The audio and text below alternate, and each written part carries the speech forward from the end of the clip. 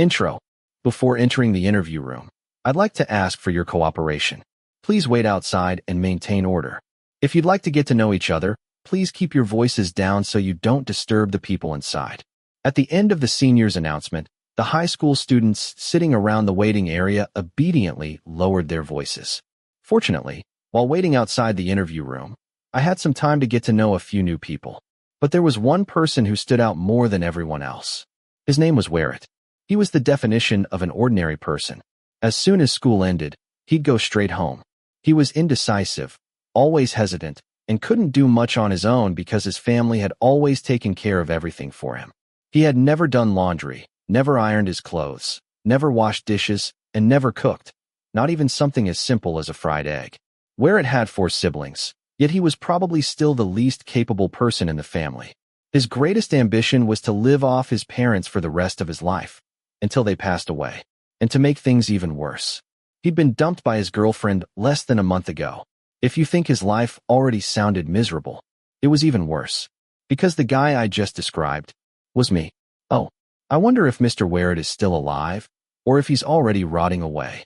A familiar, low, raspy voice drifted through the air. The silence was broken as someone dropped into the empty seat beside me. His arrival made enough noise that I let out an annoyed sigh before turning toward him with a tired expression. Aside from me, the supposedly strange guy everyone found unusual, there was also my completely insane best friend. "So your body can still talk?" I whispered back. I wanted to preserve my image. But my mood had already gone to hell. The last time we'd seen each other had been at the beginning of last month. We had met up with our friends to watch the university admission results together. After everyone learned where they'd been accepted, we all went our separate ways to enjoy the end of high school. Today was the first time we'd met again. Seeing that you're still mouthing off makes me feel relieved. We haven't seen each other for a while, but you've lost a lot of weight. What have you been eating? Rice or fish? His voice sounded genuinely concerned. His face, however, looked ready to insult me at any second. I haven't had any fish. That's exactly why you're stupid. Yeah, I'm stupid, but probably not as stupid as you. No amount of insults can hurt me, you poor thing. Forget that. Where have you been? They're already halfway through the interviews. I ignored his nonsense and quickly changed the subject. I went to poop. You know I always have to poop when I'm nervous. Good. Better take care of yourself before you become a burden to your friends. I'm not your burden, Werrett. You can't even carry yourself.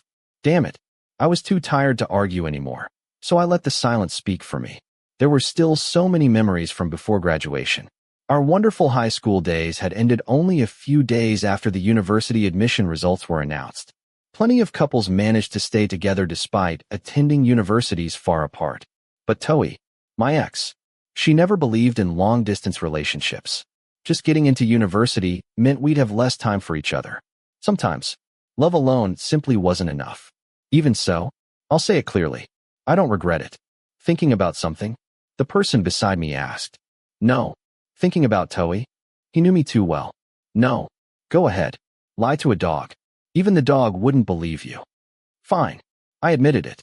Some people are like cigarettes. They feel good while you're smoking them. But quitting hurts. What kind of stupid nonsense is that, you idiot? Exactly. Forget you. You're talking nonsense. Instead of comforting me, he just kept teasing me. Besides, if you're going to smoke nonsense, go do it somewhere else. At least you'll look like a hipster. Can't you show me a little sympathy? I'm suffering here. Don't overdo it. Hearing that, I took a deep breath before looking away. When the time comes, you have to move on.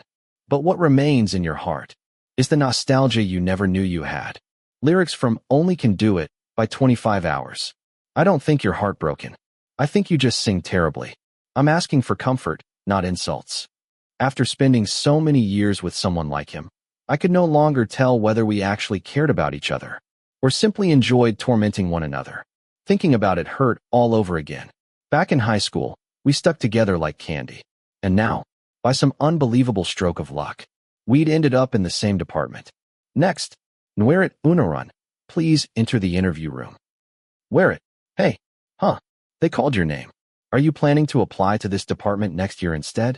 Lost in memories and years of friendship, I was snapped back to reality when my best friend roughly patted my head. I looked around in confusion. When I noticed the staff members staring at me in bewilderment, I quickly stood up, straightened my clothes, and prepared myself for the most important battle of the day. The interview room looked exactly as I'd imagined. 3 lecturers sat behind the table waiting for me. They didn't look very old, but somehow I could already tell they were going to bombard me with questions. Fortunately, I'd prepared well enough for the academic questions. At least, I hoped I had. Please, have a seat. I swallowed hard before quietly sitting down. Tell us a little about yourself, and tell us why we should accept you into this department. The lecturer wearing glasses opened with an unexpected question. Without thinking, I answered immediately. Hello. My name is Werit Unoran, but I recently changed my name. The lecturer frowned. Not wanting to waste any time, I quickly handed over my documents, making sure my updated personal information was on top. I changed it last week. Why? The younger lecturer glanced at the paperwork. How is the name Wisawa better than Werit? Wisawa means technique. I made a vow at the temple. I promised that if I passed the entrance exam, I'd change my name to one related to the department.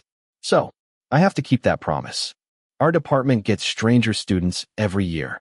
It sounded less like he was talking to me and more like he was speaking to the lecturer beside him. The atmosphere immediately became much more relaxed. As laughter spread around the room, I felt myself relaxing as well. Last year we had someone with a strange name too. Anon, which means one without debt, and Gunyukul, which means 2 ears. Those names really were unusual. Compared to them, changing my name because of a vow suddenly seemed perfectly normal. Sorry about that. Go ahead and introduce yourself. We're listening. The conversation ended as abruptly as it had begun, and all 3 lecturers turned their attention back to me. I've dreamed of studying engineering for a long time. This has been my dream university ever since middle school. But you listed our university as your last choice. I wanted to bang my head against the wall. Please don't ask questions like that. Well, I actually wanted to put this university as my first choice. My voice gradually grew quieter, but my mom wanted me to stay closer to home. I see. The lecturer nodded while writing something on my application. A moment later, the lecturer sitting on the right broke the silence. Werit, Wisawa. Seriously, what's the point of correcting him? All right, Wisawa. Ready for the questions? Already, yes. His serious expression immediately made it difficult for me to breathe. This was the hardest part of the interview. I was terrified I'd fail, just like my last relationship. Buddha, please bless me. Please protect me. What's your favorite subject? An easy question to start. All of them. Pick one. See, can I choose 2? Nice negotiation. Go ahead. I like mathematics and information technology.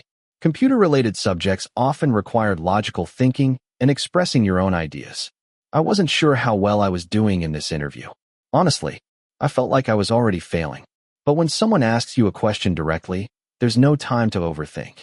Our department is very demanding. Nearly half the students drop out every year, and that number keeps increasing. Do you think you can handle it? Another lecturer immediately followed up. Yes, I'll be fine. No matter how difficult it gets, I'll drag my friends along with me. If you get an F in your first semester, what will you do? I don't have a backup plan, because I don't think that'll happen. Your confidence is about 3 times higher than your entrance exam score. The lecturer muttered under his breath. I could only sigh. My chest actually hurt. So, what are your strengths and weaknesses? Don't hide anything. You can answer honestly. My strength. I'm a very diligent reader, but not always textbooks. One day the answer will be in a book. What was I even saying? Whenever I got nervous, my mouth moved faster than my brain. I probably looked insane. As for my weaknesses, just saying those words made my lips tighten. I'm not very good at English. I also don't have strong leadership skills. I have trouble making decisions. I tend to depend on other people. Those were the same words my ex had once used to describe me. Maybe those reasons were more truthful than blaming distance for our breakup. The thought struck my heart. Before I realized it, my eyes had begun to water. Are you so scared of us that you're crying? The question made me immediately look up. No, it's just, you look like someone who's heartbroken. What? How did you know? Can you read minds? 1,000 questions raced through my head. I couldn't bring myself to answer. Instead, my head nodded on its own. Teacher, I'm trying so hard not to cry. This world is unbelievably cruel. The truth is, it's all right. You don't have to explain. Before I could continue, the lecturer gently stopped me. But despite those weaknesses, if I'm accepted here, I promise I'll work hard to improve myself. Very good, wear it. Wisawa. Sorry. The lecturer laughed loudly. Every year we interview hundreds of students. You've probably had a long day, so I'll only ask one last question. What do you hope to gain if you study here? What kind of question was that? I'd prepared for pages of technical questions, not an open-ended one like this. I've never been someone who thought outside the box.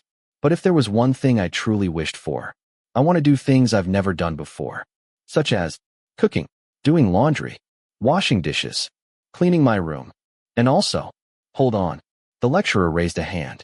Those are already advanced life skills. I admire your determination. Then why are you trying so hard not to laugh? I'm the one scratching my head here. After writing a few more notes on my application, the lecturers looked back at me. This time, their expressions had softened. One of them spoke gently. You've been through a lot in high school, but college is a brand new beginning. Don't keep dwelling on the past. Come study here. You'll experience more new things than you ever imagined. Really? I asked, my eyes lighting up. If you don't believe me, ask any of the seniors. So, does that mean I passed? Not yet. Wait until the official results are announced. Thank you very much. I'll work hard. Wait for the results first. I won't disappoint you. Wait for the results first. Thank you, teachers. Oh, for heaven's sake. Call the next applicant already. I'm exhausted. Amid the lecturer's sighs and weary expressions, my heart danced with joy. For the first time in a long while, I could finally see light at the end of the tunnel. And so began Mr. Werett's new journey. As we saw, a journey that would help his heart forget its old love and step into a brand new world unlike anything he'd ever known before. Author's note. As promised, the student who appeared in the interview is our main character. And yes, Faifa will be the one paired with Nweret, now Nwisawa. For those wondering whether this story is based on neuroengineering or civil engineering, let's just say it's the coolest engineering department in the world. Take good care of Faifa and Nwisawa. See you again in Chapter 1. #Engineering and Electricity. Chapter 1. If I had to describe the day I moved into the dormitory, there was only one phrase that fit. All hell broke loose. It wasn't just our department. The entire faculty of engineering was moving in at the same time. The freshman class alone had nearly 3 times as many students as most other faculties. With everyone's parents arriving on the same day, the campus was absolute chaos. Before leaving, our parents had only managed to arrange part of the room. The rest was left to my roommate and me. We stood there, staring blankly at the mountain of boxes and belongings, completely clueless about where to begin. Wine. What? I already brought a ton of stuff. Looking at the mountain of treasure your family packed, do you really think we'll have room to sleep tonight? Engineering students weren't required to have roommates, but my best friend and I had volunteered to share a room. What a mouth you've got. I heard your mom rented an entire truck just to deliver your things to the dorm, Jay. Don't call me Jay. Now that I've officially become a university student, call me JJ. Short for Janjob? Nice. You changed your name from Werit to Wisawa, and you're calling me weird? As soon as I said that, he nearly threw a basket of clothes at my face. Judging from the very first day, the next year of living together was going to be complete chaos. Jay and I had been friends since middle school. You could say we'd grown up together. Our interests and personalities were completely different, but somehow we still had a lot in common. We used to be about the same height. Then, after one school break during 9th grade, he came back looking like he'd grown through the ceiling. He was now over 6 feet tall, and every single day, he somehow became even more handsome. No matter where we went, everyone's attention naturally drifted toward him. Thinking about it made me feel a little sorry for myself. But he was my friend. He was born handsome. What could I possibly do about it? The only problem was, no matter how I looked at him, I couldn't find anything cool about his personality. I surrender. My head already hurts. I'd never once beaten Jay in an argument. Raising the white flag was always the smartest option. Who said I was fighting with you? He glanced around the room before speaking again. You seriously brought all this random junk with you? You could have bought most of it near campus. My mom said these things were important. She told me to bring everything so I wouldn't have to waste money buying replacements. Among the boxes was one especially important notebook. A notebook filled with everything I needed to know about living in a dormitory. So, Pig, What's this? He pointed toward something lying carefully on my bed. A flower wreath for Buddha? His question instantly pulled me out of my gloomy mood. You have eyes, don't you? Those are the flowers Toei gave me on Valentine's Day. Huh. Then why did you bring them here? To remember. My voice softened. Even though we'd broken up, I wanted to keep every memory we'd made together. I thought you said you were getting over her. I am. A little. Just don't tear the paper. Have you ever watched the movie How to Let Go? He suddenly asked. I've seen it. So, they say you should throw away everything you no longer use. Everything that belonged to Toei. You don't need it anymore. Do you even understand the words, beautiful memories? Huh. Was she really that beautiful to you? As long as Toei hasn't fallen for someone else, I think we still have a chance to get back together. Maybe it was just wishful thinking, but hope was all I had left. If you're waiting for an ex who already dumped you, you'd be better off moving on and finding someone new. After saying that, he turned away and went back to arranging the furniture without another word. No matter what anyone said, relationships weren't something other people could understand. We'd spent years together. Then one day, she was simply gone. It left a hole that nothing could fill. And I believed, whenever I missed Toei, there had to be a tiny part of her that missed me too. I believed that. Toei Arunathai is now in a relationship with Oak Padarapong. The hope I'd been clinging to vanished in an instant. The only question left was, who was Padarapong? I didn't cry. I didn't sob. But no one knew. That inside, my heart was completely shattered. I never imagined that on the very first morning of university, I'd wake up and be hit by a bomb like that. My phone trembled in my hands. I tried desperately to steady my emotions. But no matter how hard I tried, nothing escaped Jay's attention. Our Wisawa looks as gray as a dirty toilet. No, I don't. Though honestly, a few more seconds and my basil pork rice would have been seasoned with tears. Stop hanging on. How do you know what's wrong with me? In case you've forgotten, I'm friends with Toei on Facebook. My feed is full of pictures of her with Padarapong. Don't say his name. Don't say it. Padarapong's pretty handsome too. If you say one more word, I'm kicking you. I had no idea when they started dating. I didn't even know who the guy was. All I knew was that my dream of getting back together was over. Come on. Jay gently patted my shoulders several times. His face was unusually serious. Don't regret someone who chose to leave you. Look at my mouth. I am. Move on. His calm voice echoed in my ears. Move on. That's right. What does move on even mean? Oh, come on.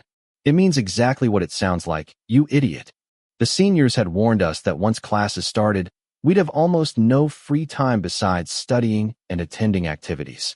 The orientation schedule alone kept us busy for an entire week. So Jay decided to dedicate himself to one important mission, helping me get over my ex. Even though the books and podcasts about moving on offered plenty of advice, nothing seemed to work. No matter what I tried, I couldn't stop thinking about her. Why was forgetting someone so much harder than forgetting everything I'd memorized for an exam? Thankfully, Jay refused to give up. Operation Move On officially began. Method 1. Throw away everything connected to her. Throw it away. But Toei won this teddy bear for me. It was my birthday present. Then donate it. I hated myself. He was trying to help. Yet I still couldn't let go. Fine. I'll donate the teddy bear. But what about the flowers? Throw them away. Our photos together? Burn them. Her phone number? Delete it. Facebook. Instagram. Everything. If you keep looking at them, you'll only keep missing her. It's better to put out the fire before it spreads. His words hit me harder than I expected. Jay really was ruthless when it came to my ex.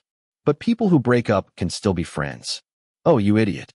Toei doesn't even want to be your friend. She unfollowed you the day you broke up.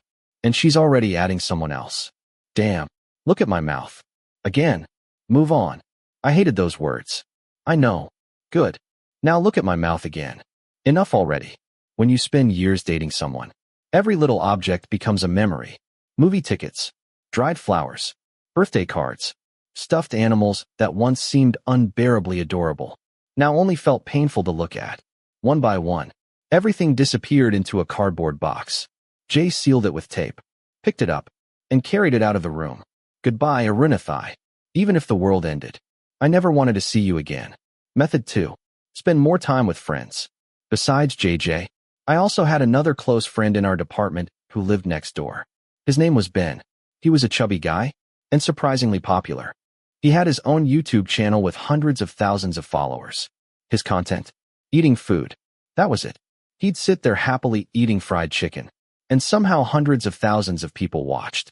After watching his videos, I'd always end up craving fried chicken myself. Today, I decided to forget everything and focus on eating. Hello everyone, I'm Ben G, and today's stream has a surprise. I've invited two friends to eat noodles with me. Go ahead and introduce yourselves. The camera started rolling. It was my first live stream, so I felt a little awkward. Hello. I'm Wine. I'm JJ. Please take care of me. The comments exploded like heavy rain. I stared wide-eyed at the screen. Almost every comment was about JJ. Seriously, having a handsome best friend was exhausting. Forget it. Time to eat. Each of us grabbed a bowl of noodles. As long as none of us developed stomach ulcers, we planned to finish every last bite. So spicy. I wiped the sweat from my forehead. Meanwhile, JJ continued eating as though nothing had happened. Ben looked just as relaxed. Want some water? JJ asked. I nodded immediately. Ben, got anything to drink? Yep. The convenience store sponsored me. Look at the packaging. Fresh pandan juice. Fragrant and refreshing. Damn it, JJ shouted. I nearly sprayed noodles out of my nose. Out of every drink in existence. Why did it have to be pandan? By Toei. Toei. I had almost forgotten her. And then, one familiar word brought everything rushing back. Method 3. Escape your daily routine. My heart hurts. So dramatic. I'll take you somewhere new. It might help. I'm not going. I continued lying lifeless on my bed. Ever since classes started, I hadn't gone anywhere besides campus and the dorm. I'm taking you out for dinner. Get up. Ben texted an hour ago. Unable to resist being dragged around any longer, I reluctantly followed them to a restaurant near the university. Since my friends handled everything, I simply sat there. What should we order? Pork fried rice. The moment I heard those words, I nearly screamed. What's wrong now? Toei loved pork fried rice. And now, I don't have Toei anymore. Oh, for heaven's sake. After carefully avoiding every dish my ex liked, we finally settled on our order. 3 special garlic pork rice, please. Ben shouted. The cook immediately turned around with an irritated expression. If you call me uncle again, I'm not cooking for you. Sorry. 3 plates of garlic pork rice, sis. Coming right up. Her mood changed instantly. You don't need to worry. We'll make you forget Toei. I'm broken. The counseling session continued. For what felt like the 100th time that day. After dinner, we're going to watch a movie. Instead of answering, I asked the question that had been haunting me. What was wrong with me? What made Toei stop loving me? Both of them sighed. Jay smacked my back so hard I nearly choked. If someone falls out of love, there's no reason. No matter how good you are. If they don't love you anymore, it's over. That hurt even more than I expected. Fight. Fight what? My leg. At least. The garlic pork rice comforted me a little. By 7:30, we headed for the movie theater. Ben was the only rich kid among us. He owned a car, so wherever we went, we relied on him. As I opened my phone to buy movie tickets, a familiar song filled the car. Moonlight, by 92,914. The tears I had been holding back finally spilled over. This song is amazing. I also love Okinawa. Wine. Breathe in. Breathe out. Jay gently patted my shoulder. He understood immediately. Ben. Didn't. What's wrong? That band. It's Toei's favorite. Oh, damn it. I'll change it. Please have some mercy. Ben hurriedly switched playlists. Unfortunately, the new playlist was nothing but more songs by 92,914. Every single one. Method 4. Replace heartbreak with fear. I hadn't been to an amusement park in years. The last time was probably during a middle school field trip. Yet somehow, on Saturday, my 2 best friends dragged me there. Imagine Toei is this roller coaster. Terrifying. You'll forget her. Really. Whenever advice came from Jay, I immediately became suspicious. You have to ride it. Think about Toei while you're on it. Ben nodded enthusiastically. Let's see what happens. 45 minutes later, we found out. Toei. Toei. Somebody let me down. Ironically, the ones screaming the loudest weren't me. It was Ben and Jay. The roller coaster spun us through the air, looped 360 degrees, climbed to its highest point, then dropped us straight toward the ground. When it finally stopped, I stepped off perfectly fine. Meanwhile, Ben and Jay stood beside me, clinging to each other, vomiting nonstop. So, did I forget Toei? No. But Ben and Jay temporarily lost their souls instead. Amazing. Method 5. Just let it be. One sentence from the book stayed with me. Even if love disappears, the memories remain. It was true.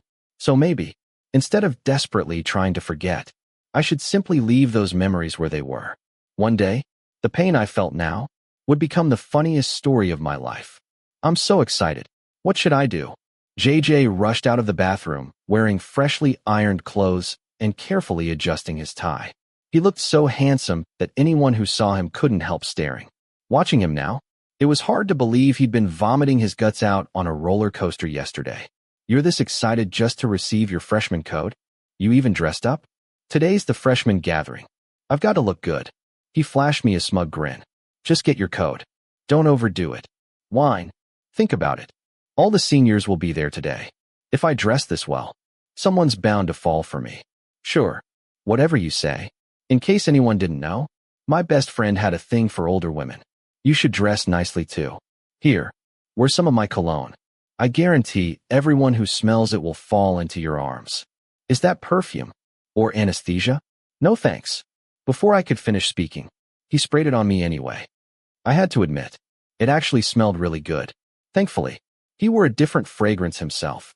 Otherwise, no one would be able to tell us apart. Chapter 1. Part 2. The day of the gear code ceremony had finally arrived. To be honest, I was just as nervous as Jay. All the first-year students from every department sat together in the main hall, surrounded by seniors from the second year and above. The performance teams sang, danced, and played music with all their energy. Even though everyone was anxiously waiting for the gear code ceremony, the show went on. The seniors called each department up one at a time, arranging everyone alphabetically. If you were hoping to stand beside your friends, forget it. Computer engineering, please come forward. Woo-woo. As soon as the MC called the department, the hall erupted with cheers. Jay was in the line ahead of me. It wasn't surprising. Someone that handsome attracted attention everywhere he went. The moment he reached into the bucket and drew his gear code, the MC announced it through the microphone. Janjob has received gear code 0439. The cheers became even louder. A cute second-year student with short hair and pale skin rushed over to him. She couldn't have been much taller than 5 feet. Meanwhile, Jay stood there grinning like an idiot. Seriously, at least try to protect your image. What kind of luck gave him the same gear code number as someone that adorable? Even if they never became a couple, just becoming siblings in the same code family already felt unfair. Next row, please. After watching countless friends receive their codes, it was finally my turn. The sound of drums echoed through the hall with every step I took. Eventually, I stopped in the center of the room, surrounded by hundreds of people. The only thing I could do was stand there and stare blankly at the ceiling. And our next student. Please introduce yourself. The microphone was held in front of me. Hello. My name is Wisawa.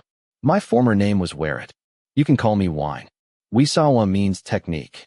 Oh, the crowd suddenly burst into applause. Did I say something strange? He's cute. Go ahead and draw your code. For some reason, everyone else looked more nervous than I was. I reached into the bucket, pulled out the tightly rolled slip of paper, and handed it to the senior beside me. Only then did I understand how beauty pageant contestants felt while waiting for the results. Nwisawa has received gear code 0682. The applause slowly faded. Silence spread through the room. Then, confusion. Where's gear code 0682? Your senior is missing. No one answered. For a second, I honestly thought I didn't have a code senior. Then, someone shouted from somewhere in the crowd. The Divine Family's code. Oh, there he is. The hall instantly erupted again. A tall man slowly emerged from the crowd, holding a marigold garland. Seriously, did people really have to be this good-looking? He was tall, wearing a navy engineering jacket over ripped jeans. His expression was cold. His eyes remained fixed on me without wavering. He looked intimidating, yet impossibly handsome. One glance was enough to tell anyone he was famous within the department. Though, I wasn't sure whether it was for good reasons or terrifying ones. Hello, my name is Yotha. I'm from civil engineering. His deep voice alone was enough to make someone's heart stop. How could someone be blessed with both that face and that voice? Life really wasn't fair. My name is Wine. You can call me Wine. Wisawa. Or wear it. I'm from computer engineering. It took me several seconds just to find my tongue. Nice to meet you. For someone saying he was happy, his face sure didn't show it. I'm happy to meet you too. I smiled politely. He placed the marigold garland around my neck, then quietly turned to leave. Normally, you'd expect a code senior to say something like, "Let's meet after the ceremony," or "Come find me later." Instead, Senior Yotha kept his perfectly expressionless face and calmly said, "Skip the rest of the ceremony. Let's go eat." Seriously? What kind of senior was this? Is that okay? It's fine. See you later, Nwisurut. My name is Wisawa. Does he remember anything about me at all? Unbelievable. In the end, he didn't actually make me leave early. He simply told me to stay until the ceremony finished. Afterward, he introduced me to several seniors from our code family. The Divine family was surprisingly warm and close-knit. Even graduates still came back to take care of the juniors. I met Jet, who was dating fourth-year senior Paipon. Then there was Park, a recent graduate who was dating third-year senior Parm. My head hurt. The family tree was ridiculously complicated. Yotha also told me he was supposedly the coldest member of the family. That was actually comforting, because if someone colder than him existed, I genuinely wouldn't know how to survive. The seniors couldn't join today's family dinner, so they dropped off welcome gifts before leaving. By the time everything finished, the ceremony was already over. Everyone returned to their own business. Meanwhile, I followed my code senior to a Japanese restaurant near the university. Order whatever you want. I'm going outside to answer a phone call. Okay. I happily flipped through the menu several times before deciding what I wanted. I simply waited for Pyotha to return before placing the order. Who would have guessed that when he came back, he walked straight to another table, sat down, and didn't say a single word to me. I scratched my head in confusion. Several minutes passed. He showed no sign of returning. Finally, afraid he'd forgotten he'd brought a freshman with him, I gathered my courage and walked over. Should we sit together? Without waiting for permission, I sat across from him. He slowly lowered the menu and looked directly at me. Yes, I've already chosen. What are you ordering? Curry rice and water. That's enough. Is that really all? You can order more.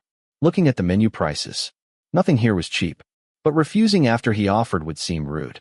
Then, I'll also have fried chicken. Oh, when you said fried chicken, I suddenly wanted to grab a microphone and sing karaoke. What? Never mind. For the first time, I saw Yotha smile. Well, it was more accurate to say he was trying very hard not to laugh. There are only a few pieces. Order more, or I'll choose for you. The moment he looked at me, every complaint in my head disappeared. Seriously, people shouldn't look at others with eyes like that. Then, you can choose. Tempura. You're not allergic to shrimp, are you? I shook my head. After that, Yotha ordered enough food to feed an army. That's too much. We won't finish it. My treat. I immediately changed my opinion. Actually, it doesn't seem like that much. We could probably order more. I'm kidding. I'm not. My eyes really narrowed just now, didn't they? My eyes naturally look like this. It's fine. Good. This restaurant has delicious food. The air conditioning is nice. And best of all, there aren't any mosquitoes. Right. Next time, don't spray so much mosquito repellent. I blinked. What? That lemongrass smell. I thought it was mosquito repellent. That expensive cologne from JJ had just been mistaken for insect spray. It's perfume, not lemongrass. Really, let's order some more food. He changed the subject immediately. I wanted to curse. Instead, I kept it to myself. Not long afterward, someone approached our table. At first I assumed it was a waiter. Then I looked up. Pyotha. Wait, the person sitting across from me was also Pyotha. Twins. Trying to steal my code, Junior? The newcomer asked. I sat frozen, turning back and forth between both identical faces. I didn't do anything. Your junior walked over to me himself. Wine. Someone called my name. Pyotha. I looked at the man standing beside me. Yes. Then, who's this? My twin brother. His name is Faifa. I'd spent nearly half an hour talking to a complete stranger. Hello, Faifa. I'm Wine. We introduced ourselves properly. Today's biggest surprise.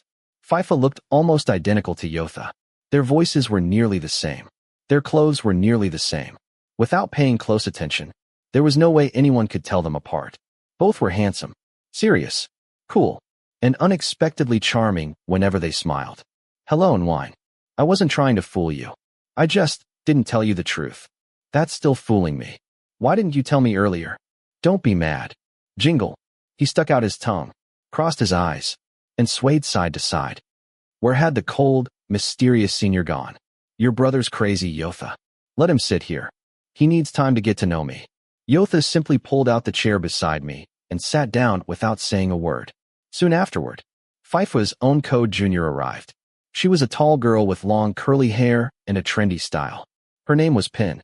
Once everyone had introduced themselves, the food finally arrived. As we ate, I secretly observed the twins. The biggest difference became obvious almost immediately. Their personalities couldn't have been more different.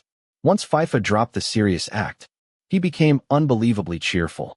Almost too cheerful. What are you staring at, Nwine? His voice startled me. I wasn't staring. If you saw me, you were staring. Trying to tell me and Yotha apart? Maybe. All right. I'll give you some hints. Go ahead. I'm 2 centimeters shorter. 2 centimeters?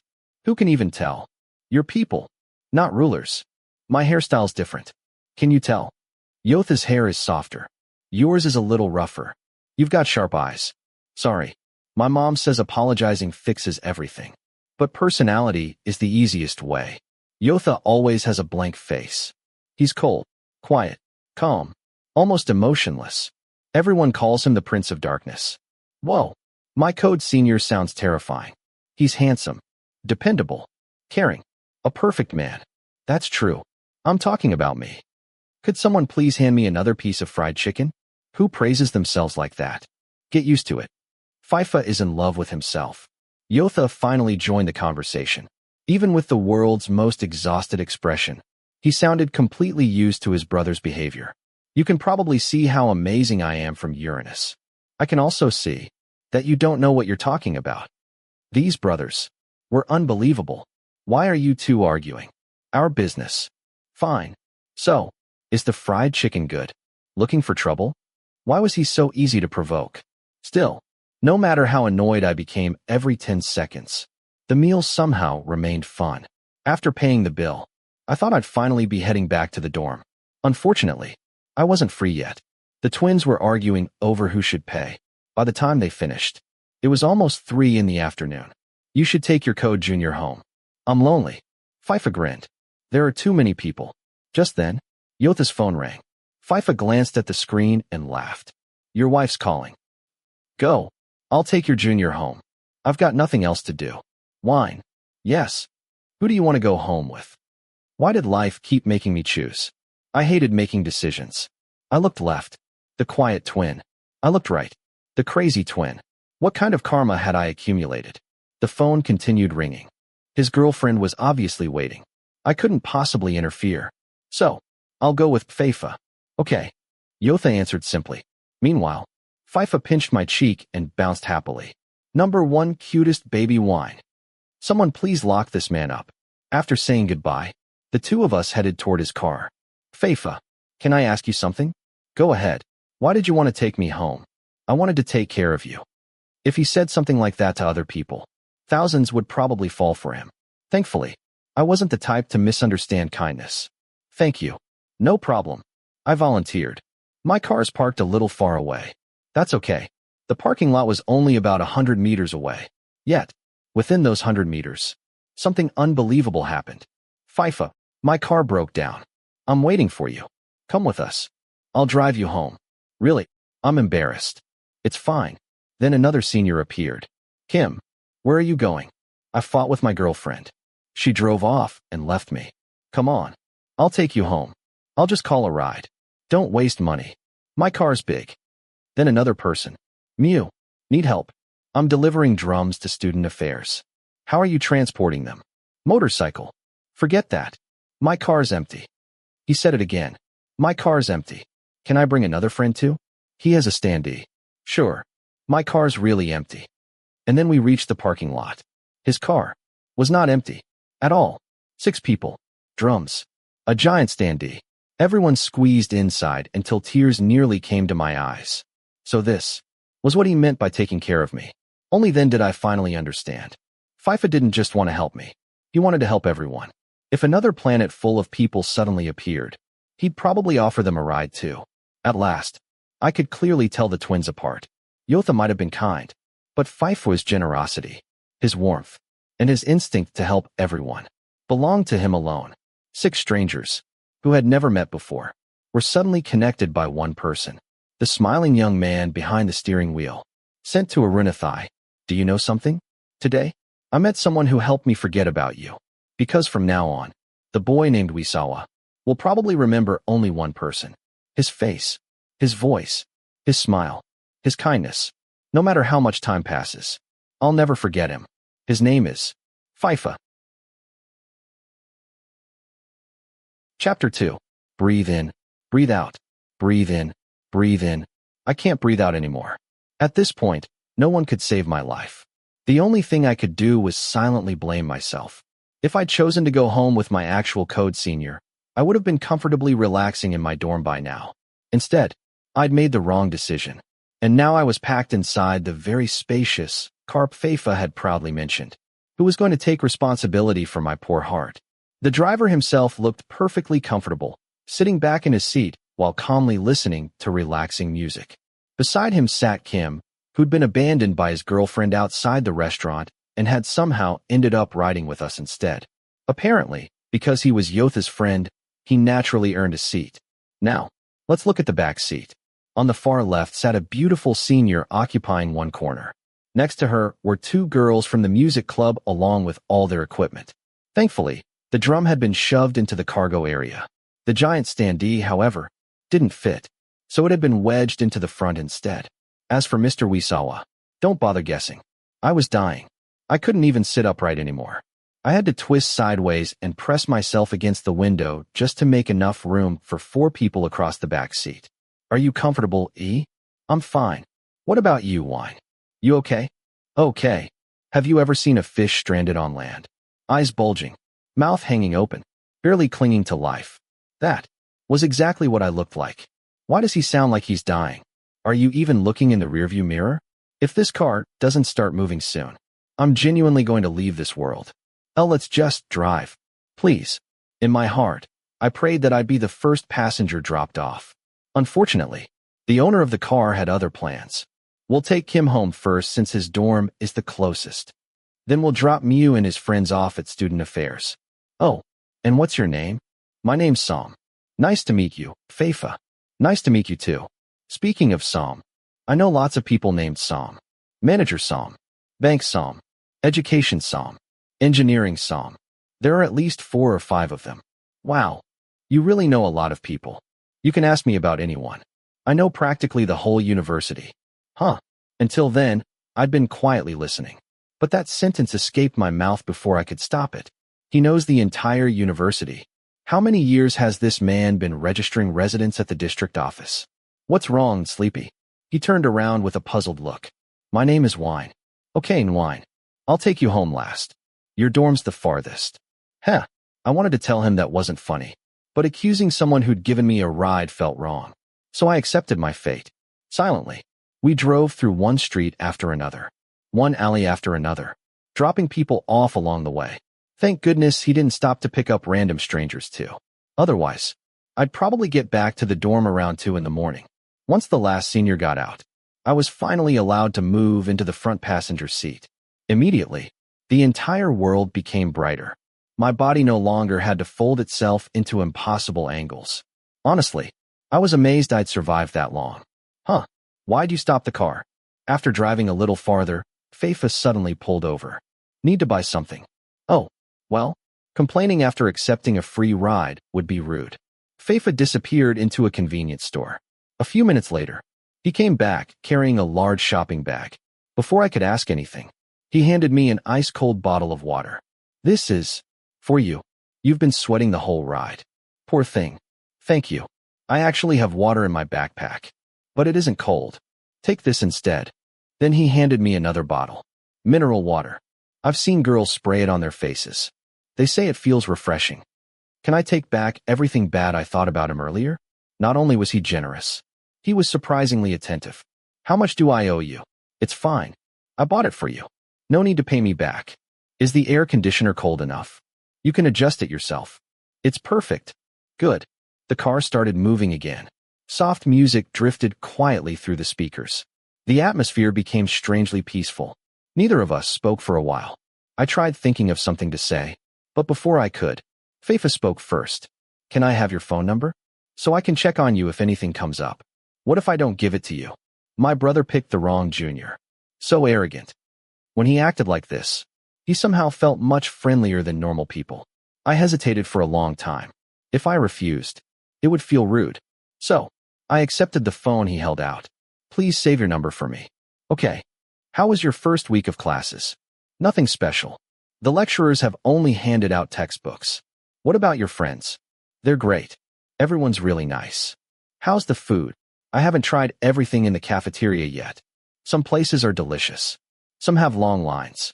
But I like eating with my friends. Everything sounds good. So why do you still look so gloomy? Was my face naturally like this? Or was it because my heart had been broken by Toei? Maybe. Talking about it would make me feel better. We still had quite a while before reaching the dorm anyway. The truth is, I got dumped not long ago. Faifa immediately glanced toward me. He stayed silent. So I continued. In my entire life, I've never loved anyone. And never been loved. So sad. His warm voice answered softly. I mean you. You look so pitiful. What's the story? Ah, I thought you were sympathizing with me.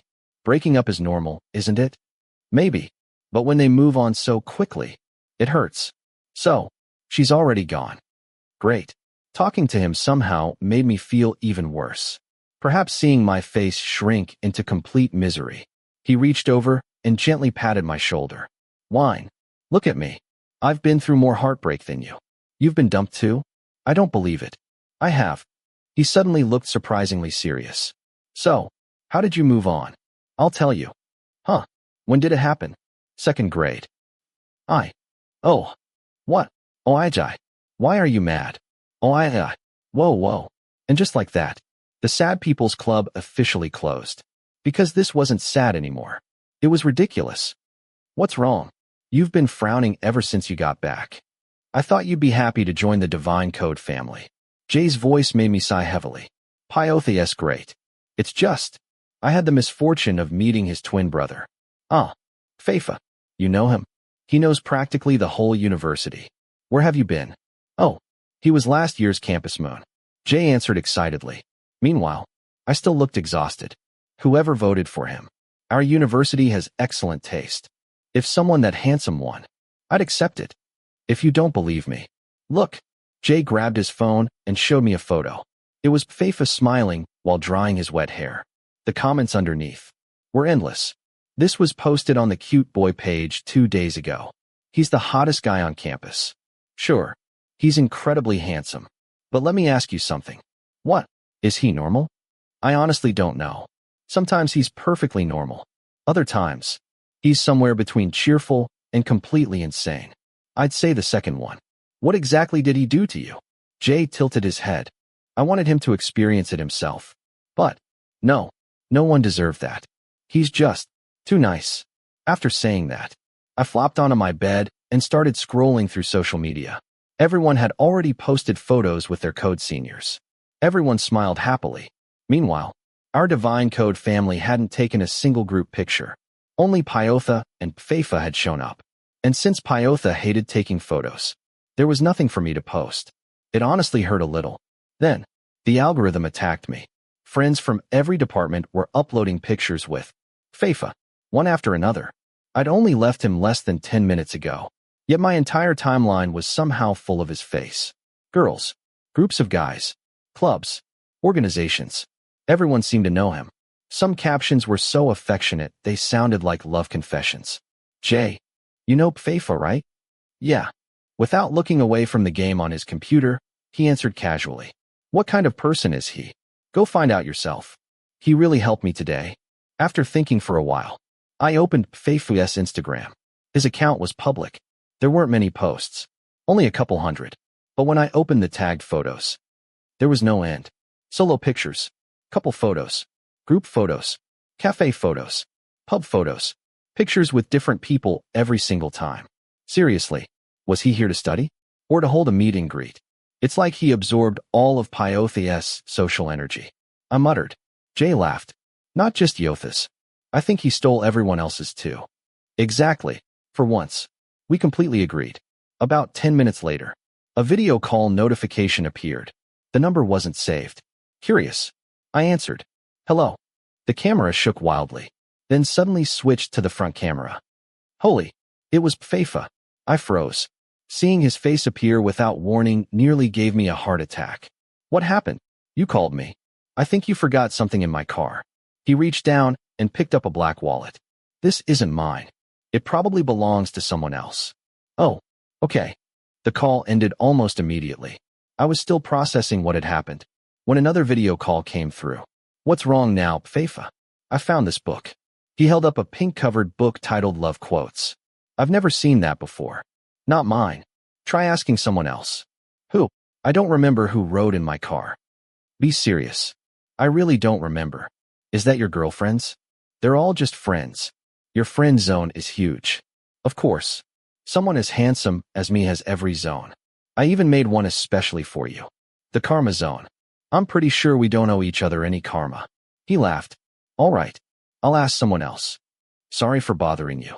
The call ended again. Less than 5 minutes later, he called back. Again. This time, I almost didn't answer. What now? Nobody forgot anything. I forgot to tell you something. What? Don't forget to save my number. That's all. And save it under something special. Like, I was born to meet someone this handsome. Was that supposed to be a contact name? Or the title of a thesis? Can I shorten it? Born to meet should be enough. You're teasing me. One more thing. You said there was only one thing. My time is valuable.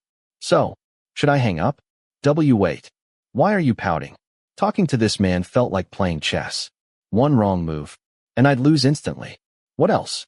Yotha asked me for your number. I haven't given it to him yet. So I wanted to ask your permission. He's my code senior.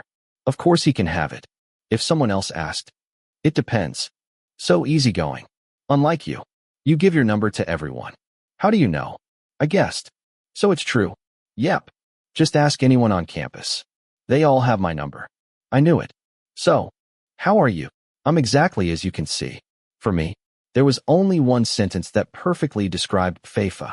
I was born just to meet someone this unbelievably strange. Chapter 2, Part 2. The night before, Pyotha, representing our entire code family, messaged me to arrange a time to give me last year's lecture notes. Taking advantage of the opportunity, Jay, Ben, and I got up early and headed to the engineering cafeteria for breakfast.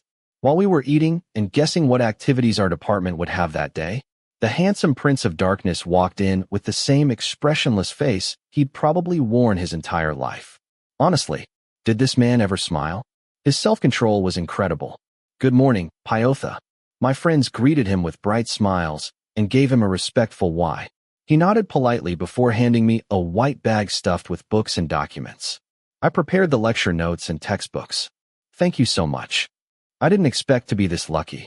After all, my luck had been pretty terrible lately. It's nothing. If you need help or have any questions, just let me know. His voice remained calm and steady, yet there was unmistakable kindness hidden beneath it. Whoever ended up dating him would be incredibly lucky. Thank you. We chatted for a few more minutes before he left to join the friends waiting for him. Since he already had company, I didn't invite him to eat with us. While waiting for class to begin, I pulled one of the old textbooks from the bag.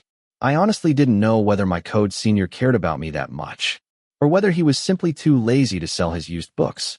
Either way, it helped me a lot. Hey. After quietly reading for a while, I turned toward Jay. Do you think someone like Pyotha has ever done something cute while chasing the person he likes? When you're in love, you'll do anything. What made you ask? It's just, I found this message. Jay leaned over to look. Most of the page was filled with blue handwritten notes, but tucked away in one corner. Someone had written a message in orange ink. Judging by the handwriting, it definitely wasn't Pyothias. Whoever wrote it must have been someone special. If we both get an A in this class, I'll gladly move into a new room with you. Right beside it, In green ink. Pyotha had replied. Then I'll start packing and wait for you. That was unbelievably sweet. The moment I read it, Arunathai's face suddenly appeared in my mind. Sigh. My love life really had ended miserably. After silently comforting myself, I stuffed the book back into my bag and continued reading. Classes flew by in the blink of an eye. That afternoon, all the first-year science students had classes together in the science building. Before heading over, our group stopped beneath the computer engineering building for lunch. We dropped our backpacks at a table to save seats before splitting up to buy food. Personally, I preferred rice over noodles, and I'd heard the curry rice stall served food incredibly quickly. The only problem, I had no idea which stall tasted the best, so I followed the universal rule. The longest line usually meant the best food. I walked over and joined the queue, standing behind a tall senior with broad shoulders. Even from behind, he looked ridiculously handsome. Whoa! The word slipped out before I could stop it. At that exact moment, the owner of those broad shoulders turned around. It was Faifa, but something about him looked different today. Normally, his hair was jet black, almost identical to Pyothia's. Today, it had been dyed smoky gray. Honestly, he looked good in every style. It almost made me jealous. How could someone naturally be this cool? Whoa! He repeated my reaction with a grin. Hello. Here to eat. If I'm standing in line at a restaurant, what else would I be here for? Buffalo. Why was my mouth so stupid? You're cursing me in your head again, aren't you? No. I'm complimenting you. You just look different today. I'm not used to it. Hearing that, he casually ran his fingers through his newly dyed hair. Seriously, that alone looked like something out of a commercial. I got tired of everyone mistaking me for my brother, so I decided to change things up. Honestly, if I hadn't already met both twins, people probably would have still mistaken him for Pyotha. Too bad the color won't last. I'll dye it black again once it fades. You'll go bald. You're worried about my hair? I didn't say that. Then say it. He was impossible. You tease people this much. Is this how you treat your co-junior? A boy standing in front of him interrupted. He had fair skin, was around 6 feet tall, and looked vaguely familiar. Probably another engineering senior. No. Faifa answered immediately. If not, you should introduce us. This isn't Sleepy. Hey, stop calling me that. My name's Wine. Your face always looks like you're drunk. Great. One person called me Sleepy. Another said I looked drunk. My name's Fury. Nice to meet you, Fury. He smiled politely before immediately turning back to Faifa. Kong and CUN texted. They're coming to eat too. Okay. The line gradually grew shorter. Meanwhile, Fury became absorbed in texting, leaving Faifa and me talking together. Don't you have freshman activities tonight? Faifa asked. I nodded. The legendary freshman hazing? Oh, nobody does that anymore. It's mostly volunteer activities now. So what do freshmen usually do? Nothing much. We hand out food. To kind people. And especially to someone named Faifa. I'd better not comment. I'm a rare treasure. I can endure anything. If you only knew him from a distance, you'd probably think he was the coolest senior in the entire university. But after getting to know him, the first image that came to mind was him driving around like a public bus. What would you like? The curry shop owner interrupted our nonsense. Faifa looked at me. What are you eating? You? Yeah. Basil fried rice. With a fried egg. We're in sync again. He turned back to the vendor. Is there enough basil fried rice for two? Only one serving left. Then give that serving to him. He pointed straight at me. Huh. What about you? I'll eat something else. The university's representative good guy. I'd spent days complaining about him in my head. Yet somehow, every time, he managed to make me feel guilty instead. My food was ready first. I quickly paid and accepted the plate, then turned back toward him. Thank you. Why are you always so nice to me? I already told you. I like helping. I'm touched. So, what will the handsome guy have? We only have Panang curry left. The vendor asked. Instead of answering, Faifa looked behind him. Oh, Janan. Faifa.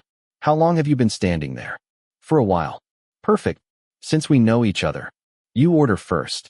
Huh. She looked confused, then immediately understood. Oh, thank you. What were you planning to eat? Panang pork. See, we're in sync again. Uncle, please let her order first. Thank you so much, Faifa. It's nothing. I wanted to. Sorry, I misunderstood. Sorry for thinking I was special.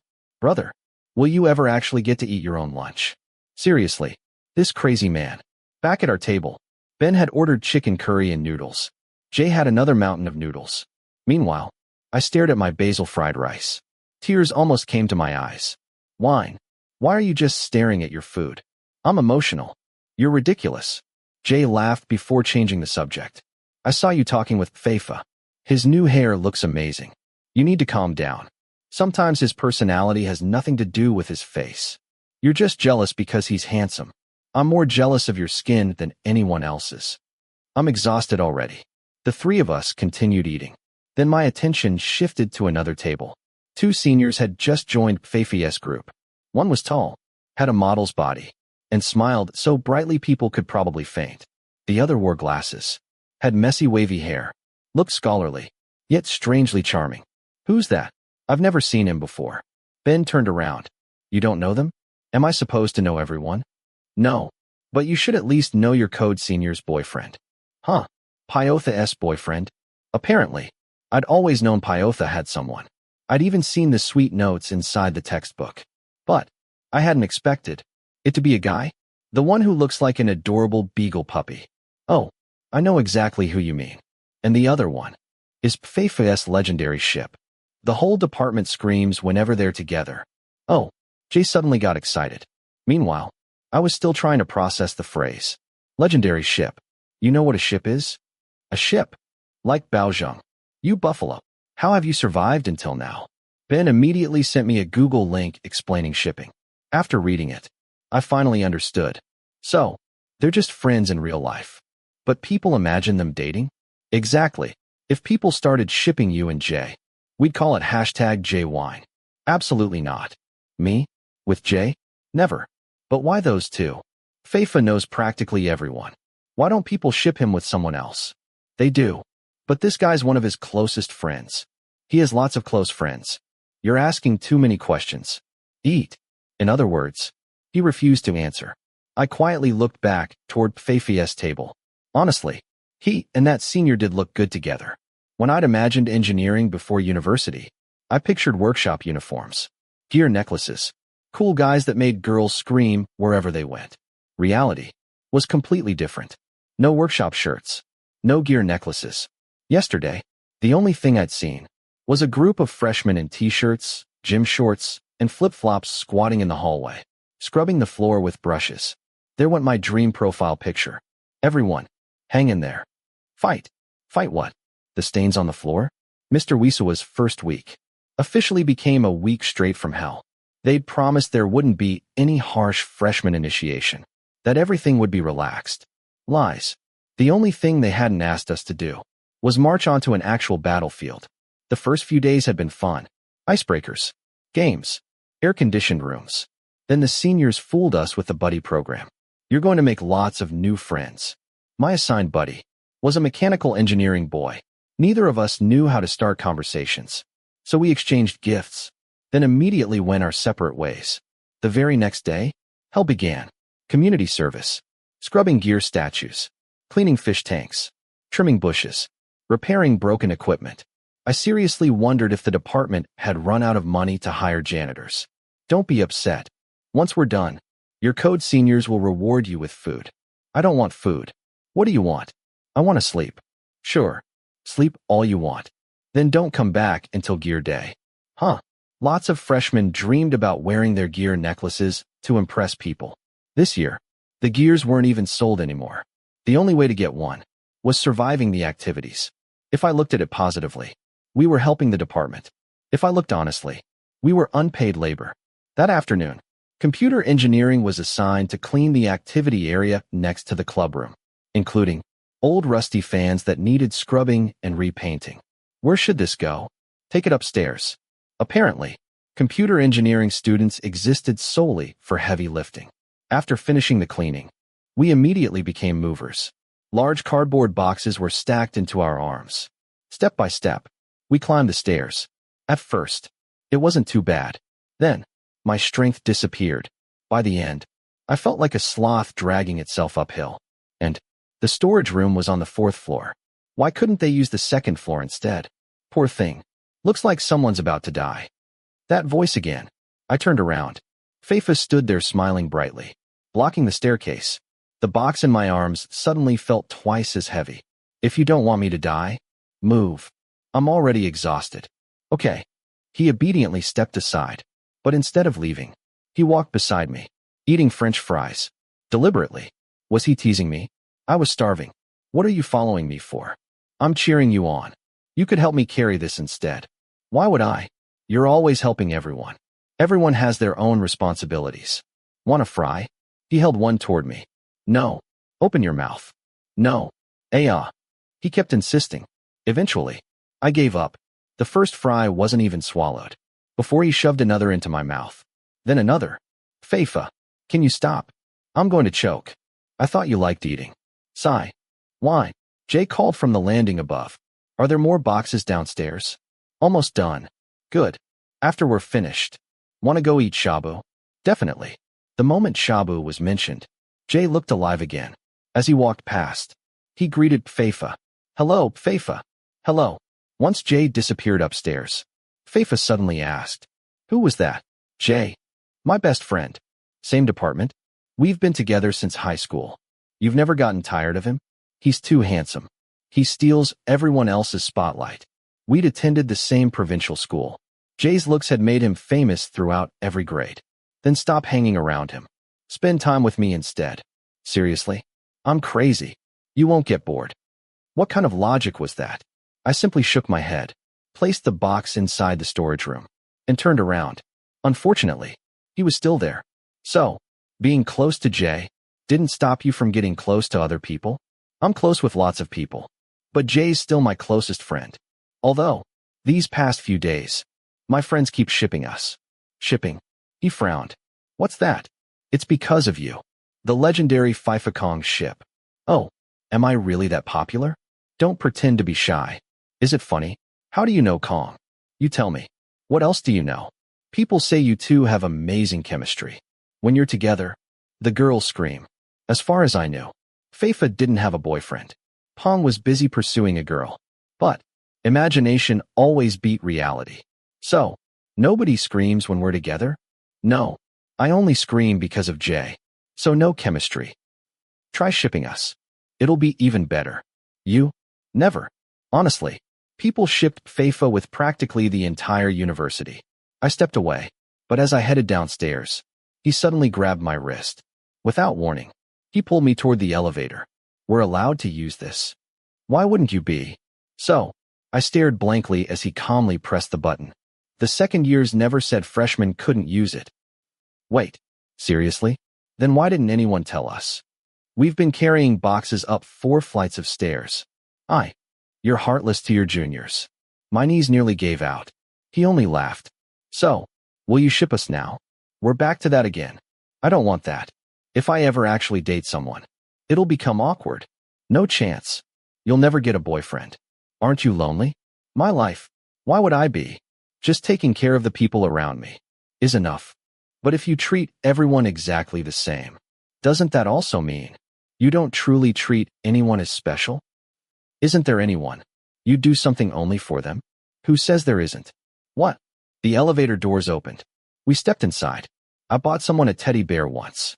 He puffed out his chest proudly. You bought one for yourself too, didn't you? Of course. I've never bought a teddy bear for anyone else.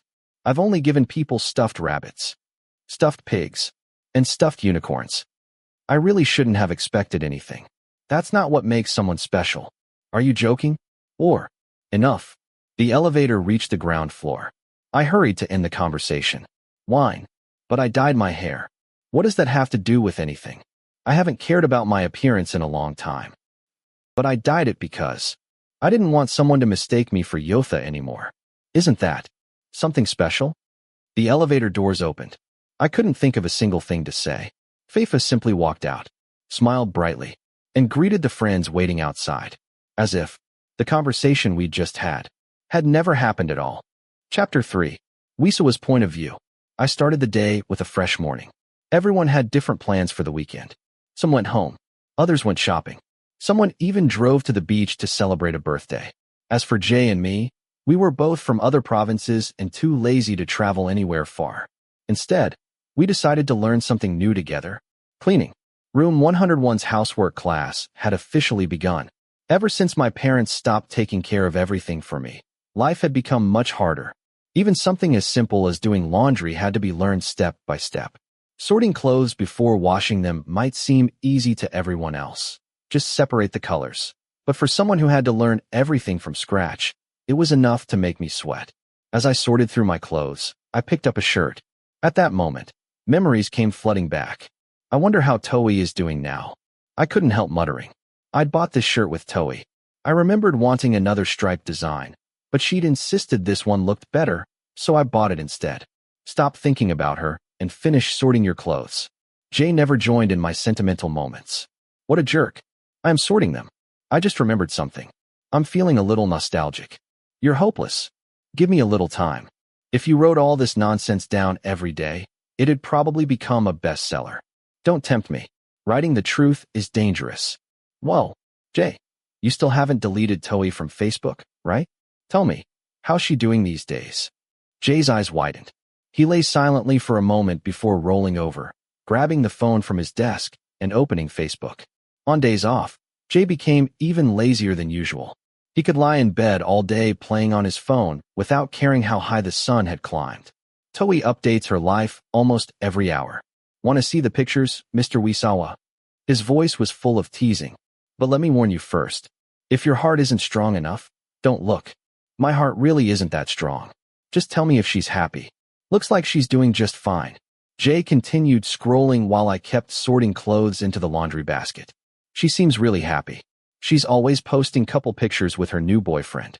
He cleared his throat dramatically before reading aloud. As long as I have you, I don't need anything else. Hashtag say love. 1 red heart. 1 yellow heart. Just tell me. Don't read the caption. He really enjoyed torturing me. Anyway, she seems very happy with her new boyfriend. Did she ever mention me? Move on already. Why would she still mention you? Really? I asked again. Jay clicked his tongue before continuing to scroll. A moment later, he suddenly paused. 2 or 3 days ago, she posted a picture of an old Polaroid camera. He immediately climbed off his bed and brought the phone over to me. The caption says, "My ex-boyfriend's belongings. If you want them back, please contact me." Is this yours? The photo showed a familiar camera. I remembered buying it for her. I'd always assumed she'd thrown it away. I never imagined I'd see it again on my timeline. Besides, a Fujifilm Instax wasn't cheap. It would be a shame to lose it forever. That's mine. My voice almost disappeared. Jay immediately smacked me on the forehead. Drama king. Do you want me to message her and ask for it back? Can you? She doesn't need it anymore. At least if you get it back, you can sell it. Yes. Leave it to me. Thank you so much. Don't overthink it. He looked at the basket in front of me before sighing. You know what's more stressful than trying to forget someone who doesn't love you? I shook my head. It's watching you sort laundry. You idiot, Jay. The seniors in computer engineering always said that first-year students spoke the most normal human language. After that, year by year, we gradually absorbed more and more computer language until one day we could no longer communicate with ordinary people. Maybe they were right. I could already see everyone slowly drifting into another world. Soon we'd probably spend more time talking to AI than talking to our classmates. So before studying became so intense that we had no energy left. First year was the time to enjoy life. What running shoes should I wear today? I looked up. Yesterday we'd cleaned the dorm. Today's activity was jogging for exercise. Well, at least that was the official reason. Personally, I thought Jay just wanted another excuse to show off how handsome he was. And which pair should I wear? He stood in front of the wardrobe, holding up 2 pairs of shoes. His mom had invited him to go jogging at 4:30. It was already 5 o'clock, and he was still choosing clothes. Just pick one. Black or white? Black. Nike or Adidas? Nike. Okay. He paused. Should I change shirts? It's fine. What about this jacket? He pulled one out of the wardrobe and put it on before turning around proudly. Please leave a review. Ugly. Stop lying. He admired himself in the mirror. This is Robert Pattinson level handsome. I was too tired to argue. I'm going downstairs to wait. Without another word, I opened the door and left while Jay continued talking to himself. Ben stayed behind because he had chores to do. Jay and I had agreed to jog together. I stood outside the dorm, stretching while waiting for him. Just then, a motorcycle pulled up in front of me. I looked up. The rider removed his helmet. My heart immediately sank. Why was it always him? Nong. He deliberately lowered his voice in an exaggerated way. Hello, Faifa. I was used to seeing him drive a car. Today he'd switched to a motorcycle. Where are you going, little wine? Jay and I are going jogging. What perfect timing. I'm going too. Want to come with me? Why was he here? The sports field was nowhere near this dorm. Something felt suspicious. Still, I couldn't refuse after he'd asked so kindly. Sure. I invited some friends too. Is that okay? I don't mind. Great. He patted the seat behind him. I silently prayed. Please, don't repeat what happened with the car. I couldn't survive being packed and like canned fish again. But I need to wait for Jay. If you keep picking people up, there won't be any room. My bike can fit lots of people. The seat was barely big enough for two. So, are you picking anyone else up? Who else would I pick up? My friends are meeting us at the field. While waiting, we chatted. Then I remembered something. Did you ever find the owners of that wallet and that joke book? I returned them once I found them. As expected, he really was like a delivery service. There, your friend is here. Jay walked out of the dorm wearing an outfit that looked like he was entering a fashion competition instead of going jogging. Faifa greeted him first. Jay, right? Yes. What are you doing here? I'm taking these two jogging. What a coincidence. We were just about to leave. Hop on. Before either of us could react, we were already squeezed onto the motorcycle. 3 grown men. 1 tiny seat. Comfortable. Yes. It was a miracle we hadn't fallen off. Faifa drove at around 40 kilometers per hour. Instead of focusing on the road, he kept greeting people. Every few minutes he'd slow down to wave at someone or ask how they were doing. Eventually, he stopped completely. Uncle, how's business today? We'd parked beside a small herbal drink stand. Not great. That's too bad. You closed late again yesterday, didn't you? It's fine. I enjoy it. After chatting for a while, we left. Or so I thought. Instead, we stopped again. This time, Faifa climbed off the motorcycle carrying bottles of juice and bags of homemade cookies. Why are we stopping? We're handing these out. He bought all the leftover food from the elderly vendor. Then, he started giving everything away to people around campus. Jay and I became unpaid assistants. By the time we'd finished, it was almost 6 o'clock. Only then did we finally arrive at the running track. Relax a little. Please, just let us run. Where are your friends? We stretched beside the track. I told them to meet us here. Oh, there they are. 2 people approached. One was Ponkiat, the legendary ship partner. The other was Pyotha. Why are you so late? Faifa asked. Because I knew it'd take you 50 extra minutes to finish whatever you were doing. I liked Pong's way of thinking. He clearly understood his best friend. But these two are. Pong looked at Jay and me. Before he could ask, Faifa introduced us. This is Wine. He's Yothas Jr. And this is Jay. Hello. My name's Gun. And this idiot is Kong. Can you stop calling me an idiot? Fine. This handsome idiot is Kong. I'm sick of you. Faifa finally interrupted them. Let's run. Jay immediately took off like he'd been possessed. Within seconds, he'd disappeared into the distance. Long legs really were unfair. I settled into an easy jog with everyone else. Normally, I'd wear my AirPods while running. Today, I didn't need them, because someone beside me was already providing nonstop entertainment. Oh, you came running today too? Yeah. I didn't expect to see you. The weather's nice. Want to run together? Sure. One more person joined us.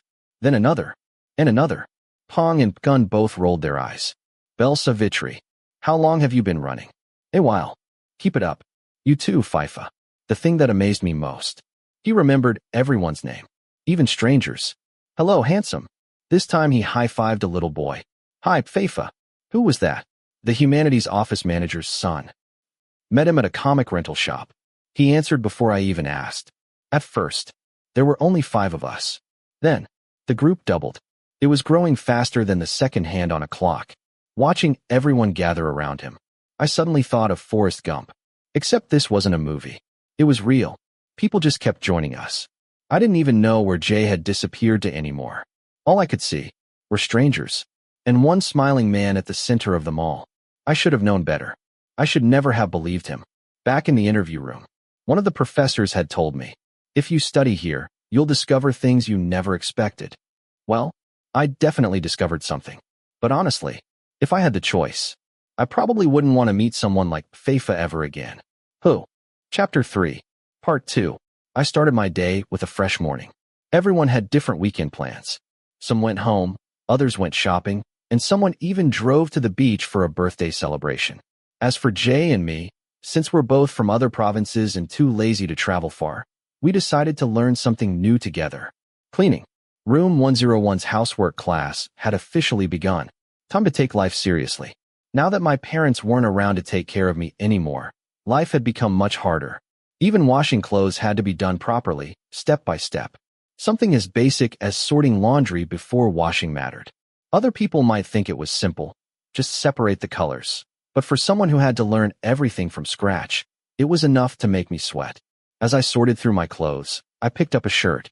At that moment, countless memories came flooding back. I wondered why I had never worn it again. How had it ended up buried at the bottom of the pile? I wonder how Toei is doing now.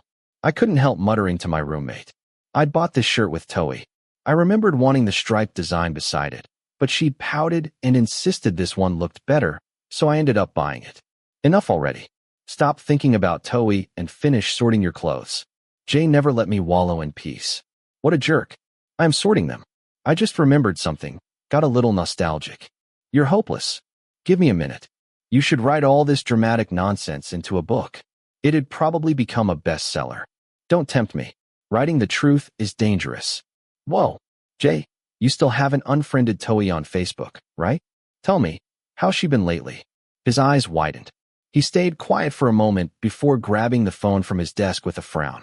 On days off, Jay became even lazier than usual. He curled up in bed without caring how high the sun had climbed, completely absorbed in his phone. She updates her life every hour. Want to see the pictures? His voice was full of mischief. But fair warning, if your heart isn't strong enough, don't look.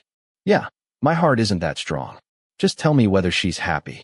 Looks like she's doing great. Jay rolled onto his side, scrolling through the screen while I continued sorting clothes into the laundry basket. She keeps posting couple photos with her new boyfriend. The latest caption says, "As long as I have you, I don't need anything else." Then there are red heart emojis and a yellow one. Just tell me. You don't have to read the caption. He really enjoyed tormenting me. Fine. She seems really happy with the new guy. Did she mention me? Move on already. Why would she still be talking about you? Really? I asked again. Jay clicked his tongue, but kept staring at the screen. A few moments later, he spoke again. 2 or 3 days ago, she posted a picture of a Polaroid camera. The caption says, "My ex's belongings. If you want them back, contact me." He suddenly sat up and crawled over to me. "Is this yours?" He held the screen in front of my face. The instant I saw the camera, I recognized it. I'd bought it for her. I'd always assumed she'd thrown it away. I never imagined I'd see it appear on my timeline again. A Fujifilm Instax wasn't cheap either. It would be a shame to leave it behind. That's mine. The last words barely escaped my throat. Jay smacked me on the forehead. You're hopeless. Want me to message her and get it back? Can you? She doesn't want it anymore. At least you can take it back and sell it. Yes. Leave it to me. Thank you. Don't overthink it. He paused before adding, do you know what's even more stressful than trying to forget someone who doesn't love you? I shook my head. It's watching you fail to sort your laundry correctly. You son of a bitch, Jay. The seniors in computer engineering always said that first-year students still spoke normal human language. After studying for another few years, we'd slowly start speaking more and more like computers until eventually no normal person could understand us anymore. Maybe they were right. I was already watching people drift into another world. Soon we'd probably spend more time talking to AI than to our classmates. So before classes became overwhelming, first year was the perfect time to actually enjoy life. What running shoes should I wear today? I looked up. Yesterday we'd cleaned the room. Today's activity was jogging. At least, that's what Jay claimed. Personally, I thought the real goal wasn't exercise. He just wanted to show off how handsome he looked while running. And since I had nothing better to do, I agreed. The only problem, he'd asked me to meet at 4:30. Now it was already 5, and he was still standing in front of the wardrobe choosing clothes. Just wear whichever pair you like. Black or white? Honestly, when I told him to choose, he never chose. In the end, I always had to decide for him. Black. Nike or Adidas? Nike. Okay. Should I change shirts? Please. Take a deep breath. That one's fine. What about a jacket? Does it look good? He put one on and posed. Give me your opinion. Ugly. Don't lie. He admired himself in the mirror. This is insane. I look just like Robert Pattinson. I'd completely run out of things to say. When you're done, come downstairs. I'll wait outside. I walked out before hearing any more complaints. Ben stayed behind because he still had chores to finish.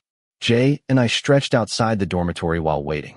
Before he even came downstairs, a motorcycle stopped directly in front of me. At first, I was startled. Then the rider removed his helmet. My heart immediately dropped to my ankles. Bad karma really did exist. No, not only did he act like everyone's father, he even deliberately lowered his voice. Unlike his twin, this one had absolutely no shame. Hello, Faifa. I was used to seeing him drive a car. Why had he switched to a motorcycle today? Where are you going, little wine? Jay asked me to go jogging. What perfect timing. I'm going jogging too. Want to come with me? The sports field and our dormitory weren't even in the same direction. Why had he come all the way here? Still confused, I nodded anyway. Sure. I invited a few friends too. That's okay, right? I don't mind. It's more fun with lots of people. Then he patted the back seat. Hop on. The moment I saw that gesture, a terrible memory resurfaced. Please, not another canned sardine incident. But I'm waiting for my friend. If your bike gets full, I'll be in trouble. What trouble? This bike can fit lots of people. Lots. On your father's motorcycle? So, are you picking anyone else up? Who else? Everyone's meeting at the field. While we waited, I remembered something. Did you ever find the owners of the wallet and that joke book? I returned them to Lost and Found. He answered casually. Just then, he looked past me. Your friend's here. Jay walked downstairs in full jogging gear. The moment he saw Faifa waiting outside, he frowned in confusion. Jay, right? Yes. Faifa, what are you doing here? I'm going jogging. Thought I'd invite both of you. What a coincidence. Wine and I were just leaving. Then get on. There was no way to refuse. I climbed onto the back first. Then Jay squeezed in behind me. 3 grown men on one motorcycle. There wasn't even enough room for our souls. You comfortable? Yeah. Absolutely unbelievable. The motorcycle rolled along at barely 40 kilometers per hour. Faifa seemed more interested in enjoying the scenery than actually getting anywhere. Every few minutes he'd greet someone on the roadside or stop to ask how they were doing. Meanwhile, I seriously considered kicking the kickstand down and abandoning him. Not long afterward, he slowed down beside a small herbal drink stall. Uncle, how's business today? Not great. That's too bad. You closed late again yesterday. It's okay. I like working. They chatted happily while the 3 of us sat waiting. When they finally finished, we didn't head toward the running field. Instead, he bought drinks and homemade cookies. Then, he spent the next half hour riding around campus handing them out. It's good to do a little good deed before jogging. He handed each of us several bottles of juice. Jay even took the opportunity to post pictures on social media. By the time we'd finished distributing everything, it was almost 6 o'clock. Only then did we finally arrive at the running track. Relax. Please. I was begging for that too. Where are your friends? We started stretching. I looked around. Weren't we supposed to meet them here? Oh, they said they'd come. Ah, there they are. 2 people walked over. One was the legendary Conkiat. The other was my senior with the same code. Pyotha, why are you so late? Faifa asked. Because I knew it'd take you 50 extra minutes to finish greeting everyone. I silently agreed with Kong. But these are... He looked between Jay and me. Before he could ask, Faifa introduced us. This is Wine, Yotha's Code Jr. And this is his friend, Jay. Hello. My name's Gun. And this idiot's Kong. Can you stop calling me an idiot? No. The twins watched them bicker before Faifa interrupted. Enough. Let's run. Jay immediately sprinted ahead like someone was chasing him. I couldn't keep up, so I settled into an easy jog beside everyone else. Normally, I'd wear AirPods while running. Today, I didn't even get the chance. Out jogging too. Yeah. Someone greeted Faifa as we passed. The weather's nice. Want to run together? Sure. One person joined us. Then another. Then another. I looked at Kong and Gun. Both wore the exhausted expressions of men who'd clearly seen this happen many times before. Belle, have you been running long? A little while. Keep it up. You too, Faifa. The most annoying thing. He remembered everyone's nickname, even their real names. Hello, handsome. This time he high-fived a little kid. Hi, Faifa. Who's that? The humanities department manager's son. He even knew staff members' children. We met at a comic rental shop.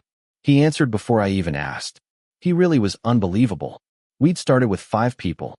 Somehow, the group doubled in size, then kept growing. It reminded me of Forrest Gump, except instead of leading followers, I was the exhausted cameraman trying to keep up. Running with lots of people really was fun, just not in the way I'd imagined. At first he'd said he was inviting a few friends. Now, there were 10, maybe more. The entire running track seemed to know him, no matter how hard I searched. I couldn't even find Jay anymore. Only strangers. And one endlessly smiling man. I never should have trusted him. The professor had been right during orientation. If you study here, you'll experience things you've never imagined. Today, I finally understood what he meant. By the time I got back to my room, I wasn't even sure what condition I was in anymore. It felt like I'd left my brain somewhere on the running track. Only my body had managed to make it home. It was already 8 o'clock. Jay had bought dinner on the way back and was now playing games beside me while I sat there reliving everything that had happened. Ring, ring. A video call interrupted my thoughts. Damn, the caller ID read. Born to meet someone so handsome. I took a deep breath before answering. What is it? Nwine, you left something in front of my car. He held up. Another black wallet. Not mine. Again. At this point, everyone riding with him really needed to start putting name tags on their belongings. That's not mine. Oh, maybe Jay's. No, I know what Jay's wallet looks like. It probably belongs to Pong or Pgun. Not theirs. He looked strangely disappointed. Nguang, are you free tomorrow night? I wanted to invite you to dinner. How had we gone from discussing a wallet to dinner? I'm not free tomorrow. I already have plans with Pyotha. That's okay. Another time. His voice suddenly sounded miserable. Sorry. Why does it have to be Yotha? So I'm not important. Weren't you the one who just said it was okay? My heart hurts. You're acting. How many days from now? 2. So I'm 2 days late. Next time I'll book you first. What day? From the day after tomorrow. Until our next life. Good grief. Have you eaten yet? Yeah. What about you? Not yet. I've been too worried about you. Worried about what? I invited too many people to go running. I laughed. Too many? It had practically turned into a mini marathon. I had fun.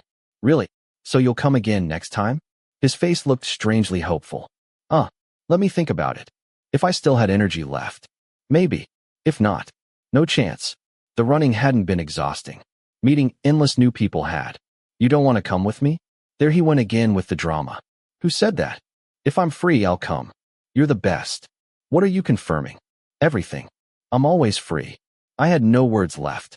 Seriously, didn't this man ever have classes? Assignments? Exams? Why did his university life look so unbelievably carefree? After changing shirts several times in front of the mirror, I finally settled on my favorite old band t-shirt.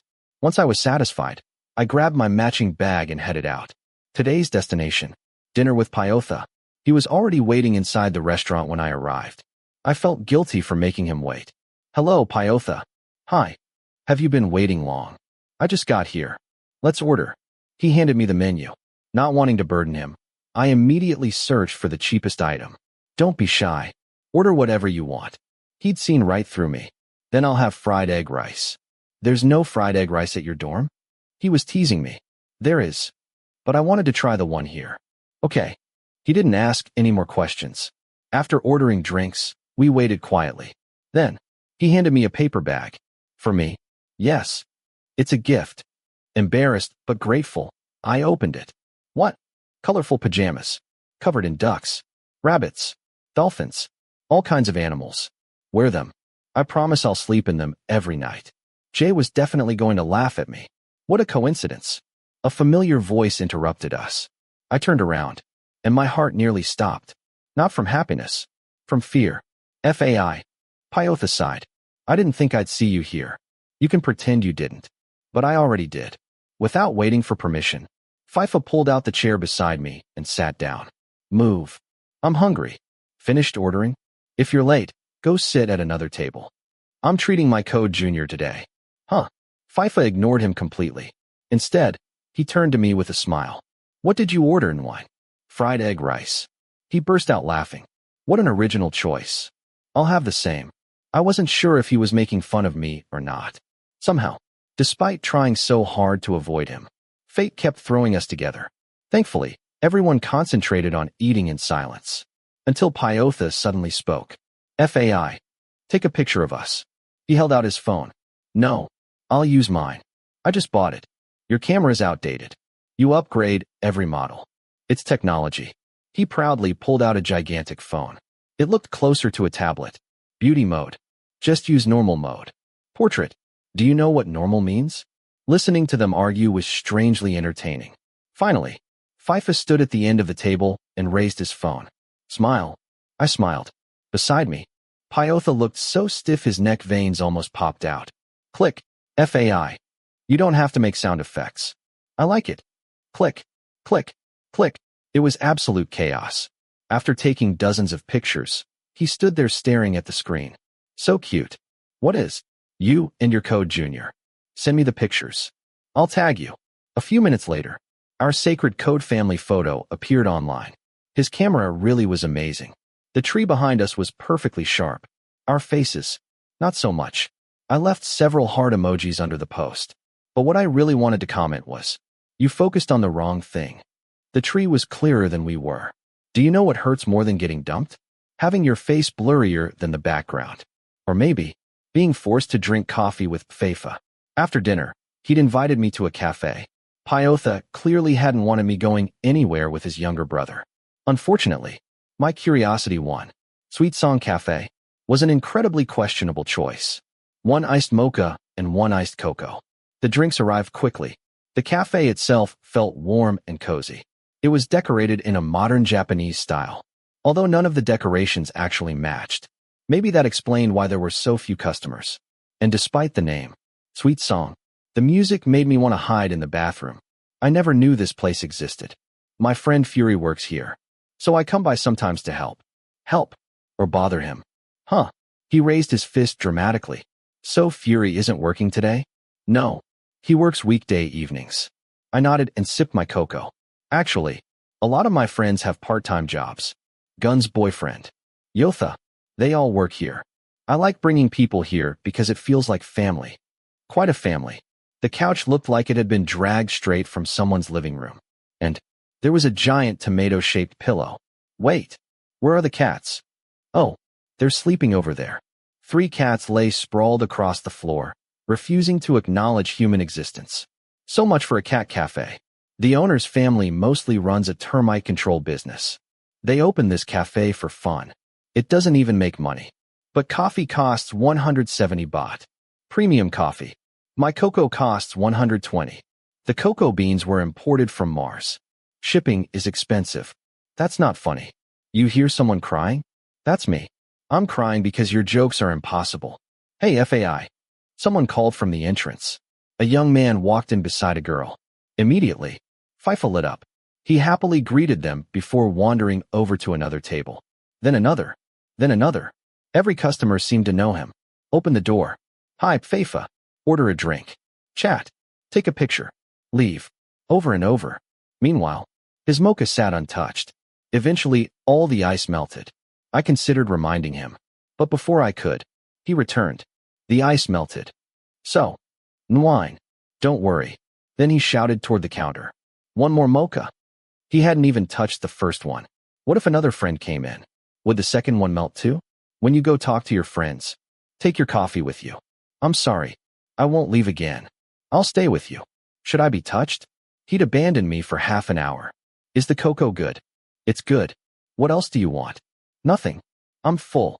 Not even cake. No. Where do you want to go after this? Back to my dorm. What about you? My friends invited me to the pub. I turned them down. I stared at him. You turned them down? Why? Trying to set a good example? No. If I drink too much, I have to pee all the time. I'm too lazy. Every single time. Just when I thought well of him, he ruined it. Hey, do you play games? I asked. I'm serious. He looked completely sincere. I sighed. Nwine. We don't really know each other that well, do we? I think we know each other well enough already. Any more than this would be embarrassing. Why? When Yotha wants to know someone, he makes them fill out a questionnaire. I'm different. I just ask. I don't think there's anything interesting about me. There is. I want to know you better. I don't know what to say. Can I just listen to your stories instead? He shook his head. Define yourself. In 5 things. 5. I'll go first. Number 1. I'm known as the department's happiness. The department's happiness? More like the happiness of the entire planet. Your turn. People say I always look sleepy. Okay. Number 2. I have as many friends as dogs. That's true. You aren't even arguing? Why argue with facts? My second thing. I like staying in my room. Not anymore. I'll take you everywhere. I don't want to follow you into hell. You argue with everything. He blinked dramatically. My third thing. My cheeks are really soft. Figure that out yourself. Before I could react, he suddenly leaned toward me. Far too close. Go ahead. Pinch them. And no. Try. What's wrong with you? He laughed and leaned back again. My third thing. I'm terrible at English. I'll teach you. His answer was so gentle. It erased the awkwardness. Fourth. You first. No. You. I keep everything. If someone important gives me something, I save it forever. You're romantic. Not romantic. Just sentimental. Eventually, everything piled up into a single overflowing box. My fourth thing. He thought for a moment. I'm actually very clear about relationships. If someone's a friend, they'll always be a friend. If someone's like a sibling, they'll always stay family. I don't believe friends become lovers. Then how do you know? That first feeling. I frowned. It isn't easy to explain. But somehow, you just know. Savitri. She's a friend. What about Kong? Friend too. He's been chasing girls all year. What about me? You're my little brother. I thought I was in your karma-debt zone. Oh, I almost forgot. That somehow sounded even worse. If someone can't even become my friend, they definitely can't become my brother. There's someone who could become the person I love. Silence. For the first time, he wasn't joking. His expression, his voice, his eyes, everything was serious. Because of those words, we never finished talking about the fifth thing. When I finally returned to my room, it felt like I'd just stepped off a roller coaster. Jay looked up from his laptop. I thought you were hanging out with Ben. Why are you back so early? I set my bag down. Normally, he would have teased me immediately. Today, he didn't. Whine. I messaged Toei yesterday about returning your camera. She replied today. Really? What did she say? My heart pounded. She'll send it. I gave her our dorm address. Did she say anything else? You've always wondered why she broke up with you. Yeah. She told me she found out something about you. Something you never told her. Jay never looked away from his laptop. The silence became unbearable. What did she say? What do you know? I've always wondered. I just never dared ask. Remember all the things Toei gave you? You said you threw them away. I did. You did. Because they meant nothing to you. So, what's the trunk under your bed full of men's clothes? My heart dropped. I couldn't move. Even my fingertips went numb. Then, Jay finally turned around. His expression was impossible to read. I've never opened it. I've never interfered in your private life. But after talking to Toei, I think I understand. Whine. You secretly liked Toei's older brother. Toei had 2 older siblings. An older brother. And an older sister. Jay didn't give me time to think. He continued. Toei's brother. You like him, don't you? At that moment, I knew. The secret I'd hidden for so long had finally collapsed. And that was also why I never told Faifa my 5th definition. Because the truth was, I liked boys. Chapter 4. If I had to talk about the beginning of my long friendship with Janjob, I'd have to go all the way back to high school. We became friends because we were roommates who shared one bold ideal. Skipping the horticulture class we absolutely hated. Jay and I had been through a lot together, both the good and the bad. That shared recklessness only made our friendship stronger. Over the years, we each lived our own lives. We flirted with girls, had our first relationships, fell in love, and when his mother kicked him out of the house for playing too many video games, my family took him in. We never kept secrets from each other. No matter how embarrassing something was, even if it deserved to be buried forever, we'd still laugh and tell each other. Except for one thing. The one thing I had never been brave enough to tell him, even after all these years. My sexual orientation. I'd worked up the courage to tell him countless times, but every single attempt ended in failure because I was too scared. Scared he'd be disappointed. Scared he wouldn't accept me. Scared we'd stop being friends. Scared of so many things. Because I knew there was no way to change who I was. I slowly walked over and sat on the edge of the bed. My eyes stayed fixed on the floor because I couldn't bear to see disappointment in his face. My throat was so dry it felt like I was swallowing a handful of sand. Even forcing out a single word was difficult. It's okay. You don't have to tell me now. You can talk when you're ready. The moment I heard those words, I looked up at my best friend. Jay, I'm sorry. What the hell for? Because I've been hiding it from you. He stayed silent. His expression was calm. So calm that I couldn't tell what he was thinking. The truth is, I stopped loving Toei a long time ago. Damn it. I was selfish for dragging her into all of this. Why did you let it go that far? Because I was afraid everyone would find out I didn't like girls. If you don't like girls, so what? His voice carried obvious irritation. He really was angry. My mistake wasn't lying about getting to know Toei. At first, I really did like her. I just never expected my feelings to change. That much was true. And you know what? I've tried so many ways to forget Toei. Not because she dumped me, but because I wanted to forget the guilt of what I did to her. Even though I guessed why she'd broken up with me, I never dared say it out loud. I never dared apologize to her. I was too much of a coward to even accept myself. Back then, I was confused. Why did I have feelings for her brother? I didn't know what to do, so I kept everything bottled up. I lied to myself. I lied to everyone. But there are no secrets that stay hidden forever. Eventually, someone always finds out. It's not just about Toei. Jay sounded exhausted. Do you know what else I'm angry about? I shook my head. My lips trembled. I was ready to cry. So this is how years of friendship end. Wear it. Wisawa. You idiot whine. I'm angry because you never trusted me enough to tell me. Can you really accept it? I asked the question half hopefully, half terrified. Why wouldn't I? I fucking love you. Jay, why you love me like that? You idiot. He looked so furious it seemed like, if he could, he'd smash his laptop onto the floor. For some reason, watching him react like that made the enormous weight on my chest disappear. I'd spent years living in fear. Too afraid to tell anyone. Too afraid to be honest with friends. Or even my family. Which really meant I still hadn't accepted myself. So, from now on, are we still the same? Will you still be my roommate? Will you still go places with me? You're amazing at playing the tragic hero. He snorted. It's not like you've suddenly turned into some completely different person. You're still the same old whine. The guy whose dream is living off his mom forever. That would have been a nice speech. If he hadn't ruined it with the last sentence. So, Jay scooted onto the bed, leaned against the wall, hugged a pillow, and settled in comfortably. Anything else you want to tell me? And so, I told him everything. From the moment I first met Toei.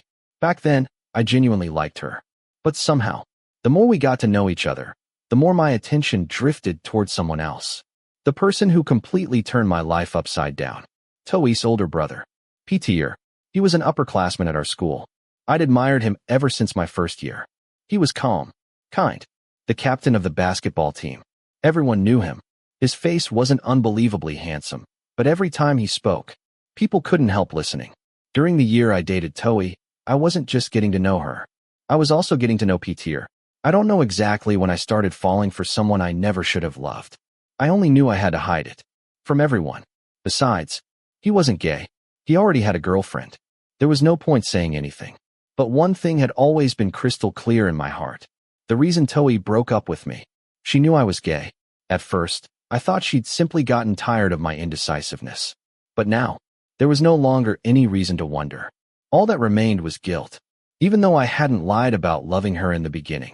Everything afterward became an attempt to preserve a relationship that had already changed. I didn't love Toei anymore. No, I didn't have romantic feelings for girls anymore. My heart only raced for boys. Not just Tor. Others, too. All boys. Jay frowned. No, just the right person. But I liked Peter the most. So what's your type?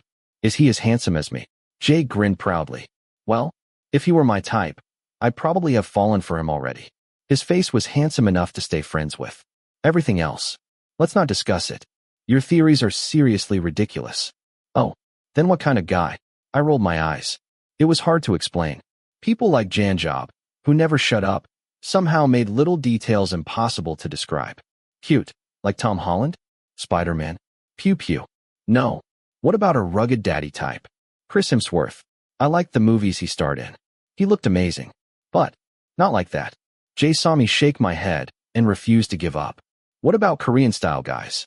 I like looking at pretty Korean idols. But realistically? No. Damn. The examples are too far away. Let's use someone closer. I don't like anyone close to me. Especially not you. I don't mean me. What about Pyotha? Could you like him? Appearance-wise, sure. Most people think he's handsome. But he's so quiet. He scares me. I still didn't understand how someone like Gun and Pyotha could possibly click. They were complete opposites. If Pyotha isn't your type, then what about Faifa? The moment I heard that name, I froze. Heat flooded my face. My heart started pounding. My arms and legs suddenly felt weak. Not because he was my type. Because he terrified me. Lately, he'd shocked me over and over again. Every time I saw him, I had to pray he wouldn't do anything weird. Faifa is eccentric. After a long silence, I finally answered honestly. I asked about your type. I didn't ask whether he was weird. Oh, so, in the end, my number one is still someone like Peter. Throughout that entire conversation, countless questions rose inside me. Some I found answers to. Some I didn't. But no matter what, a crush was still just something you carried quietly in your heart. What should we eat? Egg fried rice. Coming. Programming class finally ended, and everyone switched into relaxation mode. I noticed something strange. Before, hearing someone mention egg fried rice would have made my chest ache. Not because Toei loved it, but because her brother used to cook it for me whenever I visited their house. Today, for the first time, it didn't hurt anymore. Maybe talking everything through with Jay had finally loosened the knot inside me. I'll order the food. You go buy drinks. Ben assigned me my usual job before running toward the food stall.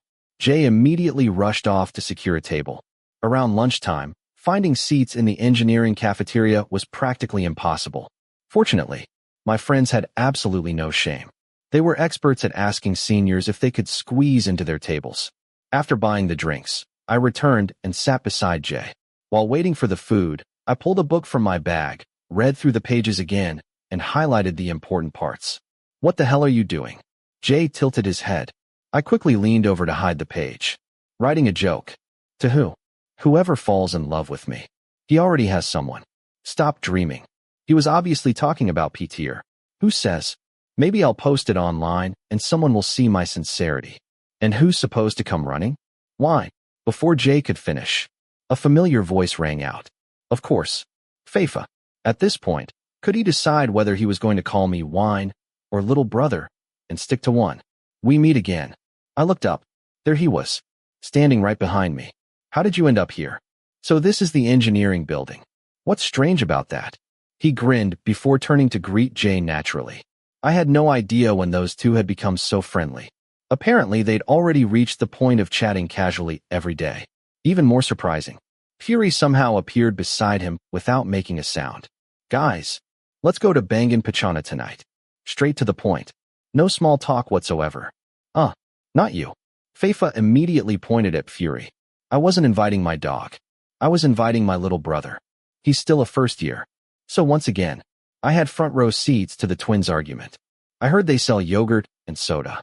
They don't let kids into pubs. Then I'll stand and drink. Go drink at your father's house, idiot. What? Afraid he'll see your dark side? What dark side? I don't have one.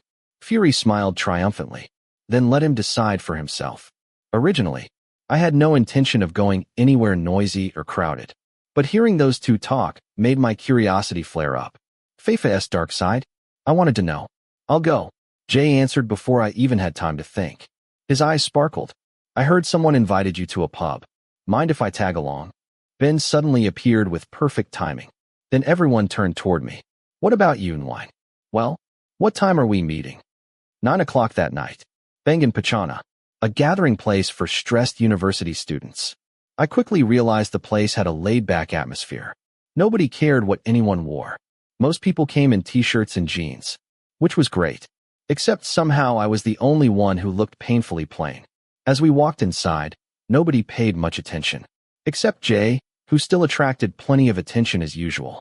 Ben even got stopped by people asking for photos because they recognized him. And me? What did I get? Wow. Little Wine looks so cool. Your clothes are like a cartoon. At least someone complimented me. Though every compliment from Faifa somehow sounded suspiciously like teasing.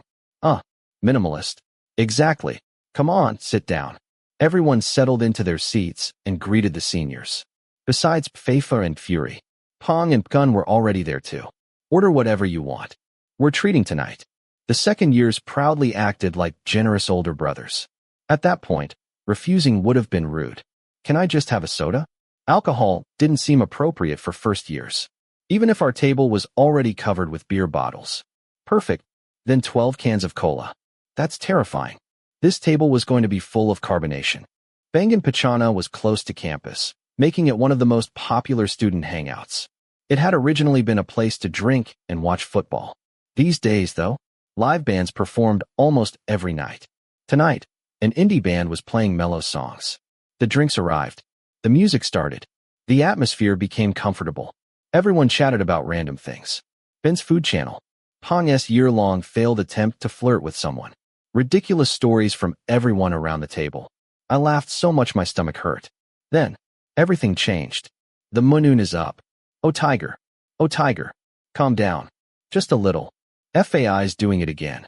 Pong looked completely disgusted. Faifa had already run to the front of the stage. He danced with such wild enthusiasm that the whole restaurant burst into laughter. His waist bent at impossible angles. Every movement looked like it might break his spine. Don't be surprised. Gun sighed. This happens every time this band comes. So, this was normal. One song passed. Then another. Then another. Meanwhile, university's most popular guy continued dancing like his life depended on it. Who voted for him? Thank you for singing along with us. The lead singer smiled warmly. And thank you, Faifa. You dance amazingly. Legend. Treasure. Besides dancing, he sings well too. Want to hear him sing? Yes. I don't. Then let's invite Faifa on stage. The entire restaurant cheered. Faifa scratched the back of his neck shyly before walking onto the stage. Someone, please rescue me. First the dancing. Now singing. He found a new way to shock me every day. The crowd screamed. Lights flashed.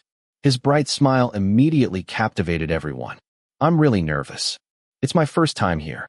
The first time this week, idiot. Fury muttered. I heard every word. So help me sing. And dance too. Okay. Okay. I can't hear you. He held the microphone toward the audience. Okay. His confidence was terrifying. Then, 1, 2, 3, 4, 5. I love you. The band began playing. The atmosphere exploded. Everyone, get up and dance. People obeyed instantly. Pong, Gun, Fury, Jay, Ben. Everyone danced. Everyone, except me. Nwine. FAI's waiting for you. Pong leaned over while bouncing to the beat. What? Just dance a little. If you don't, we'll never get to go home. Come dance with me. Faifa called from the stage again. I looked left, then right. I was mortified. But if I didn't move, he probably wouldn't finish singing. After arguing with myself, I finally took a deep breath and awkwardly swayed along. There you go. So cute. Faifa beamed into the microphone. It's only you and me. Only the two of us in this world. Come a little closer. Don't be shy. Do you know how much I love you? Damn it. Entertainment indeed. I'd always wondered what Faifa looked like when he got serious. Would he become calm? Mature? Maybe even look like a playboy? Reality completely exceeded my imagination. If this was the dark side Fury had mentioned, don't call it a dark side. Call it the craziest side imaginable. Fortunately, he only sang one song. Or so I thought. Because once he got off the stage, he didn't come back to our table. Instead, he wandered around the entire restaurant, clinking glasses here, greeting people there. Apparently, he knew everyone in the kingdom. Is Faifa always like this? I asked. Usually. Fury pointed toward another table. See that? A bearded man had his arm around Faifa's shoulders while the two of them clinked glasses over and over. Cheers. Cheers. Cheers. Bottoms up. Never let those two drink together. They challenge each other until they're both drunk. They laughed so hard neither seemed to know why anymore. By the time Faifa finally returned, the restaurant was almost closing. He'd probably forgotten he'd invited us. Sorry, everyone. I ran into a few people I know. It's fine. We're used to it. Pong smiled through gritted teeth. But how come you're not completely wasted tonight? I have to take care of the first years. He looked toward me and my friends. He only drank cola. Stop worrying about him. Worry about yourself. Are you leaving your bike here? No. I'm not drunk. I just stored the alcohol in my cheeks. Human? Or hamster? Every word out of his mouth hurt my brain. So what now? The place closes in 10 minutes. They all have to get back to the dorm. Okay. The bill arrived. Everyone went to the restroom. Soon. Only Faifa and I remained at the table. He stared at me. What are you looking at? I asked because I couldn't keep meeting his eyes. I'm looking at someone who can't dance. Oh, who could possibly dance as well as you? Bending your waist like that nearly broke my back just from watching. He actually looked embarrassed. Did he realize I was mocking him? Were you attracted? Otherwise you wouldn't have kept looking at me. How do you know? I noticed. How? You were running around the whole restaurant. I'm just talented. Completely incomprehensible. I gave up trying to understand him. By then, everyone had returned. Time to head home. Just as we were leaving, Faifa walked over after parking his motorcycle. Little wine. He grabbed my wrist. Yes. When you get back to your room, call me. I will. Looking at you right now, I'm more worried you won't make it back. I'm fine. I'm not that drunk. See? I hope that's true. You're talking like my lover. If I ever got a boyfriend, please don't let him be anything like this man. I'm sorry. For what? For not taking care of you tonight. And for making you dance. I wasn't thinking that much. I had fun. You two done saying goodbye yet? If not, leave already. We're sleepy, damn it. Fury shouted from a distance with his hands on his hips. I quickly waved goodbye. Even after I turned around, his voice still chased after me. Little wine. What? Bye-bye. He waved both hands like a little kid. Yeah. Bye. Yes. It's just goodbye. As if we weren't going to see each other again tomorrow. Seriously. He's exhausting. Chapter 4. Part 2. I don't know what other people's university life is like, whether it's colorful or boring, but for me and my friends majoring in computer engineering, it's never been quiet. Like tonight, there was still something to worry about. It's a good thing you guys came. Who knows how to chant? Huh? What happened? I hadn't even climbed a few steps up the stairs before I was suddenly dragged away. The place was chaotic. Everyone was shouting over each other, making it obvious that something had happened. Before I even had a chance to ask, they rushed me into a friend's room. The first thing I heard was the desperate cry of the room's owner. He hugged his knees tightly. His whole body trembled as his eyes darted around the room, as though he'd seen something no one should ever see. Somebody, please help me recite the sutras. Pei can't take it anymore. I'm the one who's about to stop breathing. What are we chanting for? I can feel them in the closet. Who? They're in there. A chill ran through my entire body, from my head all the way down to my toes. The friends surrounding the bed had all turned pale. None of them dared to look toward the old wardrobe, which seemed to be the source of the problem. They were terrified. RRR. RRR. Damn it. Of all times, the owner of the ringtone, I was born only to meet you, chose the perfect moment to call. Still, I had no choice but to answer because everyone immediately turned to stare at the ringing phone. Maybe fate had sent him at exactly the right moment. Faifa is calling. I said it before answering with trembling hands. Before I could even speak, Ben, the biggest coward when it came to ghosts, shouted at the top of his lungs. Faifa, please help us. My friend saw a ghost in his room. The line fell silent for a moment before he replied calmly. Open the video call. Okay. I quickly followed his instructions and placed the phone at the head of the bed so he could see the entire room. Don't panic. Take a deep breath. We all obeyed without question before the senior continued. Put your hands together and repeat after me. Namo. Again. Forget that. Umami. Wasabi. That prayer sounded a little strange. But no one questioned it. We were all panicking. Oddly enough, whether it was because of the miracle of the chant or just coincidence, Pei immediately stopped crying. The fear on his face gradually faded until he looked noticeably calmer. Pei, how are you feeling? One of us asked worriedly. I think they're gone. Phew. Faifa is amazing. Thank you. Thank you so much. Once things settled down, everyone finally relaxed. Since Pei was still emotionally shaken, the guys in the dorm decided to stay with him for the night. I picked up the phone and stepped outside to continue talking to the senior. How did you do that? After everything I'd seen from him, there had to be something mysterious about him. Nothing special. Nothing special? No. Your friend was probably just scaring himself. I've done the same thing before. We told ghost stories in the room, and afterward my own imagination haunted me. There's nothing to be afraid of. I'm not scared. I answered while secretly glancing left and right. Was I really going to sleep alone tonight? No way.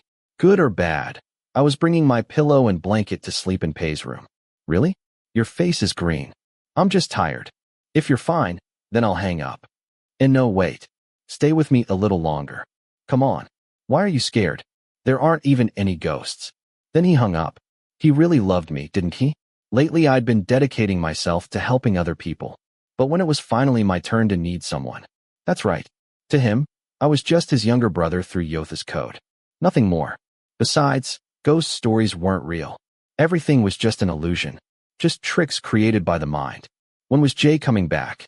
Afraid my friends would tease me if I stayed hiding in Pei's room.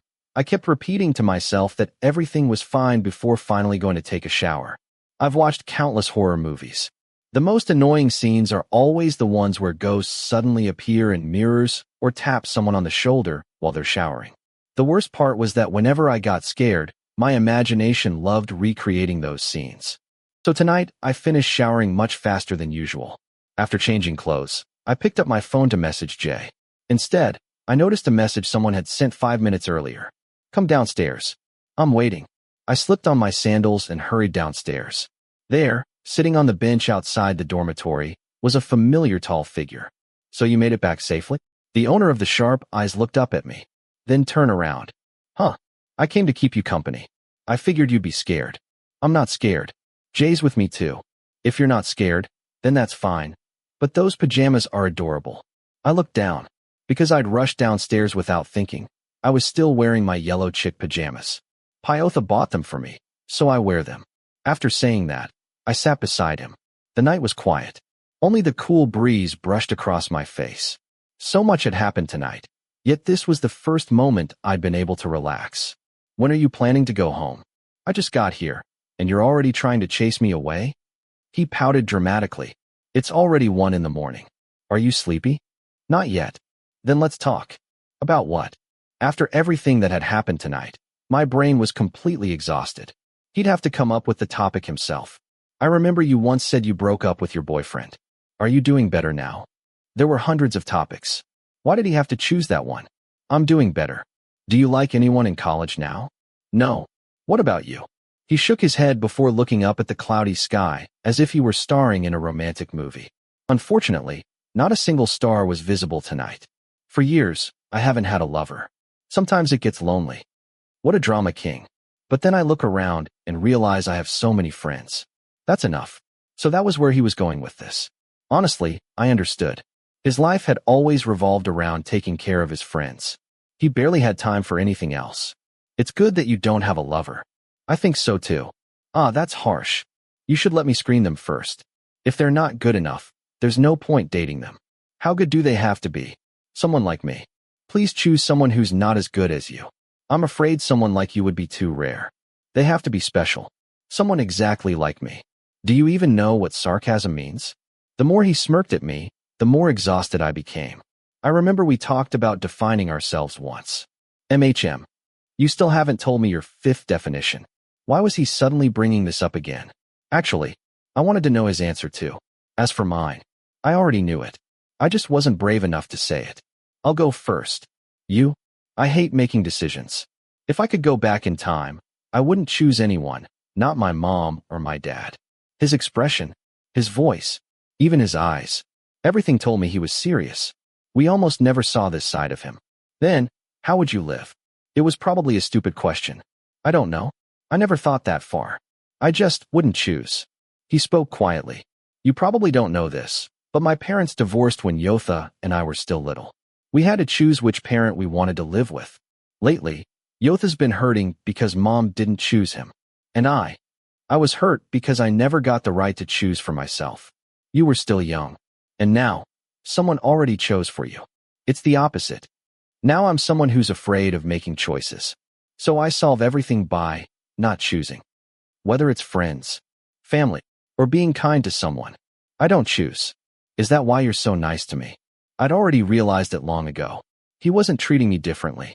He treated everyone kindly. Maybe that was actually a good thing.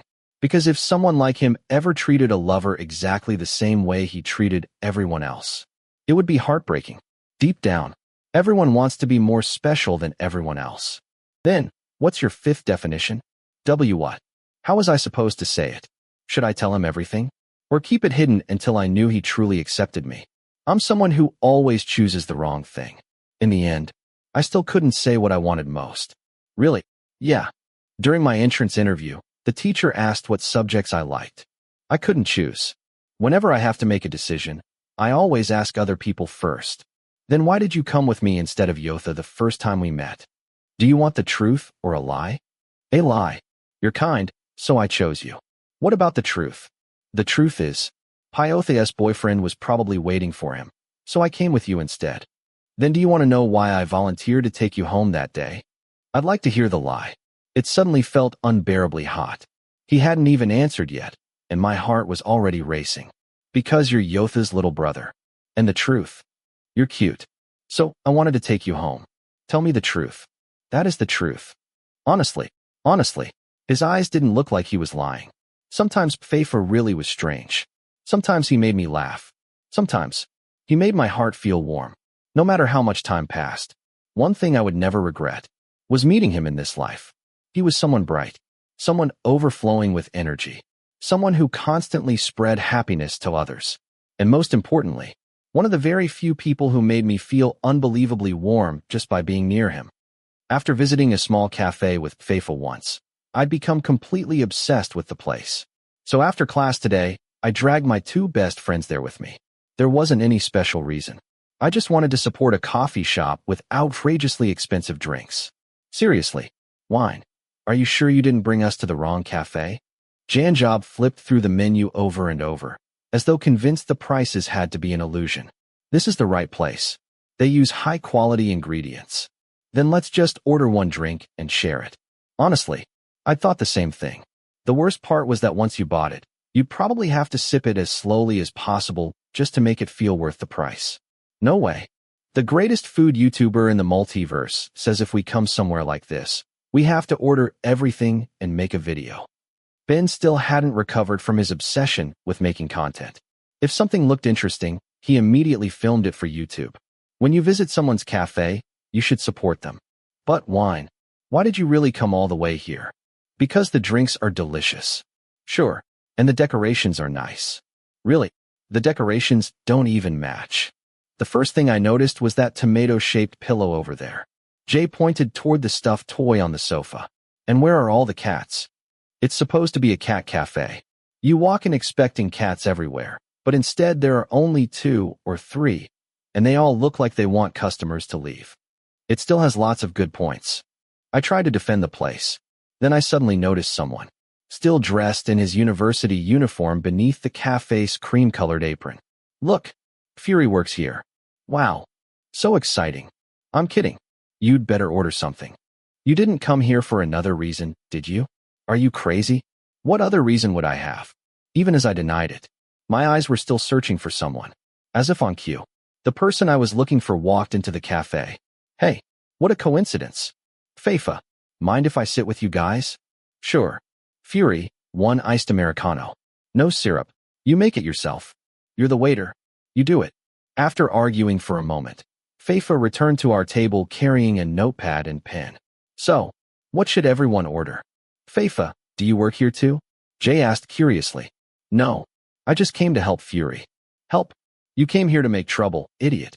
Fury shot back immediately. The two of them bickered for a while before finally taking everyone's order. While waiting for our drinks, the cafe became exactly as noisy as expected. Faifa greeted everyone who walked in. He chatted with customers, asked about their lives, laughed with them. When he smiled, it felt like the entire world became brighter. Does he know everyone? My friend whispered. I don't think there's anyone he doesn't know. I used to want to be like him. Go anywhere and everyone knows you. But now, it looks exhausting. I was just thinking the same thing. An hour passed. Jay disappeared into the restroom. Ben sprawled across the sofa. Meanwhile, Faifa was still running around nonstop. Where did he get all that energy? Was he even human? Taking advantage of the moment, I walked over to the counter. Fury. HM. What's wrong, wine? I'd like to order one iced Americano. Sweet. No syrup. Got it. The coffee was finished quickly. A few moments later, Faifa walked over with sweat covering his face, but the same cheerful smile as always. Sorry. I ran into someone I knew. Now I finally have time to sit down. Then he looked at the coffee in front of him before blinking at me. Huh. Yours melted. So I drank it. I felt bad, so I ordered you a fresh cold one. Wine. Wine. What? This is the first time. The first time someone's ever done something like this for me. Really. Honestly, I've spent my whole life taking care of other people. But no one has ever taken care of me over something this small. He sounded so emotional that I almost felt embarrassed. I'd only done something anyone would do for a friend. Or maybe, because he was always the one giving. He'd forgotten that people who always give also need someone to care for them sometimes. Today, Faifa made me realize that. I'm happy to do it. You take care of everyone else. So I'll take care of you. Huh. His eyes immediately turned watery. Before I knew it, he lunged forward and hugged my waist tightly, burying his face against my chest like a child. It was such a pitiful sight that everyone in the cafe turned to look. Even Jay, who had just come back from the restroom, stood there scratching his head in confusion. It took me forever to pry him off. Then, I'll take care of you. Yes, I'll take good care of you too. Now come on. Let's take a picture together. The moment he recovered, he immediately went back to being his ridiculous self. Jay and Ben forced awkward smiles while I silently cried inside because I couldn't keep up with his emotional whiplash. Shouldn't we drink the coffee first before it melts again? He completely ignored me. Come on. Sit closer. We're taking pictures. Can we ask someone else to take them? Maybe Fury. I'm worried they'll turn out blurry again. I've never taken a blurry picture. He sounded unbelievably confident. When we ate with the Code family, the tree in the background was clearer than me and Pyotha. I had no desire to relive that disaster. I did that on purpose. You were kidding? The truth is, I actually have lots of clear photos. Oh, I died. Trust me. Everyone, get in the frame. Jay, Ben, and I obediently gathered together. Then the self-appointed photographer began making ridiculous chants again. Drunken mangosteen. Mangosteen. Drunken longan. Nyan. Drunken dragon fruit. Green dragon fruit. He somehow managed to involve an entire fruit market. I was exhausted. But if we didn't cooperate, we'd probably never get to leave. By the time we finally finished taking photos, the cafe was already closing. Since we were such kind juniors, we stayed behind to help clean up the tables and chairs. At this rate, we'd get back to the dorm, collapse into bed, and sleep like the dead. Faifa. While he cleaned a table alone in the corner, I walked over. Yes, little brother wine where it we saw a unarun. You really didn't have to say my full name. Are you making fun of me? No. I hated the way he answered while raising an eyebrow. What is it? I want one of your photos. I already sent today's. I mean the ones from the Code family gathering. My family wants to see them. Oh, sure. I'll send them. Only a minute later, my phone buzzed. When I opened the chat, there were more than 10 photos. Not a single clear picture included Pyotha. Only the blurry ones his twin had posted online before. Faifa. Don't you have any clear pictures with Pyotha? My parents wanted to see the famous Code family, not a pile of blurry photos. Sorry, I only took one picture. But the clear one is different. Very different. Every single sharp, crystal clear photo was of me. There were close-ups so detailed I could practically see the veins in my neck. What exactly had inspired him to do that? Why are there only pictures of me? If I purposely took pictures of you, of course they'd only have you. You purposely photographed only me? Yes. Why? I wanted to keep looking at you. Tell me the truth. He let out a quiet sigh before stepping closer. Caught off guard, I could only blink as he looked directly into my eyes. I don't know. At that moment, having Yotha in the picture felt distracting. The trees were distracting. The plates were distracting. I struggled desperately to keep my expression under control. But, when you smile, the restless feeling in my heart disappears. So, I only wanted to take pictures of you. Looking at them makes me feel comfortable. My heart pounded wildly. The moment those words drifted into the air. Chapter 5. Days passed, and many things changed. People's feelings changed too. It was probably just like what had happened that day. When we first met in the Japanese restaurant, I followed him to his car. From then on, I began to notice the way he treated everyone around him.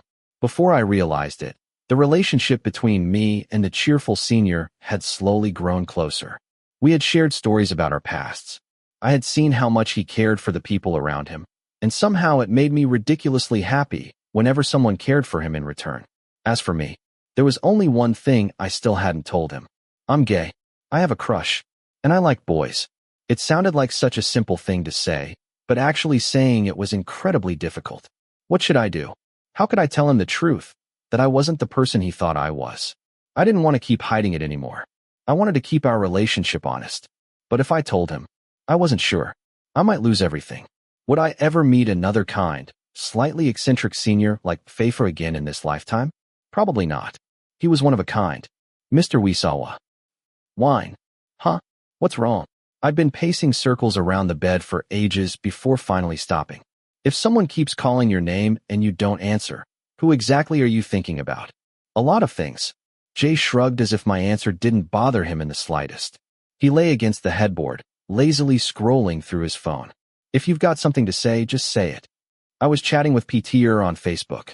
The moment I heard that name, I froze. Ever since Toei broke up with me, she deleted every possible way for me to contact her. Even her brother had removed me from everything. So the only way I ever heard news about them now was through Jay. He was practically my eyes and ears, always casually updating me on other people's lives. I don't want to hear it. The moment my brain processed Peter's name, all I felt was pain. He already had a girlfriend. There was no point holding on to feelings for him anymore. You should hear this. My awful best friend kept tempting me. I don't want to hear how sweet things are between him and his girlfriend. It hurts. Actually, he grinned. They're fighting. What? My heart leaped, only to fall again a few seconds later. So what? Even if they broke up, he'd just date another girl afterward. Jay knew that too, so he wisely changed the subject. So what's with that face? Ha ha ha. Nothing. You're lying so badly even a dog would tilt its head. I was so exhausted I wanted to move out and stop being his roommate. Still, Jan's job meant everything to me. Sometimes he said the dumbest things imaginable, but I never really minded. What do you think? I hesitated. If I tell people I'm gay? Who? Ben. Him too. So there's someone else. He looked at me knowingly. That means this person's really important to you. Something like that. If I had to guess. He didn't even pause. It's Faifa. Damn. Bullseye. It was like he'd crawled inside my heart. We've been friends for so many years that he could probably predict my thoughts before I even spoke them. Anyone else would have guessed I meant my parents. But honestly, I was more afraid of telling my family than anyone else in the world. I still didn't have enough courage. After letting me stew in silence for a while, Jay spoke again. You don't have to worry. He already accepts people like that, doesn't he? His twin knows, his best friend knows. And someone in our code family too. Someone in our code? You mean Ping? Yeah. Ping's girlfriend is a girl. Seriously? Back at the code family gathering, Faifa had mentioned Ping's lover was coming to pick her up. I'd automatically assumed she meant a boyfriend. Now a lot of things finally made sense. But somehow, it still didn't ease my worries. Just because he accepts everyone else. My voice became quieter and quieter. Doesn't mean he'll accept me. You're still you. Jay looked at me. Why wouldn't he? Unless you like him. So funny. Then stop overthinking. I'll try. But why him? He tilted his head. You've only known him for a short while. I've had a feeling ever since then. Memories slowly replayed inside my head. The first day we met. The days we became closer. Every ridiculous situation we'd gone through together. It felt like riding a roller coaster. Climbing higher and higher. Then plunging down so fast it made my heart shake. Are you impressed because he chased the ghost away from Pei? Jay snorted. Honestly, Feifa's scarier than the ghost. No. My brain was far too honest. He's always been so kind. So I just want to take care of him. At the very least. I don't want to keep hiding the truth until one day he finds out by himself. More than anything, I wanted to tell him for my own sake. So when are you telling your parents? When I'm ready. In this lifetime? Or the next? Then let's make it the next one. He sighed dramatically, You know your parents are amazing, right? They've never expected you to become anything extraordinary. They're already proud to have you as their son. Those words struck me right in the chest. I wished I could go back and remember every single word perfectly. Since when did you start saying such nice things? I stole them from a book. Idiot. I really shouldn't expect too much from him. But don't worry. I'll help you. You don't have to. It's embarrassing. Hey. He smiled. We're friends. Because we were friends, I could already imagine the disaster his help would probably create. Would I survive it? After opening up to Janjob, I slowly began telling the people who mattered most in my life the secret I'd hidden for so long. No matter how much courage it took, no matter how painful it was to see disappointment in someone's eyes, it was something I had to face. Maybe this was just part of growing up. If that's true, then I hoped something good waited at the end of the road. Maybe it would be people accepting me for who I really was. Or perhaps, more importantly, maybe I'd finally learn to accept myself without having to hide anymore. Where's Faifa? I thought he'd vanished into thin air. I know. Jay nodded. He probably got snapped away by Thanos. Fate really loved bullying me. Days ago, I'd finally made up my mind to tell him everything. And then, he disappeared. For an entire week. Normally, I saw him everywhere. On social media. At cafes. Helping here. Helping there. Now, nothing. It was like he'd never existed. Want to stop by Furious Cafe? Jay suggested. You might see him. I've been there so many times I'm running out of money. The drinks were ridiculously expensive. At this point, maybe I should just order plain water and stare at the cats. Why are you making such a miserable face? Bung appeared out of nowhere and slapped me on the shoulder. Want to film a video with me today? His only purpose in life seemed to be getting more subscribers and reaching 1 million followers. No thanks. Jay nodded beside me. Then what's wrong? Nothing. Ben. I looked at him hopefully. Have you seen Faifa? Yeah. Where? I grabbed his arm so quickly my whole body practically shrank with excitement. He hadn't updated social media. He wasn't answering messages. I had no way of finding him. In the activities building. He's helping with the Moon and Stars competition. How was I supposed to know? I don't pay attention to those activities. Oh, Ben scratched his head. Then why are you asking about him? Nothing. That's suspicious. Jay elbowed me before giving me a meaningful look. Please, answer normally. So is there something or not? Ben folded his arms. 1, 2, 3. Yes. No. Damn it. We answered at exactly the same time. Definitely suspicious. You're imagining things. I hurriedly interrupted. I'm probably overthinking. Ben mumbled. Jay and I nodded together. Right. So, Ben grinned. You guys want to appear on my channel? No. After calculus class, we had 1 free hour before our next lecture. While walking across campus, I unexpectedly saw the person I'd been looking for. Today, Faifa was wearing his engineering workshop shirt, carrying his familiar black backpack, walking with a group of friends. My heart pounded so hard it felt ready to burst from my chest. Still, I forced myself to stay calm. The distance between us slowly disappeared. When we were finally close enough, I gathered every ounce of courage I had. PFA. Before I could even finish, he walked straight past me, without looking, without stopping, without saying anything. His expression looked completely normal, which only made everything feel even stranger. Inside, I was screaming. Do you think? Jay whistled softly. That was actually Pyotha? No. I shook my head. Look at the hair. Even without the dyed hair, I would have recognized him instantly. His walk, his eyes, his presence. There was no mistaking him. So what's wrong with Faifa? He doesn't seem like himself. I had no answer. All I could do was keep moving forward. I'd spent forever trying to find him, only for him to suddenly appear when I wasn't prepared. The first time he'd ignored me.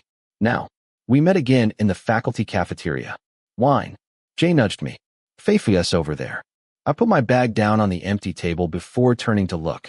What now? If I greeted him again, I'd probably just get ignored. So whatever I wanted to say, I kept to myself. Forget it. Try saying hello.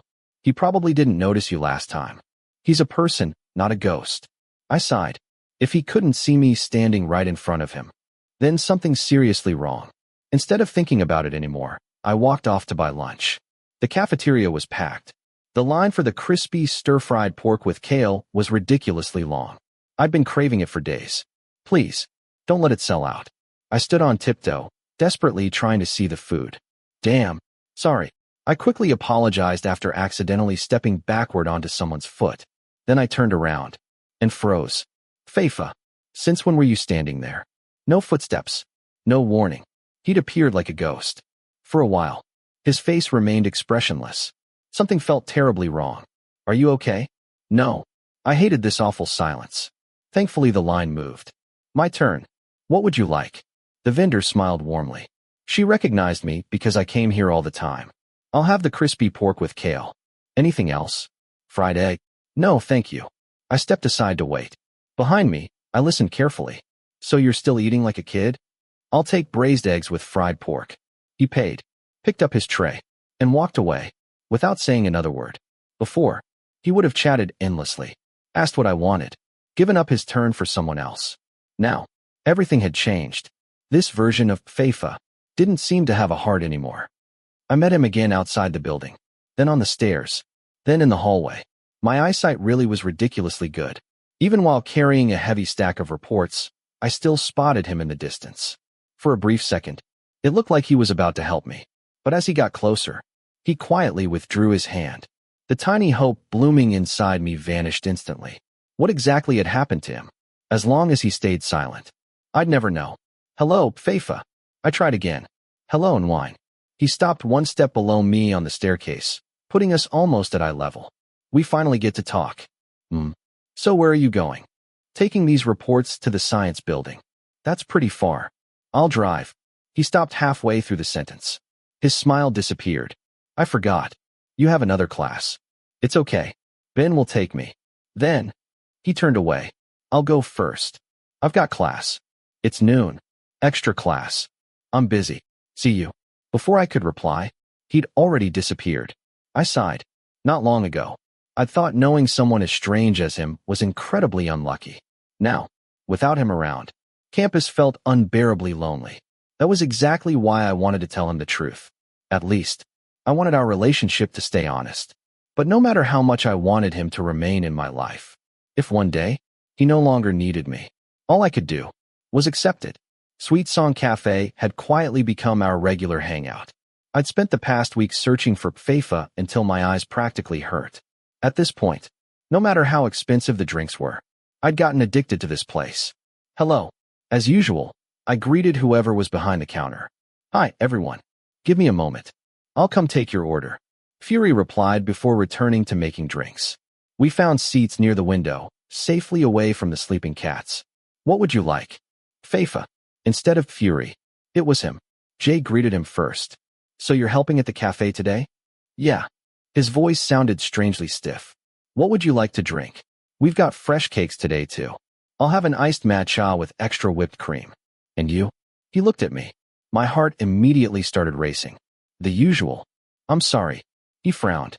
I don't remember what your usual order is. Was he kidding? Iced latte. I answered quietly. I thought you usually ordered iced cocoa. He paused. Okay. Anything else? That's all. Let me repeat the order. 1 large iced matcha with extra whipped cream. And 1 iced cocoa. Not cocoa. Latte. Oh, cocoa. Latte. Right. Latte. He hurried away as if he'd touched something boiling hot. I honestly didn't know whether to laugh or cry. Jay leaned closer. Wine. Do you think Faifa's okay? He looks possessed. You're not the only one who's confused. I still don't understand him either. So what now? Poke him. How? Order another latte. I could already imagine him insisting it was cocoa over and over again. It was strangely amusing. I preferred the little bookstore near the dorm over the huge bookstores. It felt warmer. There were rare books. And hardly any customers. I'd always hoped the owner knew there were still people supporting the shop. Unfortunately, the biggest downside was running into someone you didn't want to avoid. The shop was tiny. There was nowhere to hide. The moment I walked in, we saw each other. Neither of us spoke. Fine. If pretending we didn't know each other was what he wanted, then I'd do the same. I headed toward the academic books. One of my friends had recommended a book with a bright red cover. I spotted it immediately. People say that's a good one. Eek! I nearly jumped out of my skin. When had he appeared behind me? He reached up, took the book from the top shelf, and handed it to me. It explains things really clearly. There are practice questions at the end too. I've heard seniors recommend it too. Thanks. I accepted it. He suddenly looked like he'd realized he'd done something wrong. It's nothing. Buying comics. I noticed the volume in his hand. It was from a series I followed too. Yeah. I read that one too. Have you gotten to the part where Mew transforms? I can't wait. It was funny. He kept trying to act cold. But every few minutes, his old cheerful self slipped out. I've already caught up. The author skipped the best part. I'm waiting for the next volume too. I found it over there. He pointed toward the comic shelf. I smiled in thanks and walked over. Hey, I nearly screamed when he suddenly poked his head out from the other side of the bookshelf. What are you looking at? I'm obviously looking for comics. You wanted to talk to me? He fell silent. I continued searching, no matter how hard I looked. Volume 12 wasn't there. Excuse me. Has Volume 12 of Mew's Galactic Adventures been released yet? The cashier checked the computer, then looked at me apologetically. There is one copy left. But I already knew. The last copy was in Faifa's hands. It's okay. I wandered around the shop until Jay messaged me. Eventually, I grabbed another book and went to pay. You first. Normally, he'd insist I went before him. This time, he paid first. While waiting, I replied to Jay's messages. Then suddenly, he was gone. Your total is 395 baht. I paid, collected my bag, and was about to leave. Oh, the cashier stopped me. I almost forgot. The previous customer asked me to give this to you. Huh. She handed me a book. Volume 12. The very last copy. To me, Faifa would always be Faifa. Sometimes he pretended to be cold. Sometimes he acted like he didn't care. But no matter what, he was always quietly kind. Are you still checking your phone? A lot of things. It's weird. Jay looked over. Lately, Faifa hasn't been video calling you. If my legs had been free, I would have kicked him. He loved poking at my sore spots. What's weird about that? He never called me that often. But the truth was, these days I couldn't even lie down without checking my phone. I'd gotten so used to talking to him that when he suddenly disappeared, everything felt strangely empty. Whenever I went outside, I instinctively checked my phone, like a puppy waiting for its owner. So, Jay dragged out the word. You two used to talk every day. Maybe I imagined it. What are you talking about? I muttered. Have you found a chance to tell him yet? I need to have a conversation longer than 5 sentences first. Something's definitely wrong with him. I think so too. And not just you. Everyone's noticed. But I'm probably the one who's suffering the most. Maybe he's trying to become like Pyotha. What do you mean? I've got a guess. But if you're curious, call him. You know what happened the last time I called?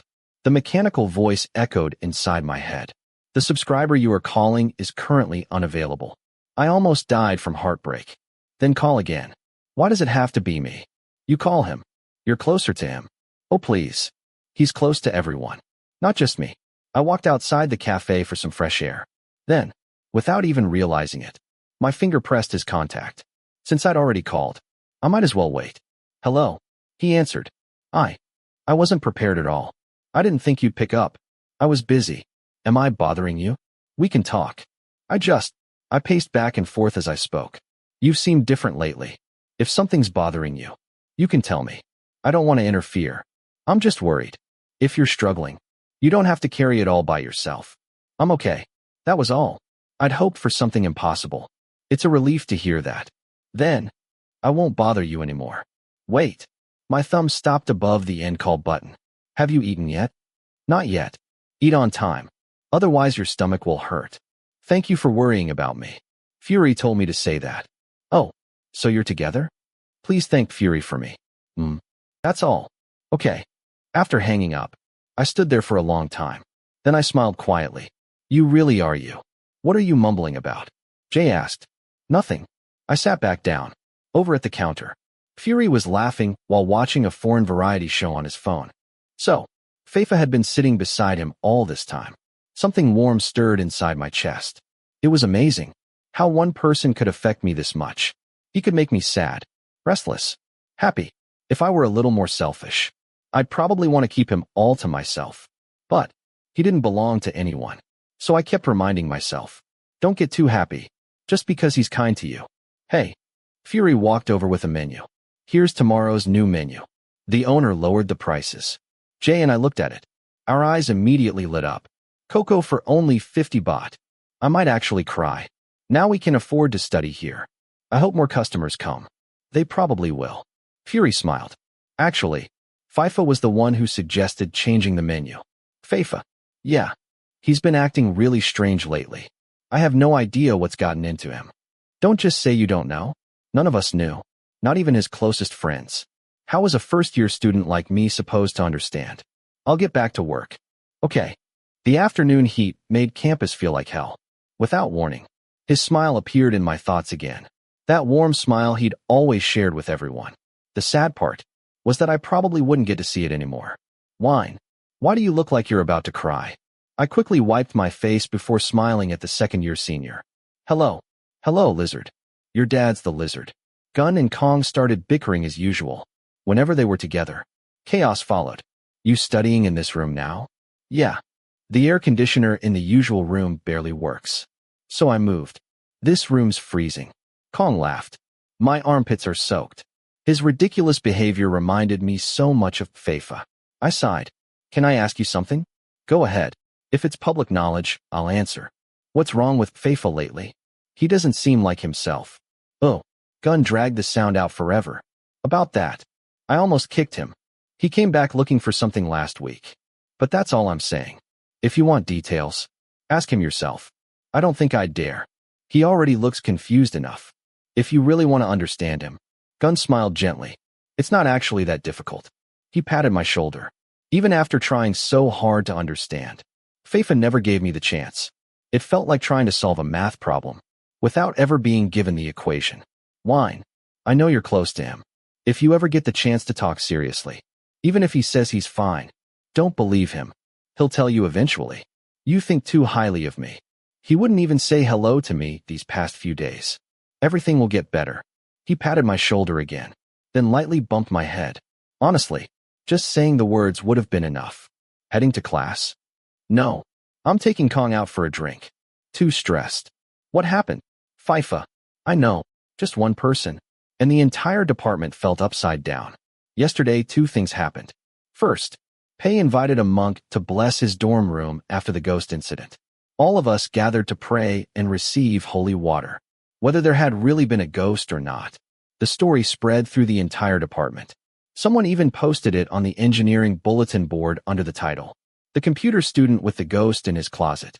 A legendary story for future generations. The second thing, Jay finally got the motorcycle he'd been begging his mother for.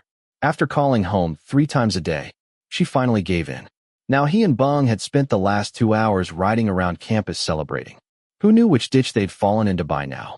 Meanwhile, I was eating alone. The fried egg rice shop was one of my favorites.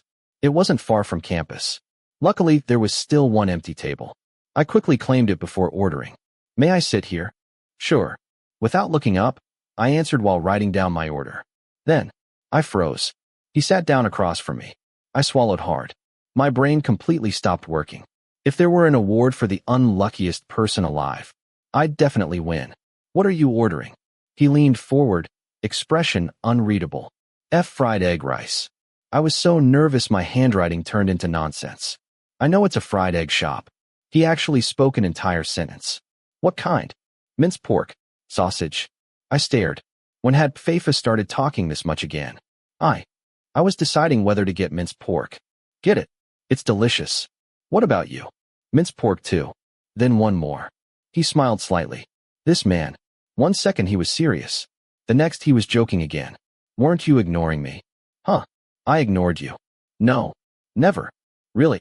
I quickly wrote down both orders before taking them to the counter. When I returned, 2 glasses of water were already waiting. Here. Thanks. I wasn't getting it for you. I always drink 2 glasses. I was too lazy to make another trip. If that's the case, I'll get my own. I reached for the glass. No. He hurriedly stopped me. I need both. He was trying so hard to pretend he didn't care that it had become completely ridiculous. I couldn't stop laughing. What are you laughing at? You. Thank you. Even after pretending to ignore everyone, you're still trying to be kind. Who said I was? I've already figured it out. I've never been nice to you. He looked away. Oh really? What about trying to help me carry my reports? Remembering my favorite drink? Giving me the last comic? Recommending study books? And now, bringing me water. You think too much. Figure it out yourself. Okay, I will. Hey, he pouted. Why'd you give up so easily? Argue with me. Thankfully, our food arrived, saving us both. While eating, we watched the TV in the restaurant. Anything, as long as I didn't have to keep looking at him. Nwine. Nwine Wisawa Unoran. You don't have to say my full name. Faifa Thanawan Yotha. Seriously, who names their kid Faifa when their twin is Yotha? The truth. He looked at me. I want the truth. If you're joking, finish eating. We still have to make ghost-busting noodles for pay. So there really was a ghost? I'm joking. Can we be serious? I always avoided important conversations. Whenever things got too real, I changed the subject. I've really been trying this whole week. His voice became quieter, but it's been so difficult. So difficult. He suddenly slammed his forehead onto the table. Everyone nearby turned to stare. Faifa, lift your head. You'll crack your skull. For me. He looked up with tears in his eyes. It's really difficult. I don't know what's bothering you. But please remember, I'm always on your side. He pouted. Then, to my complete horror, he burst into tears. Little wine. He sniffled loudly. Why are you so nice to me? I handed him a tissue. He shook his head. It's okay. I'm not crying. Who exactly was crying then? Everyone in the restaurant was staring. The more he wiped his eyes, the harder he cried. Calm down. Instead, he started piling every fried egg from his plate onto mine. Isn't this too much? His plate was practically empty. I want to repay you for always staying by my side. I still don't know what's wrong. My heart. He clutched his chest dramatically. Feels so suffocated. It hurts so much, like it's full of pus. The pain is unbearable. Every time he became dramatic, his vocabulary exploded. I wanted to bang my own head on the table. Instead, I took a deep breath. Do you think, he looked straight at me, that I've been giving people false hope? I don't know. Maybe. Everyone I've ever cared about, I've only ever thought of as friends. But I'm probably the one making them misunderstand. I couldn't answer, because it was true. He never intended anything, but his kindness, his attention, his warmth, made people believe they were special. I'd never expected to hear him admit it himself. So, for the past 2 weeks, I've been trying not to be nice to anyone. I don't want anyone getting hurt because of me. But the more I force myself, the worse it feels. I know. Wine. Yeah. If you had to choose, which version of me is better? I don't know what everyone else thinks. But if it were me, I'd choose the old you. Maybe that was selfish. Maybe it sounded awful. But it was true. The Faifa who made me laugh whenever I was stressed. The warm, kind senior. The one who always helped others. The one who pulled me out of my quiet little world. He made my first year of university meaningful. Without him, everything felt empty. It's not because you were nice to everyone. It's because you were genuinely kind to me. At that moment, looking into his eyes, I finally understood something. Even if he chose to ignore the entire world, could I be selfish and ask him not to ignore me? Chapter 6. I accidentally wronged one person. No, I wronged many people. The history of misunderstandings replayed itself for the third time. Again, the third time. By this point, he had already called me, and I still couldn't answer because I had to sit here listening to the tragic story of his life. I'm sorry if I made a mistake. I talked until my mouth was dry. I had no idea whether he understood or not, but I was afraid I'd have to endure listening to him cry for a while longer. I'm sorry, but it's not that simple. He really was impressive. He could explain a problem until it sounded like a worldwide catastrophe. Wine, do you understand me? I do. In truth, understanding didn't matter anymore. I just added another fried egg to my plate and kept listening to his sorrowful story. The situation was easy enough to understand. The fried rice stall next to us also sold beer, so I'd ordered him countless cans to cheer him up. The result was exactly what anyone could see. He was so drunk that his lips trembled whenever he spoke, completely ruining all of his handsome charm. The thing is, here we go, the fourth time. So, are you planning to finish this sentence in this lifetime? I was so annoyed that I wanted to throw down my spoon and fork and run back to the dorm. This lunatic. He was unbelievably good at driving people crazy. I secretly overheard one of my friends telling someone that she liked me. She was even planning to confess. But the problem is, I don't like her. I only see her as a friend. The worst part is, my actions gave her hope. So what did you do? I already knew the whole story from beginning to end, but I played along. Maybe if he got everything off his chest, he'd feel better. Even if the one becoming stressed was me instead. I didn't want to embarrass her or destroy her confidence by rejecting her outright, so I pretended that I secretly liked Gun. Pyotha's boyfriend. That was taking things way too far. The script was ancient. This year's Oscar for Best Supporting Actor definitely belonged to me. I was a strong contender. Exactly. I figured if I used someone else, the plan might fall apart. If I picked a random name, she'd probably find out. So I thought, Gun was the safest choice. After all, I'd never confessed to my older brother's boyfriend. What an absolutely miserable solution. That came straight from my heart. Especially since this was already the third time I'd listened to the entire story. Mr. Konkiat, Mr. Gunyukol, and the divine Mr. Faifa had all worked together to hide everything from Pyotha. As long as the seniors stayed together, no problems would arise. But he also knew there were still countless people who liked him. If it were anyone else, they'd simply reject someone they weren't interested in. Why couldn't he understand that? I'd advised so many people to tell the truth, admit their mistakes, and fix them. But Faifa wasn't an ordinary person. He hated making people feel bad. He hated humiliating anyone. So instead, he chose the vague, compassionate approach. We were doing fine, until the plan fell apart. She found out the truth, and it hurt her even more. He took another sip of beer. Both plates of fried rice with fried eggs had already disappeared. At this rate, a third plate would probably become dessert. It happened because I treated people so well that they misunderstood my intentions, even though I never saw them as more than friends. I get it. I probably act the same way. I take good care of you too. If I were even a little weak-hearted, I'd probably end up completely heartbroken. But everything I do is sincere. Right? I genuinely care about everyone. So what happened after that? I kept the story moving so we could finally finish and I could return to the dorm, shower, and sleep. As you can see, I'm trying to change. Trying not to be nice to everyone anymore, because you don't want people getting the wrong idea? So you've become emotionally neutralized? Oh, I teased him. He teased me back. Then I teased him again. There's something that girl said that still won't leave my head. She said, even if I can't change my personality or stop being nice to everyone, if one day I truly love someone, I'll change for that person. That's true, but I haven't met that person yet.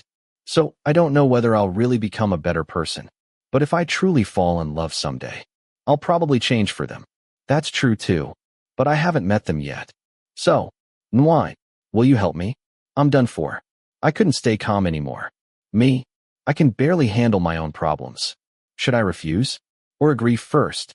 Maybe tomorrow, after he's sobered up, he'd forget everything he'd said tonight. It's you. Only you can help me. Jay always said drunk people talked without thinking, without meaning any of it. Why does it have to be me? Probably. My feelings. My feelings tell me, you'll make me a better person. But sometimes, drunk people simply spoke what was truly in their hearts. After hearing that shocking sentence, I fell straight into a trap I couldn't climb out of. As if studying wasn't already enough to give me headaches.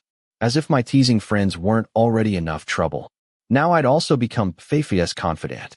So my new job was taking care of him whenever he needed me. Honestly, he should have asked his friends. Or even Jay. Either of them knew far more about the world than someone like me, who spent most of his life hiding in his room. But, whatever.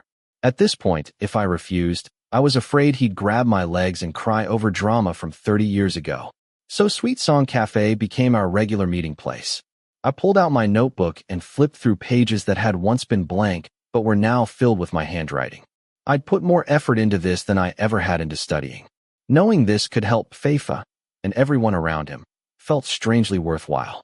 Besides everything I'd already written down, there were still several things I needed to figure out about my troublesome senior. Whatever problems he had, we'd solve them one at a time.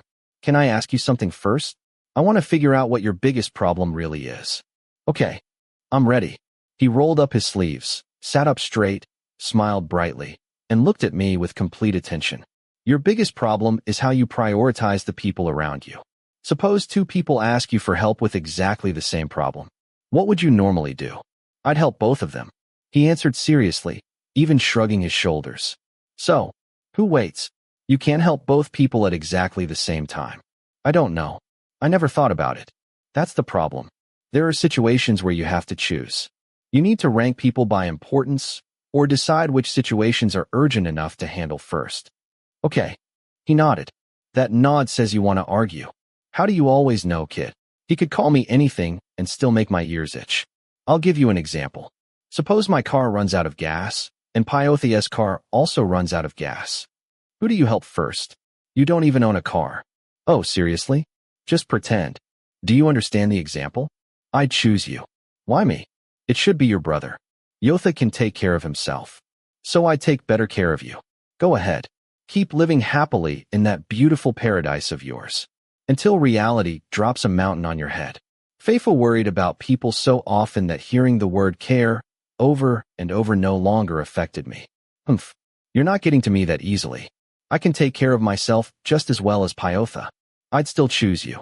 When there's an emergency, Yotha is usually awake. You aren't. So we're going to settle this with a fist fight? You've gotten pretty bold lately. How annoying. So you're scared? After joking around for a while, we finally got back on topic. From now on, learn to arrange things by priority. Trust me, it'll slowly get better. Understood. The tall senior lowered his head and typed everything I'd said into the Notes app on his phone. If he forgot, or couldn't decide whom to help, he'd use it as a reminder. Once he'd finished, I continued. Next question. Suppose you and your friend go shopping. Your friend stares at something for a long time but doesn't buy it. What would you do? I'd buy it for them. There. That's exactly the problem. Friends don't do that. You ask whether they really want it. You ask whether they actually need it. If they don't have enough money, you lend it to them. If you really want to buy it for them, save it as a gift for a special occasion. Otherwise, they'll start thinking you see them as more special than everyone else. And why? You really are. Good. Can you answer in full sentences like normal people? Damn it. Please let me stay focused. Why did everything become silly the moment he frowned? I immediately looked away. Fine. I won't tease you anymore. I'll follow your instructions from now on. After saying that, he enthusiastically typed another note into his phone. Do you answer every phone call? My next question came quickly. So much that my phone line practically catches fire. I almost don't recognize the number anymore. Even though I'd expected that answer, hearing it still made my heart skip. The cheerful prince of the faculty. He used the same car, the same phone. He spent money buying things for this person and that person. The expenses alone were terrifying. Anyone who fell in love with him wasn't lucky. They were unlucky, because they had to share him with hundreds of other people. So, when you answer the phone, what's the first thing you usually say? If I don't say their name. He paused. I leaned forward, waiting for the answer. So, I usually say, what's wrong, sweetheart? From now on, you're forbidden from calling people that. Unless they're family. Then should I change it to, what's wrong, bastard? Is that okay? Your friends would die from shock. Just call them by name. Or say hello. That's enough. Roger. I was exhausted. At first, I thought his problems would be simple. But after digging only a little, I'd already struck bedrock. At this rate, we'd probably still be talking at 2 in the morning. Even when we clearly knew the cause of a problem. That didn't mean fixing it would be easy. Someone who had lived like this for 10 years wasn't going to change overnight. I knew that. I kept reminding myself of it. When you go to the pub, stay at one table. Stop walking around clinking glasses with everyone. But I know lots of people. I know. You probably think you're giving everyone equal attention. But don't forget. The people who came with you. They actually want to spend time with you. I remembered that first night we went to Bangin Panchana. That was when I'd finally met the real Faifa. Someone who devoted himself to everyone. But often left someone behind. Maybe Pong, Gun, or Fury. Had never actually felt lonely when he disappeared from the table. By the time he returned, the pub was usually about to close. But if it were me, if someone important to my life kept leaving like that, I probably couldn't stop myself from feeling hurt. You too. It was as if he'd read my mind. Do you want me to stay with you? So we can talk for a long time too? Me too. My heart feels really warm. What a liar. I hated that face. How could someone be both incredibly handsome and such an outrageous flirt? One more thing. When you're eating with people, you don't have to serve everyone. Just serve the person sitting next to you. If you're the first one there, you can order first too. I understand. He answered with another bright smile. A few minutes later, I moved on to today's final lesson. I remembered arriving at the cafe around 5 in the evening. By the time I checked my watch, it was almost 7. Faifa had even taken me out for dinner before bringing me back here. Apparently, he had no intention of letting me return to the dorm anytime soon. Today's mission wasn't over yet. I flipped to a fresh page in my notebook. Let's play a game. It's called You Must Choose. His handsome face immediately lit up.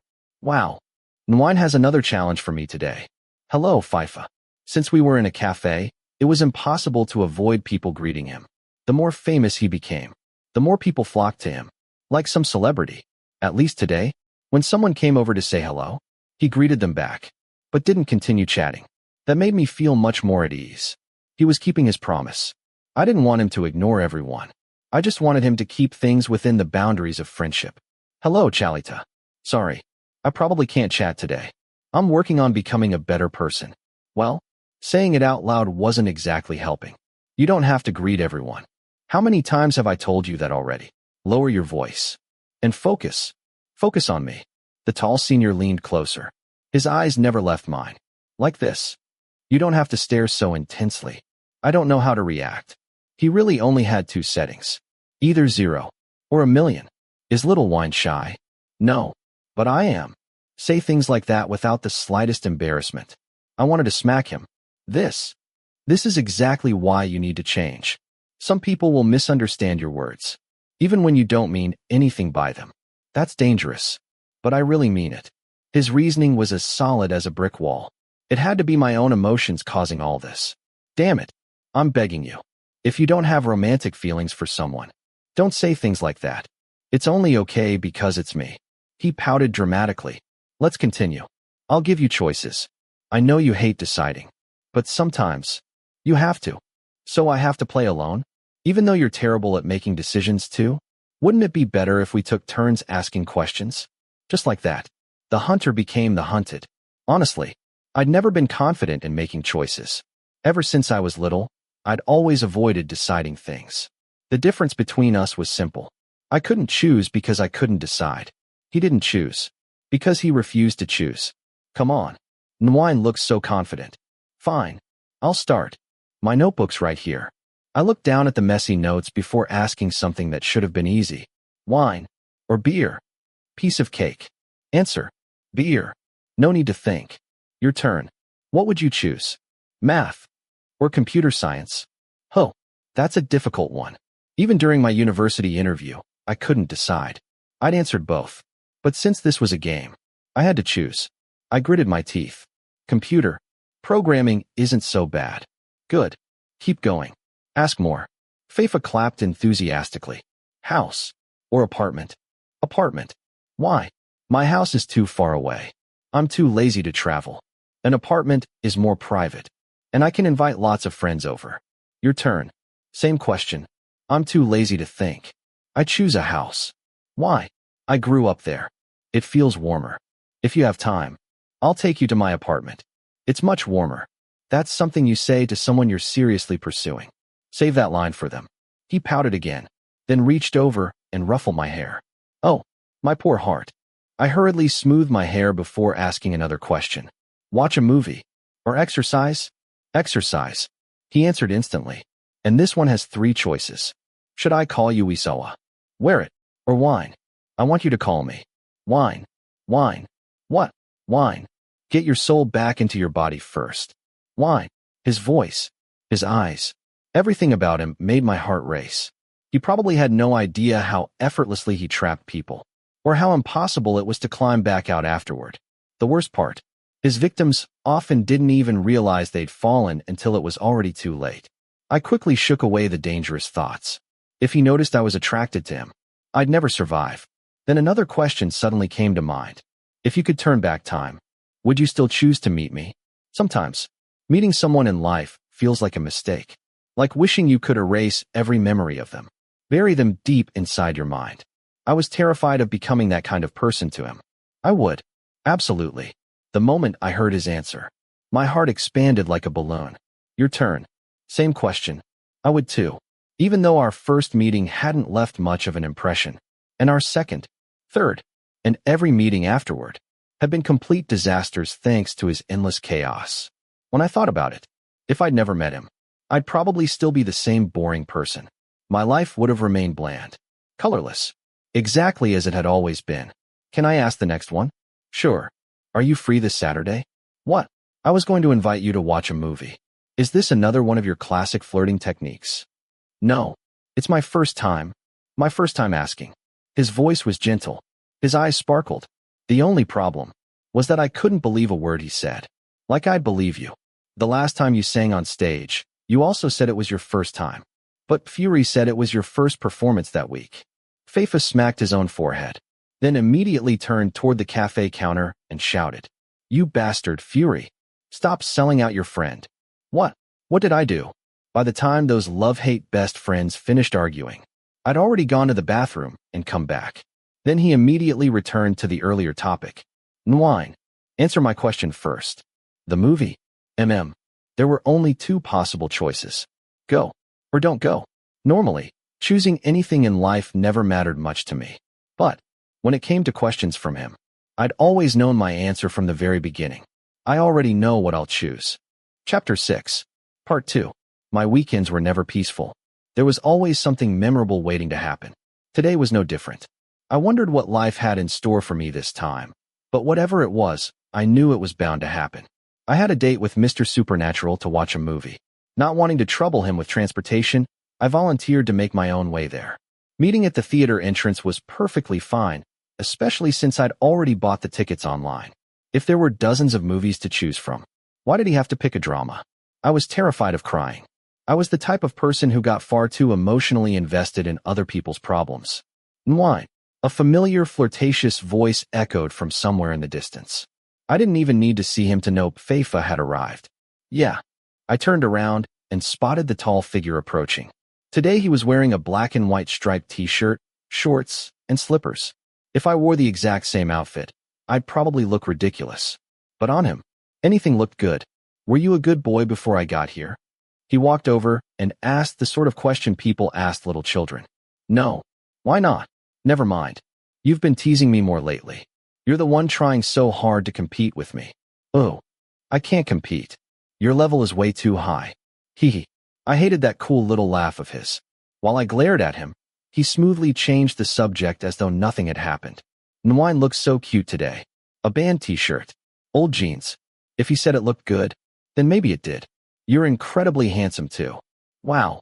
Complimenting each other so openly. Do you two have a crush on each other? Maybe volunteering to help him change wasn't such a good idea after all. No matter how many days passed, he still flirted with everyone around him. Even juniors from our own department. Wasn't that still a problem? I was busy rearranging the bag of mangosteens I'd brought when I suddenly saw him pull out his phone. Today's such a handsome and adorable day. Let's take a picture together. See, exactly what I expected. I'll take the photo. But this time, please don't blame me if it's blurry. That legendary tree photo still haunted us to this day. With my skills. Your skills are terrifying. After that, we took a selfie together before heading off to buy popcorn and drinks. If we watch a sad movie, will Nwine cry? You? Relax. Really, a drama can't defeat you. That's impressive. We'll see. I honestly couldn't tell whether this was heaven or hell. The movie had only been playing for 20 minutes, but it was far more heartbreaking than I'd expected. It told the story of a man dating one woman. Before falling in love with another, everything became a mess. He broke one heart, then another, and in the end, he lost everyone because he couldn't truly cherish either of them.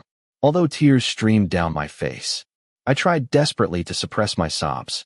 A terrifying thought crept into my mind. What if my life ended the same way? There was no need to imagine what I looked like when we walked out of the theater. My eyes were swollen. My shirt was soaked from wiping away both tears and snot. If I'd been able to, I probably would have used my socks too. Thankfully, Faifa didn't tease me. Instead, he silently handed me tissues over and over again as we walked together. Nwine, you really got immersed in the movie. A little. I remember. You only recently broke up with your girlfriend. Are you okay now? He brought it up again. His eyes, his expression, everything showed genuine concern. Not a trace of mockery. Not yet. There had never been a single day when I didn't feel guilty toward Toei. Even if another 10 years passed, it wouldn't erase my mistake. I had been a terrible boyfriend. Not only had I fallen out of love first, I'd also hidden the truth buried deep inside my heart. I've been thinking, you've helped me so much. So, I want to help you too. I just don't know how. It's okay. To be honest, I was afraid he'd accidentally make things worse. So I wanted to refuse before he even tried. When we were watching the movie, they said music helps people move on faster. Want to try? I've tried everything. It doesn't work. If it doesn't work, then try something new. Storms don't last forever. One day, it'll only be rain. Wait, was rain really any better? That sounded just as depressing. Come on, whine. Give it a try. He was unbelievably persistent. How was I supposed to refuse? Eventually, I gave in. What should I do?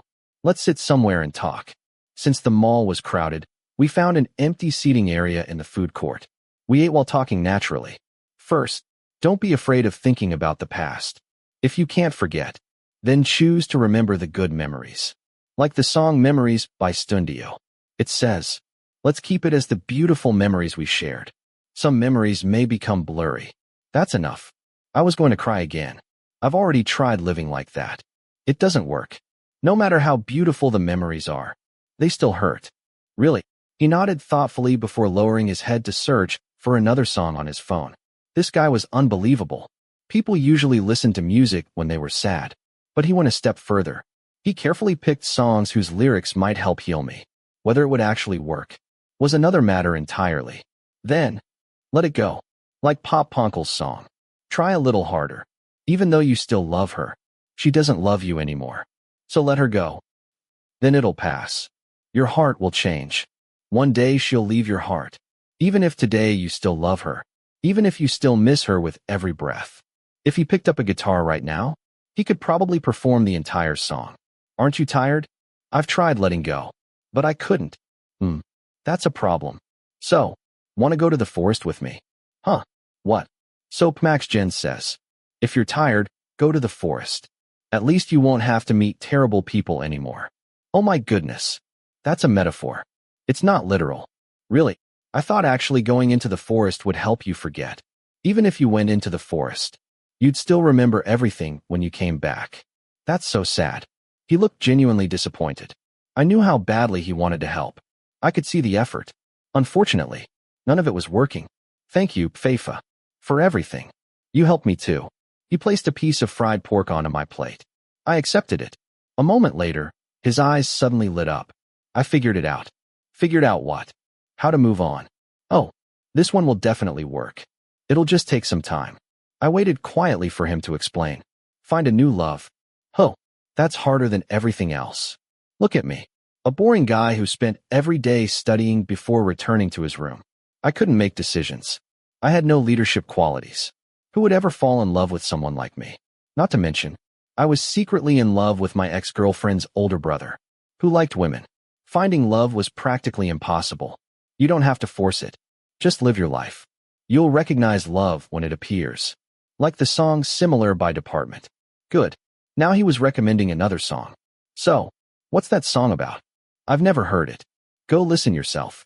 Trying to act mysterious? Faifa only laughed. The day ended quickly. 3 things stayed in my memory.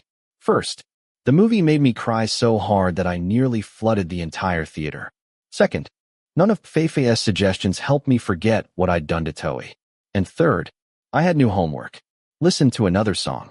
The moment I got back to my room, I grabbed my old laptop, threw myself onto the bed, and searched for it. On the day everything was about to end, the truth wasn't as beautiful as everyone believed. He hurt so many people. For so long, it felt like nothing had meaning. Then, just as the tears were about to dry, a new light appeared, leading you away from those painful days, back into a world that finally made sense. The opening lyrics were heartbreakingly sad, but there was hope buried inside them. Maybe, I really did need to let life flow naturally. Just like Faifa had said, maybe I should simply keep living until I met someone like the song described. So, I stopped telling myself to forget Toei. Instead, I'd wait for the day I could begin again with someone new. And I hoped that someday Toei would give me the chance to apologize properly. Somehow. Thinking that way made each day a little easier. Night? Is it really you? The one who makes my heart race. I'm really like this. Monday. I was busy forming a group for a class project. Tuesday. The seniors held a meeting for the university sports festival. All the freshmen volunteered for different jobs. I volunteered to be part of the cleaning team instead of choosing something flashy. Wednesday. Bong invited me to film a giant squid eating video. Afterward, I developed a rash all over my body, even though I'd never been allergic before. Thursday, Jay dragged me out to eat with the girls from our department. Then everyone ended up at karaoke. Watching him slowly get friend-zoned was surprisingly painful. Friday, there was a welcome party for the Divine Code family. Saturday, I spent the entire day lying in bed watching movies on streaming services while wearing a new face mask Ben had received from a sponsor to promote on YouTube. And today, Sunday, an entire week had passed. Every single day left behind wonderful memories. I honestly thought nothing exciting would happen today, until my wonderful roommate kicked open the door. Hey, your beloved senior is running on the track today. Who says he's my beloved senior? I was already tired. After hearing about the University Sports Festival, Jay had volunteered for the track event representing the Faculty of Engineering. His goal wasn't to win. He simply wanted attention from girls and other faculties. Honestly, there had been so many people making my heart race lately. I could barely remember them all. Noini is from pharmacy. I can't remember. That's fine. But you'd better prepare yourself. For what? Come keep me company while I run. Again, the last time we went out together, I was so nervous my throat almost closed up. Come on. I'm begging you. Please help me. Think about our years of friendship. Hoo-hoo. Did he really have to be this dramatic? At first, I was ready to refuse. But seeing that pitiful face, I couldn't. Eventually, I reluctantly agreed. I changed into comfortable clothes, slipped on my usual running shoes, and headed for the university stadium. In the evening, the field was packed with students and staff. A football game occupied the center while runners circled the track. Everywhere I looked, people filled the stadium. Oh my God, she's over there. I'm so embarrassed. Janjob practically twisted himself into a pretzel after spotting a group of senior girls running nearby. Calm down. Protect your image. Do you think she remembers me? Have you talked before? A little. Then go say hello. Really? You didn't need to ask. The expression on your face already said you wanted to sprint over there at full speed. Go. The moment I gave permission, he vanished into the crowd. And just like that, I was alone again. Whatever. At least I brought my earbuds. Music made loneliness easier to bear. The song I'd listened to over and over all week was still the same one. You don't have to answer me. Just let time carry everything away. I started walking, then jogging, then settled into a comfortable pace. The music filled my ears while I focused only on running. 1 lap, 2 laps, 3 laps. My playlist looped again. As fatigue slowly crept into my legs, I found myself paying more attention to the lyrics. Just looking at you changes my whole world. Nwine. Who would have thought? The person I hadn't seen all week would suddenly appear in front of me. I slowed from a jog to a stop. Faifa, who'd been running in the opposite direction, also stopped directly in front of me. Neither of us knew what to say. For a while, we simply stood there in silence. Meanwhile, the song continued playing. I only hope you'll be the one who holds my hand and never lets go. Only you. Only you. I removed my earbuds. Hello, Faifa. We haven't seen each other all week. He was breathing slightly harder than usual. That's right. I've been busy with the sports festival. I've been busy at home. He didn't explain further. I didn't ask. Seeing him again was enough. Busy now. Everything's taken care of. Who came with you? Jay. Oh, where is he? Over there. I pointed toward the opposite side of the field. The only reason I could find Jay so easily was his blinding pink shirt. You could probably spot it from outer space. He's busy flirting with girls. Are you tired? Want to take a break? Yeah. I followed him out of the stadium. Before I knew it, he'd already placed a bottle of water into my hand. You drink. I'll buy another one. No. You drink it. I'll get my own. I refuse. I'm scared. Faifa sighed softly. He looked at me quietly before speaking in his usual gentle voice. Then, come buy one with me. I rode my motorcycle today. It'll only take a minute. Okay. I didn't argue anymore. Normally, we went places together all the time. As for Jay, He could chase after the girl he liked until he got tired. He'd find me later. We walked toward the parking lot. Along the way, he chatted endlessly. You know, when I don't see you, I miss you, but I've been too busy. Just calling didn't feel like enough. Yeah, I'm serious. If I don't see you every day, I feel strangely unhappy. You have so many friends. Why would you feel lonely? It's different. An entire week had passed without seeing him. Even so, his voice had never really left me. Whenever I felt lonely, I remembered all the ridiculous things he'd done, or how he'd always helped me escape the pain of my first love. None of those songs had truly helped me move on, but at least they gave me something to listen to. He was always kind to me. Always. As we walked, a thought I'd been avoiding resurfaced. The determination I'd buried returned. If I wanted to protect our relationship, I couldn't keep lying to him, because I was afraid. Afraid that if he discovered the truth himself someday, I wouldn't even get to remain his little brother anymore. I couldn't bear losing the most important person in my life. Faifa. Do you remember the 5 definitions of self-expression? Yes. He answered without stopping. The 5th one. I didn't tell you the whole truth. I hurried to match his pace. His footsteps slowed until we were walking side by side. My body was trembling. My heart pounded violently. My arms, my legs, everything shook. I'd asked myself countless times whether I should tell him. In the end, I chose honesty. Even if he rejected me today, it would hurt less than letting our bond grow deeper while hiding the truth. I swallowed hard, took a slow breath, then gathered every bit of courage I had. It's true. I'm terrible at making decisions. But when the time comes, I always make a choice. So, there's something I really need to tell you. Hearing that, Faifa stopped walking. He turned to face me. His expression was unreadable. So, what's the 5th thing? His calm voice echoed in my ears. Suddenly, my legs gave out beneath me. I sank onto the pavement, staring at the ground. I couldn't look at him. I hoped, more than anything, that he wouldn't look at me with disgust. But I was also terrified that his answer wouldn't be the one I wanted. My thoughts battled endlessly. After a long silence, I finally found my voice. Why? The reason my ex-girlfriend and I broke up was because she found out I didn't love her anymore. Like I told myself, just keep living until you meet the right person. Even if that person hadn't appeared yet, at least I still had him. The one who gave me the courage to face the truth, to slowly accept myself. I don't like girls. I'm gay. No answer came. Silence stretched on. I grew sad, but I still couldn't raise my head. I stared only at the concrete beneath me, and my own shoes. For what felt like forever. I'm really sorry. I should have told you sooner. I don't know whether you can accept me, but I had to tell you. To move forward. To grow. To let go of the past. Did I do the right thing? Wine. I didn't even notice when he'd moved. The moment I looked up after hearing my name, the first thing I saw was his face. He had knelt down in front of me. A gentle smile softened the chaos inside my heart. What are you apologizing for? You've done nothing wrong. No matter who you love, or who you like, I can accept all of it. You're still you. You've always been kind to me. As for Faifa, I was endlessly grateful that someone like him existed in this world. At that moment, the song echoed through my mind once more.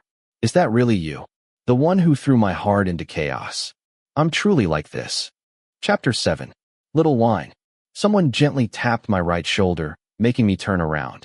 When my eyes met the cheerful senior from the department at such a close distance, my breath caught for a moment. I instinctively took a small step back so I could breathe again. Hello, Faifa. I gave him a shy smile. He probably knew I was flustered and didn't know how to act. Are you free tonight? How late? I have to finish a report. What time will you be done? Around 8:30. Perfect. Let's go to my brother's bar around 9. I tilted my head in confusion. I'd only heard from Pyotha that his brother owned a cocktail bar, but why did Faifa suddenly want to bring an outsider like me there? Normally, I kept my distance. I'd assumed he didn't want me getting too involved in his personal life. But now the answer was obvious. It was probably because of that day, the day I finally gathered the courage to tell him I was gay. Thankfully, Faifa hadn't treated me differently. Instead of pulling away, we'd actually grown closer. Maybe people were right. Once you open your heart to someone, one day they'll open theirs to you too. The bar's called 16th of December? It's 15th of November. Are you teasing me? You skipped an entire month. I'm not. The name was so long. I could barely remember my own birthday. But why did you invite me? I want you to meet everyone at the bar. Besides, today's a special occasion. A special occasion? There was always some kind of surprise with him. I silently prayed it wouldn't be something that left me standing there wondering what on earth I was doing. Yeah, I wanted you to be part of it. That explanation somehow made everything even less clear, to the point where I almost refused. But curiosity won. The more I got to know him, the more I wanted to know. Okay, I'll go. The cutest. Don't forget to eat first. I'm worried you'll be hungry. I'll pick you up at 8 in front of your dorm. I nodded. We chatted for a little while before heading off to our own classes. That evening, I finished my group report. JJ and Ben were in different groups, so they'd disappeared since noon. They'd probably finished working and gone out to eat. Or maybe they'd eaten first and then worked. After finishing my report, I hurried back to shower and get ready. Thinking about it now, I was ridiculously excited. I went downstairs and waited in front of the dorm a full 30 minutes early. My clothes were neatly pressed. My hair was perfectly done. I looked like I was about to attend a gala dinner. I didn't understand why I was so eager. Or maybe I did. Maybe it was because Faifa was the one inviting me. Nwine. Not long after I sat down on the bench outside, I heard that unmistakable rhinoceros voice calling my name. I turned around. There he was. A tall figure in a t-shirt and jeans, casually leaning against a luxury car. Did he look cool? Ridiculously cool. But whose car was that? I quickly walked over. We agreed on 8. Why are you here so early? Because I knew you'd come early. I didn't want you waiting too long. People really could die from hearing things like that. He was far too good at saying things that made my heart skip. Why are you such a nice person? Oh, absolutely. Never mind. I hated that smug tone of his. So whose car are you leaning against? This? He glanced at it. I don't know. Ouch. It's my friend's. Of course it was. So where's your bike? Over there. Across from the expensive car sat his familiar motorcycle. I wondered if we'd be riding together again. Honestly, I liked it. I liked sitting behind him, feeling the breeze, even if he occasionally stopped to greet random people. Ready? Yeah. Being with Faifa always reminded me of the first day we met. That day, he'd been sitting in a restaurant studying the menu while I confidently walked over, convinced he was the student with the same orientation code as me. I'd boldly sat down beside him and calmly ordered food. Every time I remembered it, my face burned with embarrassment. It was one of those memories I'd wanted to bury forever. Yet somehow, I treasured it. Maybe this was what people meant when they said certain memories never faded. Was I really an engineering student? My imagination was way too powerful. The motorcycle sped forward. To my surprise, Faifa didn't stop to greet anyone along the way like he usually did. Whatever was happening at the bar must have been important. I lifted my face into the wind and watched the city lights drift by. Then my eyes settled on the broad back in front of me. He was tall, warm, dreamlike. It wasn't strange that people fell for someone like him so easily. Today he was only wearing a white t-shirt and light blue jeans. Simple, comfortable. Somehow that ordinary outfit made him seem even more approachable than when he dressed up. After a while, the motorcycle finally came to a stop. The moment we stepped inside the bar, the atmosphere completely changed. It was quiet. There weren't any customers yet. 15th of November wasn't a large bar. It was small, elegant, and decorated with strangely beautiful pieces. Everything inside revolved around black and white. The most eye-catching feature was the enormous black marble bar counter. FAI's here. Someone rushed over and practically tackled Faifa. Judging by his appearance, he was probably in his late 20s. He wore a white dress shirt, tailored trousers, polished leather shoes, and looked like he was about to attend an important ceremony. Nervous? You're sweating. Both nervous and embarrassed. The two of them laughed before turning toward me. Oh, right. This is Nop, my brother's friend, one of the bar's co-owners. He smiled. And today's groom. Hello. My name's Wine. Wait. He just said, groom. That meant the wedding was close. No wonder he looked so radiant. Nice to meet you, Nop said. Faifa talks about you all the time. Me? Why? Yeah. He says you always look sleepy. Seriously. Sleepy in a cute way. That excuse didn't help. Sleepy isn't cute. Save your argument for new. He laughed, patted Faifa's shoulder twice, and walked away. In one corner of the bar, several familiar faces were gathered together. Some I knew, some I'd never met. That's my oldest brother, Newton. Faifa pointed toward an incredibly handsome man. His face looked remarkably similar to the twins. And besides being handsome, he radiated playboy energy. Oh, I'd expected to feel awkward since I hardly knew anyone. Fortunately, besides Faifa, Pyotha, and Gun were there too. Before I had time to think, Faifa grabbed my wrist and led me over. He introduced me to Newton. Within minutes, I'd already learned one thing. The eldest brother was unbelievably smooth. Anyone who didn't fall for his charm had to be made of stone. The men in this family were terrifying. So what's going on today? Why is everyone here? As everyone scattered around preparing for something, I stood there scratching my head. Nwine, hold these flowers. He handed me a bouquet of white roses. Tonight Napes proposing. Oh, we're helping surprise his boyfriend. What's the plan? Before he could answer, the bar suddenly became even more chaotic. Someone pushed me into a corner behind a cabinet. The lights dimmed until only a faint glow remained. Nwine leaned closer. Faifa stood directly behind me. I could feel the warmth of his body. I tilted my head so he could whisper, and accidentally brushed the tip of his nose against my ear.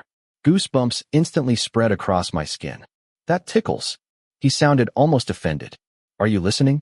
Then tell me. I whispered back. What shampoo do you use? Is that the plan? No. I meant your hair. Don't make me blush now. Who asked about shampoo during a proposal? You're impossible. Focus. Fine. He laughed quietly before lightly tapping my shoulder. A young woman had just entered the bar. She wasn't very tall. Her hair was cut just below her ears with bangs across her forehead. She wore a short-sleeved Hawaiian shirt. At a glance, she looked effortlessly artistic. Newton greeted her first. They exchanged a few words that we couldn't hear before he guided her toward the bar. Minutes passed. She played on her phone while waiting. Then Nop appeared. I didn't know why I was holding my breath. This had nothing to do with me, yet I was nervous enough to do a somersault. The lighting slowly shifted from warm orange to soft pink. Gentle music filled the room. She's not suspicious, Faifa whispered. The bar sometimes plays music like this. So romantic. Actually, sometimes couples meet here for one-night stands. Really? I turned to look at him. Our noses almost touched. I immediately looked away again. Neither of us spoke. We simply watched. Nop stood behind the bar, smiling warmly as he prepared a drink for the person he loved. They laughed, talked, listened to each other. Even without hearing a word, their happiness reached us. Then, Nop pulled out a ring box. He didn't kneel. There were no cameras, no dramatic speech. Yet the moment he opened that tiny box in front of the person he loved, time seemed to stop. The music faded. The rest of the world disappeared. The only thing that remained was the way they looked at each other. Then, the answer came. A smiling nod. The music swelled again. The world burst back into motion. Yeah, congratulations. Faifa grabbed my arm and dragged me out of hiding before handing over the bouquet. Cheers erupted everywhere. People whistled. Someone howled. The romantic music abruptly switched into lively Moorlam music. Everyone immediately started dancing. Meanwhile, the groom completely broke down. Don't cry, baby. Don't cry. Newton threw himself at Nop, hugging him tightly while sobbing louder than anyone. I'm not crying, sniff, hic. Calm down, Nop. I'm just touched. The funniest part? Faifa was crying even harder than the groom. Tears streamed down his face. Come here. Group hug. Faifa. Thank you so much for helping plan this. I'll never forget it. It's nothing. Newton. Yotha. Get over here. Pyotha clearly didn't want any part of it. Still, the three grown men ended up hugging each other while crying and shouting like children. Meanwhile, I stood there beside the groom's fiancée. We exchanged one look. He scratched his head. I scratched mine. Are they always like this? If I'd been in his place, I would have asked exactly the same thing. Eventually, Faifa and I stepped outside. The front patio was quiet. We sat together in the cool night air while the sounds of celebration continued inside. Tissue. I handed him one. He accepted it, pouted dramatically, and started crying again. Don't cry anymore. You'll stop being handsome. Hick. Thank you, Nwine. He blew his nose so loudly that I almost sighed. You look really emotional. I am. Do you dream about getting married someday?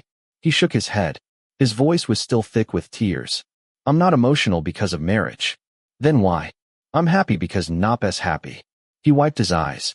Marriage itself isn't romantic to me, but seeing someone choose the person they love. He smiled. That makes me happy. A cool breeze drifted down the quiet street. Despite our age, we somehow found ourselves talking about marriage and happiness. I want something like that too. You mean getting married? He looked genuinely innocent. I couldn't help laughing. No. I shook my head. I mean, being happy because the person you love is happy. I'd watched countless romance movies, countless heartbreaking music videos. Congratulating someone else always looked easy. Real life wasn't like that. If I imagined the person I loved choosing someone else, it would hurt. When I'd learned Peter already had someone he loved, I'd felt something similar, though perhaps not quite the same. I'd always known he'd never fall for another guy, so maybe I'd prepared myself from the beginning. I almost forgot. Faifa suddenly held out a white rose. Here. Why are you giving this to me? I'm too lazy to carry it. Thank you for your heartfelt honesty. You aren't going to congratulate Phi? Lots of people already gave flowers. That's strange. I looked at him.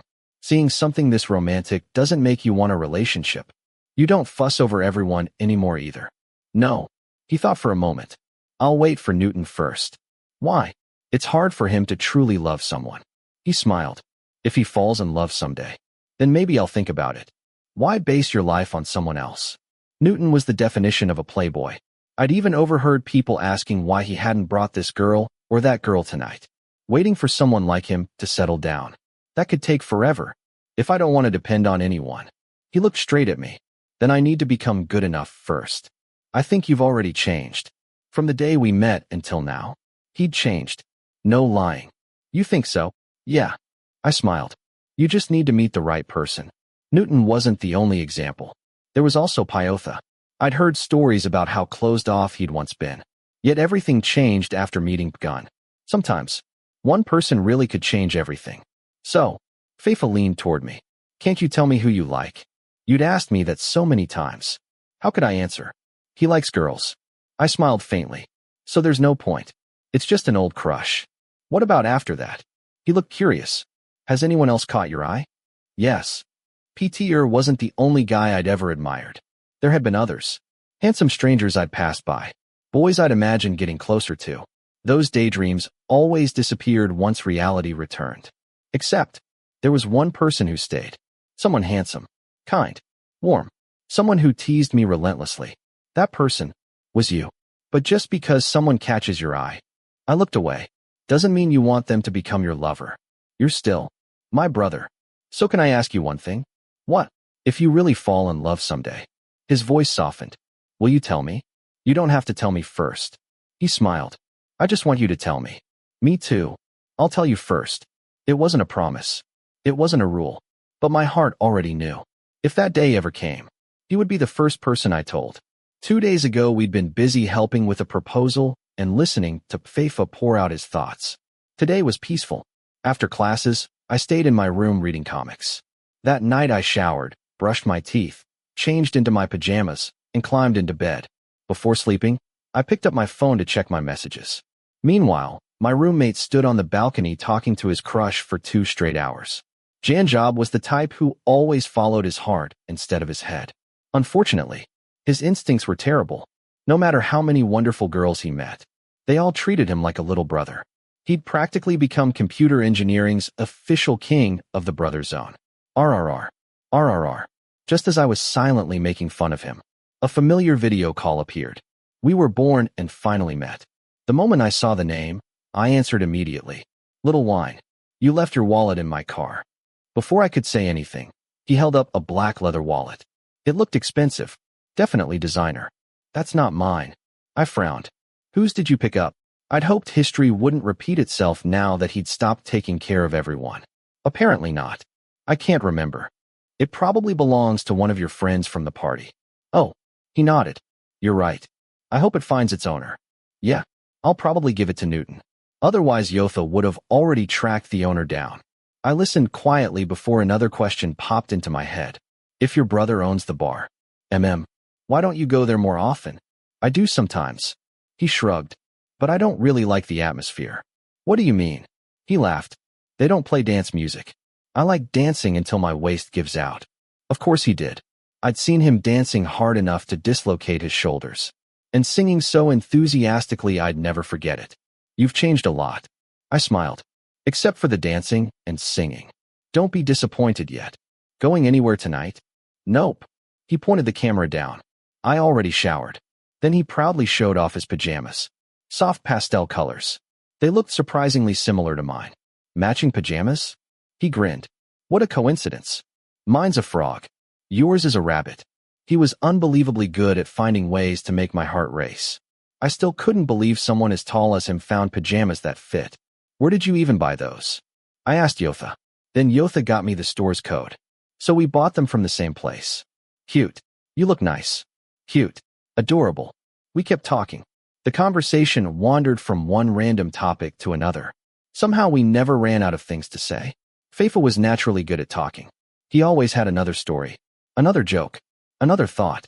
By the time I lost track of where our conversation had begun, I also lost track of time. I didn't know when Jay came back to the room. I didn't know who fell asleep first. All I knew was that when I drifted into my dreams, he was the only person there. Chapter 7, Part 2. Little Wine, are you alone today? Yes. I was greeted by the second-year senior who worked as the barista, cashier, and server. Fury. He always greeted me with a bright smile whenever he saw me walk through the cafe door. Ever since Sweet Song Cafe introduced new prices for its cakes and drinks, there hadn't been a single day with empty tables. The cafe had entered its busiest period, and that was a good thing. It was nice knowing the shop was finally making enough profit to renovate in the future. Where did Bung and JJ go? He asked while I looked around for an empty table. Jay went to flirt with the seniors, and Ben had a collaboration with the channel. Eat until you're full. Stop when you reach the hospital. The name of that channel is unforgettable. It really is. Peekaboo. I found another cute person today. Faifa. Haven't you considered changing your residence or something? There were days when I thought he wouldn't be here, yet somehow he always appeared. Today, simply walking out from the kitchen wasn't enough. He even widened his eyes dramatically and lowered his voice just to tease me. The biggest difference today was the new pink-striped apron he was wearing. I told you not to say things like that to other people. Other people? You're my little brother, aren't you? Stop arguing. Are you helping Fury today? Yep. I'm free and have nothing to do. You could have used that time to read a book. I wonder what our guest wants to order today. Let me guess. An extremely delicious iced cocoa, no whipped cream, and only 50% sweetness. Right. How do you know all that? You should pat my head as a reward. He quickly walked over. I couldn't react in time and simply froze. Can I give you my hand instead? I held out my hand like an owner waiting for a mischievous puppy. That works. I thought he was only joking. Instead, he reached out and placed his palm gently on top of mine. I immediately froze. I swallowed several mouthfuls of saliva. He's way too adorable. Is he even human? Or is he actually a puppy? Well, the cafe doesn't always have empty tables. Sometimes. I hurriedly pulled my hand away, fumbling awkwardly. Don't be nervous. While you're waiting for a table, come sit with me over there. As he spoke, he headed toward the worn-out sofa in the corner of the cafe, the staff's little resting spot. But honestly, if I sat with him, I'd probably get even more nervous. I'm shy. Don't be shy. Come sit down. I'll make you an amazing drink. I'd honestly rather let Fury make it. Whenever Faifa volunteered, whatever he made always ended up trying to kill my throat. The tall senior walked over and gently pushed me toward the sofa. Since there weren't any free tables, I had no choice but to take out my textbook instead of reviewing my notes.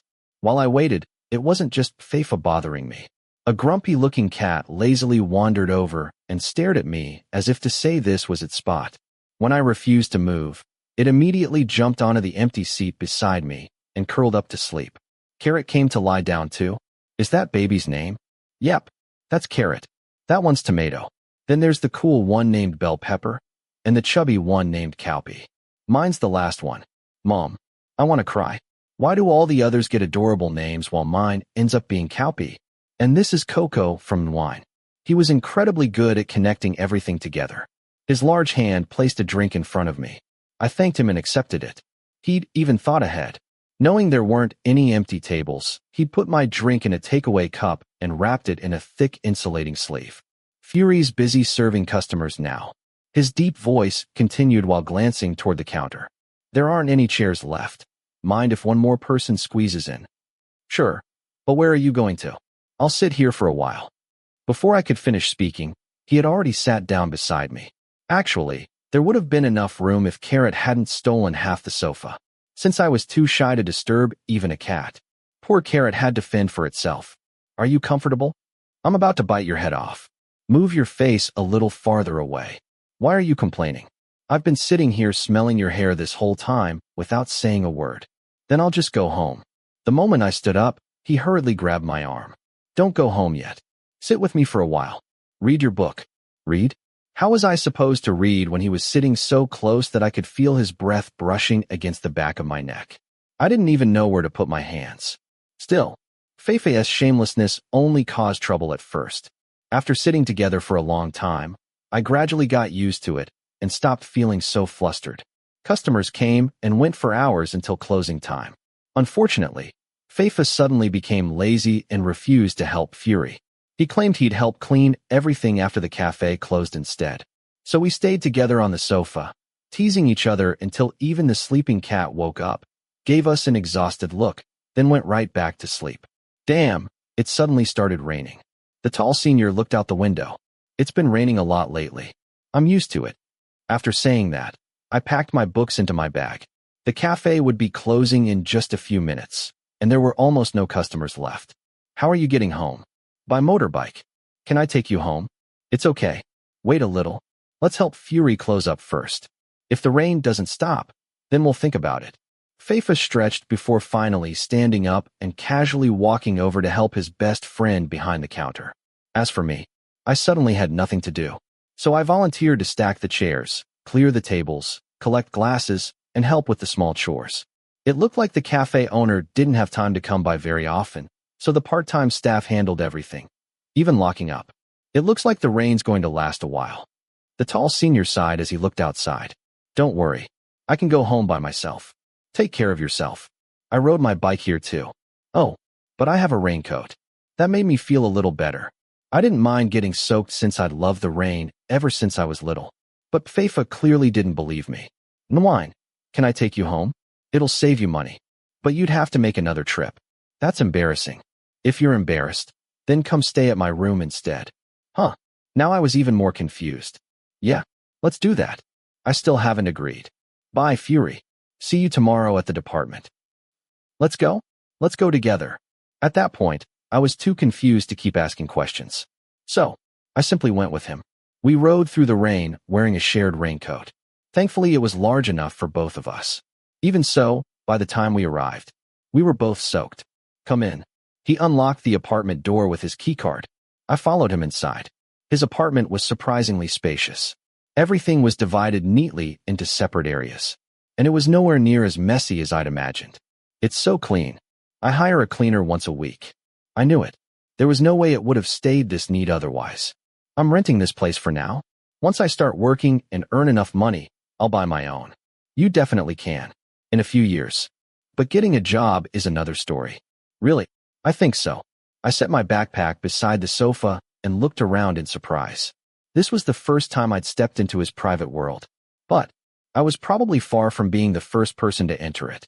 Have you brought a lot of people here before? All the time. You didn't even try to deny it. Nope. What about sex?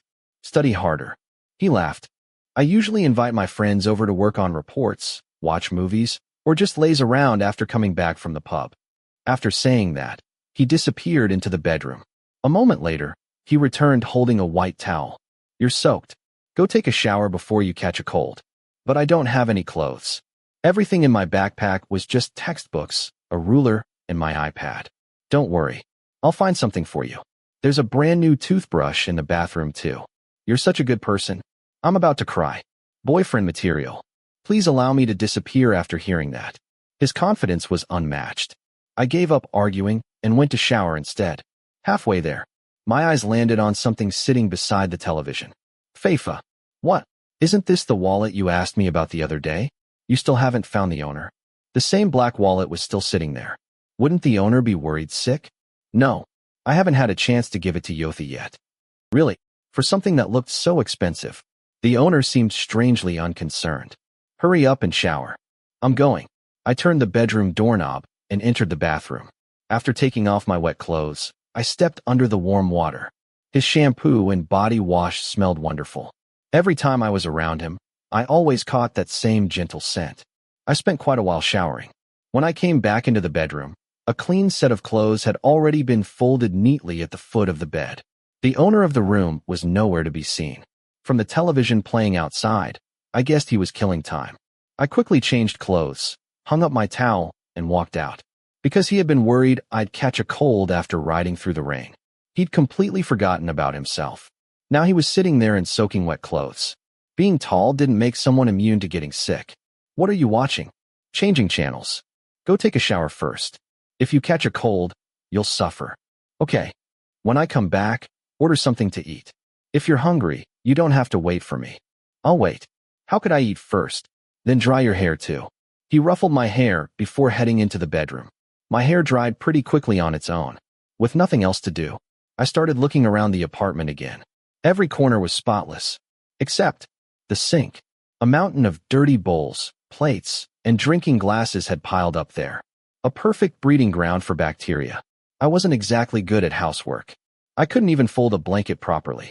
Most of the time, I didn't even want to clean. But somehow, seeing that pile of dishes made me want to wash them.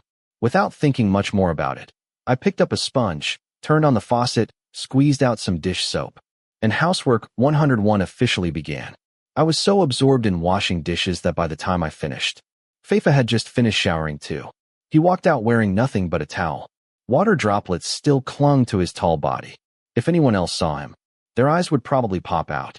Unfortunately, he had absolutely no intention of looking cool. Instead, he wandered over, stared at the sparkling clean dishes, and grinned. Usually people come here and make more of a mess. But you actually cleaned everything. You're so nice that I want us to become roommates.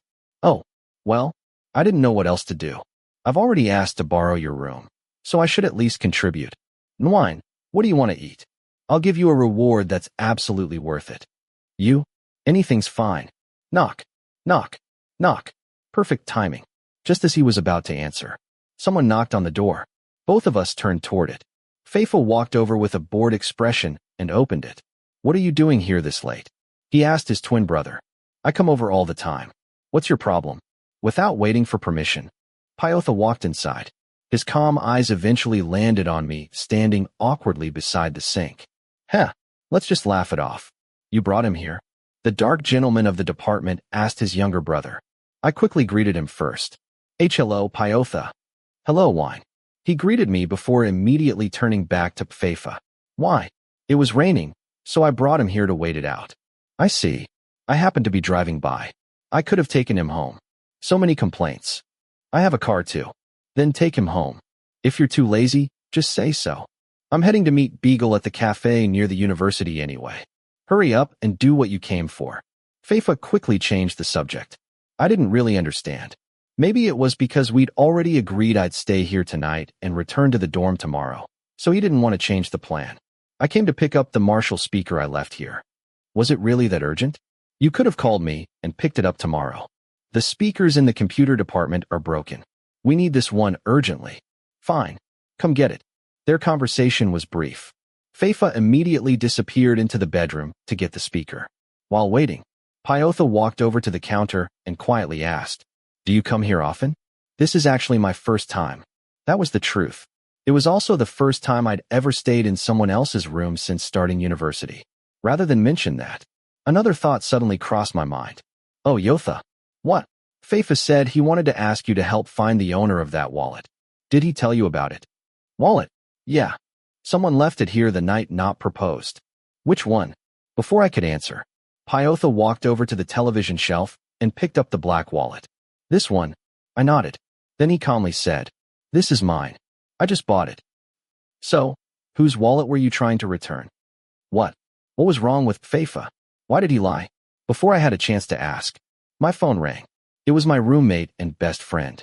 I answered immediately. You idiot, Wine. Where are you? Jay started yelling before I could even say hello. His frantic voice made me feel a little guilty. Ever since we'd become friends, he'd always looked after me. Well, except whenever he found another girl he liked. Unfortunately, there were far too many of them. I'm in Faifa's room. I texted you, but you never read it.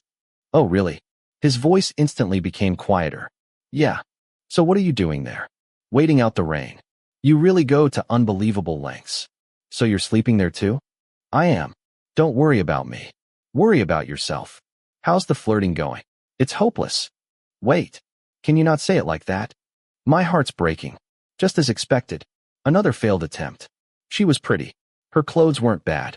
Her personality seemed nice too. But girls still ignored him. I understood. Some girls like people their own age. Others preferred older, more mature guys. Someone like Jay, who acted like an overgrown kid, didn't stand much of a chance. Still, kids had hearts too. Maybe someday he'd meet the right person. Sorry. Go heal your broken heart. We'll talk later. Before worrying about me, you should pay attention to your own business. Huh? You probably don't know yet. Then tell me. He always dragged things out. Peter broke up with his girlfriend a while ago. He only told his friends recently. I see. How excited was I supposed to be? Not long after ending one relationship, he'd probably move on to another girl. The tiny bit of hope I'd been holding on to slowly disappeared. So what? Just because he broke up doesn't mean he'll date me. Okay. I haven't even gotten to the best part yet. Listen carefully. Peter broke up with his girlfriend. And then, he came out to everyone. He said he's gay. What? Everything twisted inside my head. My eyes filled with tears. My hand holding the phone started trembling. Peter is gay. You're saying Peter is gay? That's right. You've got hope now. Hurry up and add him on Facebook. Right now. Really. At this point, don't hesitate. Hang up. Do it before you're too late. You're right. Exactly. I've got to go deal with Ben now. He has acid reflux. After the call ended, I remained sitting on the sofa. My brain slowly processed every word I'd just heard. I had never imagined, not even in my wildest dreams, that something like this would happen, even if my chances were tiny. At least now, there was a chance. This had to be the best news I'd received all year. I didn't want to let the opportunity slip away. I took a deep breath, opened the familiar app, typed the name that had lived in my heart for so long, letter by letter, until his profile appeared. After hesitating, I finally pressed add friend. Then, I waited. Were you talking to someone? I jumped in surprise. Faifa had come back wearing adorable pajamas. He sat down beside me without taking his eyes off me. Jay called. I wasn't eavesdropping. I just happened to hear your voice. Did something happen? His eyes looked like a worried parent. For some reason, that made me strangely nervous. The person I used to secretly like. My ex-girlfriend's brother. He broke up with his partner. Already. And he came out. So Jay wants me to give it a try. Do you still like him? Maybe. His handsome face remained unreadable. I couldn't tell what he was thinking. Silence settled between us. Outside, the rain continued falling endlessly. The cold atmosphere only grew heavier. The longer he stayed silent, the more uncomfortable I became. Fi. Ding. A notification interrupted us. I looked down at my phone. Everything happened so quickly that I couldn't even prepare myself. Tanakin accepted your friend request. The moment I looked up from the screen, I found Faifa already watching me. Slowly, the calm expression on his face softened into a smile.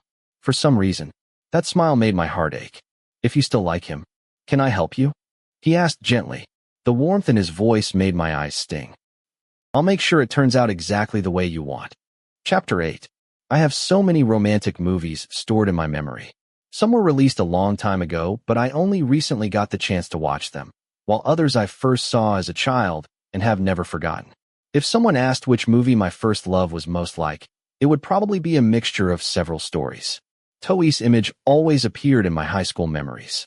She was mischievous like Noina from My Lover, and as cute as Nam, the female lead from Little Things Called Love.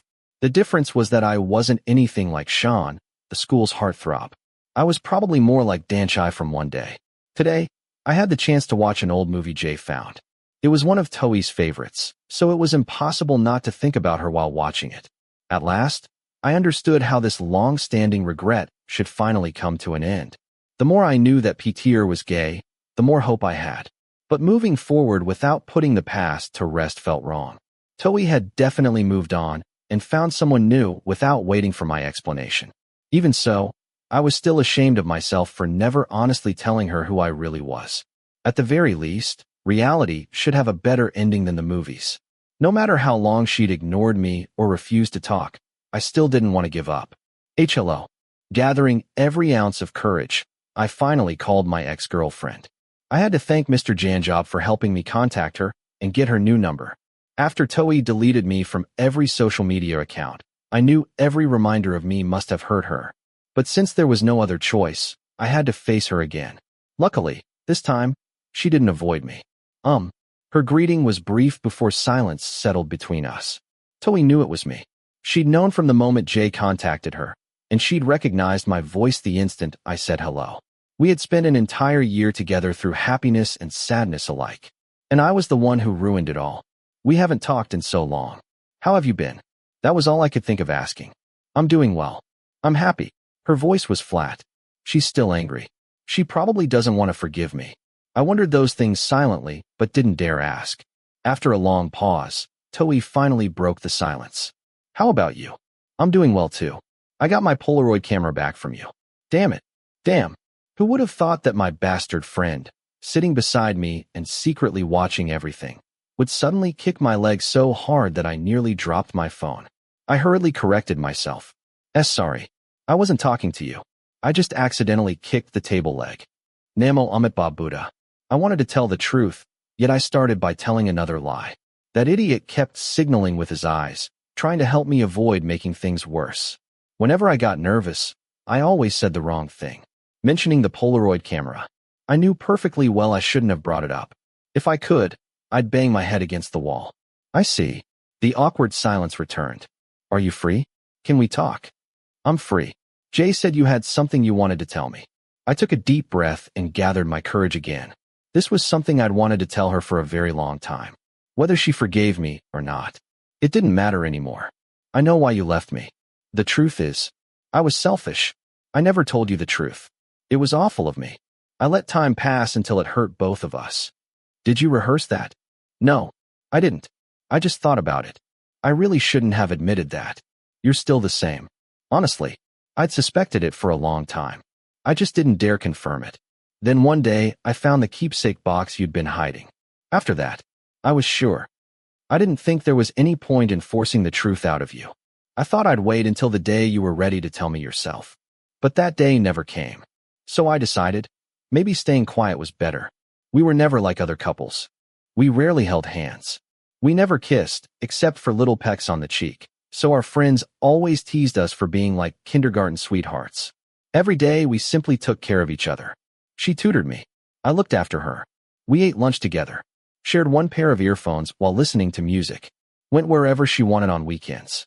Watched whatever movies she wanted to see. That was all. It was a gentle kind of love. Not passionate, but thoughtful. I'm sorry, Toei. I don't know how to say it. But I'm really sorry. I should have apologized the day I realized I liked boys. Instead, I was too much of a coward. I couldn't even accept myself. And I ended up hurting someone I loved. Wine. It's not too late for you to accept yourself. I never expected those words. It felt as though she had gently lifted a weight I'd carried for years. The feelings I had for you at the beginning. They were never a lie. I know. The day I started flirting with you, I really did like you. Toei always tied her hair with a white ribbon before school. She always wore short socks, even though the teachers scolded her. She loved practicing girl group dances beneath the big tree in the schoolyard. Those were the memories that stayed with me. Those memories were what gave me the courage to approach her, ask for her phone number, and start talking to her. Even though it hurt that we were no longer together, I still hoped she'd be happy. After everything I'd put her through, are you still angry with me? At first, yes. But after I understood, I realized it couldn't have been easy for you to accept yourself or tell anyone. So I tried very hard not to accidentally destroy everything you'd been struggling through. Her voice softened. And today, you finally did it. I haven't told many people yet. There are only a few who know. I needed a lot of courage to tell them. And then, it went really well. That's good. Toei, can we still be friends? I was always afraid. Afraid of losing her forever. The day I realized she deleted every way of contacting me, my heart shattered. Of course, I kept running away from the truth for a long time. But life without you, it felt strangely lonely. I smiled so hard my cheeks hurt. Thank you. Is Pat Pong treating you well? His name's Oak. He's decisive. He doesn't hesitate. He's a natural leader. And most importantly, he has clear goals in life. Oh, If you're trying to insult me, just say it directly. I don't have a single one of those qualities. If you're only asking so you can brag, just admit it. Her laughter echoed through the phone. The wall she'd built around herself had finally melted away. Whine. You already know my brother's gay, don't you? Yeah. Jay told me. I never told my brother about your story. I only told him I deleted you from Facebook. He always thought I was too heartbroken after our breakup to see you again. But now, I don't have any problem with it. If you still like my brother, then do your best. That was the last thing she said before hanging up. I remained frozen with the phone pressed against my ear. Can I really like Pitya? Do I still have a chance? But the moment I turned to look at my best friend, I already had my answer. Yes, everyone had moved forward. It was my turn too. The last time, Faifa had acted like a teacher helping me become a normal person. This time, he planned to transform someone with no confidence, no direction, terrible taste, and a habit of hesitating into someone completely different. A better version of myself. I told him everything that had happened with Toei. He didn't criticize me once. Instead, he simply smiled and told me I'd done the right thing. The confidence I'd lost slowly returned. So there's no middle ground between us, huh? He looked away from Kalpi, who was sleeping comfortably in his arms, then frowned. You're plain and boring. But my life's overflowing with color. Perfect, just like my brother and his boyfriend. One's an ugly puppy. The other's got a deadpan face. They suit each other perfectly. I almost felt sorry for them. If they'd known their younger brother talked about them like this, they'd probably beat him senseless. And here we are, stuck in a room with boring little Mr. Wine. Nwine, you have a really silly name. The gentleman smiled as he reached over to rub my head. He rubbed cats. He rubbed people too. Do you think this will really work? Come on. I'll share some of my color with you. There are plenty of ways for people to become attractive. Trust me, once you finish my course, you'll become confident. Your self-esteem will explode. It tastes delicious. And most importantly, the meat smells amazing. I'm sure Tom will fall for you. His name's Tor. You're always making up weird names. He simply shrugged. A moment later, he pulled a small notebook from his pocket, flipped through several pages packed with notes, then looked up. The last time you analyzed my personality. So this time, I've already made a list. Wait, you actually did it? I never imagined someone would put this much effort into helping another person.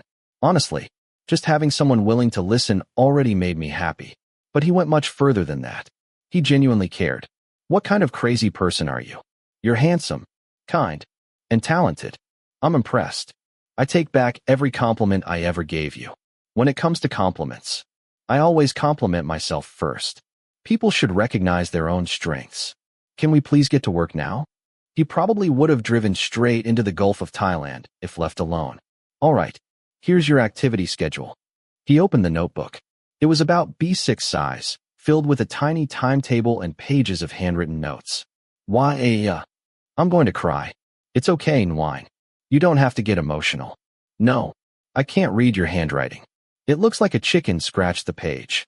If Kalpi wasn't sleeping on my lap, I'd get up and spank you. I'm being kind to you, and you're cruel. Just teasing him a little. And he immediately threatened violence. The gangster bloodline was definitely resurfacing. Sorry. Any questions? Just one. Are you planning to change me? Or send me to a meditation retreat? This schedule is completely packed. Give up. You're flirting now. I immediately shrank my neck as he raised his hand. Calm down, bro. The staff gradually served our drinks and desserts. Today wasn't Furious shift, so Faifa and I were customers instead. Eventually, Sweet Song Cafe had practically become our regular meeting place. My tall companion slid an iced cocoa toward me. I picked up my coffee and opened the notebook he'd prepared. Although we'd known each other for a while, there were still many things we didn't know about one another. Answer my questions first. He spoke gently. I nodded immediately. Ready? After that, my highly intelligent brain will analyze the results. He still hadn't stopped praising himself. This training program was definitely doomed. Can we start already? It's going to take forever. You impatient kid. Let's begin. Favorite colors? That question was easy. Yellow, light blue, navy, orange. I like purple too. Do you like every color on the planet? Just pick 2 or 3. Damn it. No need to fight at Rajadamnern Stadium. Faifa alone was enough. If I really had to choose. Yellow. orange, and light blue. Got it. He nodded seriously and carefully wrote my answer into his notebook. I hadn't seen this side of him in a long time. Usually he was busy teasing everyone. This serious side really suited the engineering student he was. What kind of music do you like? Soft hip-hop. But don't ask me song names. I usually just play random playlists. That's my specialty. Want me to sing something? And no thanks. I beg you. Here's my leg. To survive, I quickly changed the subject. I remembered a band I only know because someone introduced them to me. Name. Department. So you're addicted to me. A little. What song? Similar. Same. I love the chorus. Just looking at you changes my world. It's impossible not to sing along. As long as you're alone. Hold my hand. And don't let go. Only me. Only me. We sang the last line together. Neither of us sounded very good. But Faifa laughed so hard he didn't seem to care. I knew you'd like them. I like a lot of bands. That's enough. No need to list them all. I can already see them lining up in the distance. Everyone around campus probably listened to the same music he did.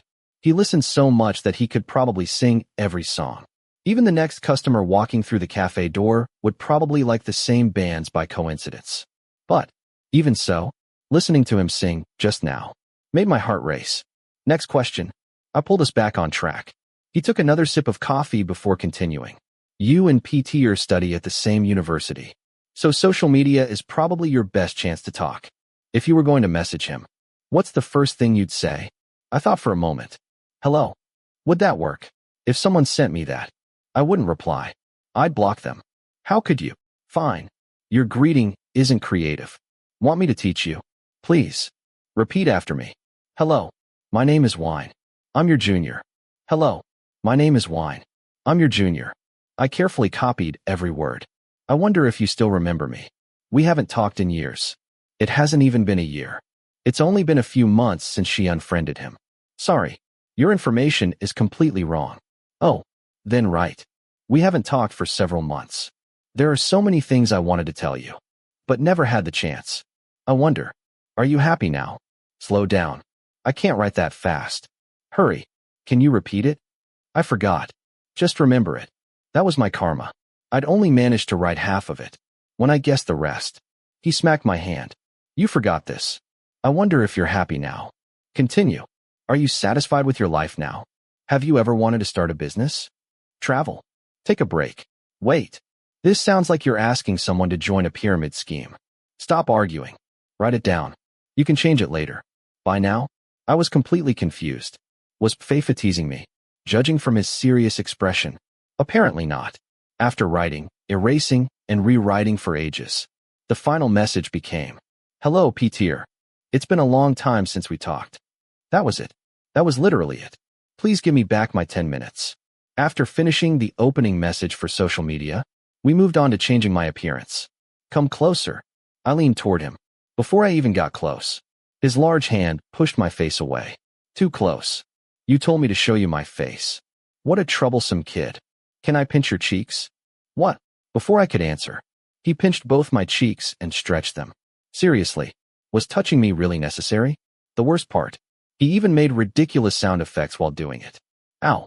My cheeks aren't as soft as everyone else's. They're fine. One of his official personality traits should definitely be. Claims everyone's cheeks are softer than his own. Maybe mine really were softer. But his face was much thicker. What should I fix? Should I get plastic surgery? Don't be ridiculous. You're already cute. You don't need to fix anything. Hearing that made my whole day. You're starting to praise yourself like I do. Not even close. He was far worse than me, constantly praising himself from head to toe. At this rate, people would curse him for generations. Nwine. Try smiling. I obediently smiled. It felt incredibly awkward. If a child saw that smile, they'd have nightmares. They'd cry for their mother. Well, so what should I do? Smile like me. He demonstrated. I tried copying him. It was exhausting. How could someone smile like they'd just been dumped, while congratulating the person who dumped them? Wine. I think you're about to cry. That's enough. I don't know how to smile. Just be cute like me. He even acted adorable, as though no one in the world was cuter than he was. And somehow, I absolutely loved it. That's it. Smile like that. Oh, was I really smiling? I wouldn't have noticed if Faifa hadn't pointed it out. Is it okay? Extremely handsome. He said my smile was my secret weapon, so there was nothing to worry about. Next, we moved on to clothes. If you say your style's okay, then it's okay. But if you say it's ordinary, I'll admit it's ordinary. So on my day off, I went to his apartment again. The moment we arrived, he dumped countless clothes onto the bed. I had absolutely no idea where to begin. I'm sorry. I'm terrible at this. Jay and I were both hopeless with fashion. The only difference was that Jay looked good wearing almost anything. I'll help. The grand opening is November 15th. Invite Jay and Ben too. Whatever you say. I'm in. Cute. Calling me cute is such a waste. So what? You have to praise cute people. You're handsome too. Ouch. I'm embarrassed. He didn't even bother pretending. After that, I didn't dare compliment him again. I watched him dig through piles of clothes. He held different outfits against me, checked them in the mirror, changed his mind countless times, until he finally nodded. This shirt suits you. He examined me carefully after handing over a bright neon green shirt. It's a little oversized. Tuck it into your pants. Oversized is trendy. Then he ran off looking for pants. I still couldn't adapt. The shirt was so bright. People could probably see me glowing from a kilometer away. I borrowed these pants from Gun. I think they'll suit you. They're really popular. Trying to make me famous? Exactly. He completely ignored my joke. After taking the pants, I hurried into the bathroom. I changed out of my perfectly normal clothes and into his fashionable outfit. The shirt alone was already overwhelming. But the pants, how were they this tight? Did Gun actually wear these? Finished. Come out. There was no escaping. I stepped outside. Just walking made my legs weak. At this point, I couldn't even feel anything below my waist anymore. So, I wanted to cry. Was this heaven or hell? If finding love meant dressing like this, maybe I'd rather stay single. Still looks too plain. That answer crushed what little confidence I had left. Add a jacket. A black leather jacket landed on my head. And a hat. A trendy one. Next came a bright red bucket hat. Still not enough. Glasses. He wasn't finished. Scarf. Once fully dressed, I stared at myself in the mirror. All I could do was cry. Dear God, I look like a walking luxury brand advertisement. Don't you think this is a bit much? I'm already overheating. Even with the air conditioner running, I felt like I was melting. The leather jacket and scarf were basically portable heaters. I'm fine with it. It isn't too much. Wear this and upload a photo. I'm sure PTR will message you. Probably just to insult me. Really, I sounded like I was about to burst into tears. 1,000,000%. Look, Valentino shirt, Chanel jacket, Louis Vuitton scarf, Prada glasses, and Gucci shoes. I couldn't survive this. Who wore every luxury brand at the same time? People usually picked one. Meanwhile, he'd wrapped me in enough designer labels to cook my liver alive. Be more confident. Just admit you're beautiful. If it's ugly, can I admit it's ugly? If it's you, there's no such thing. Want to wear it back to the dorm? Absolutely not. Please, let's save this grand opening for November 15th. That afternoon, I ate lunch with everyone. That evening, Faifa picked Jay, Ben, and me up outside the dorm before taking us to his apartment to transform me. It felt like one of those makeover scenes from the movies.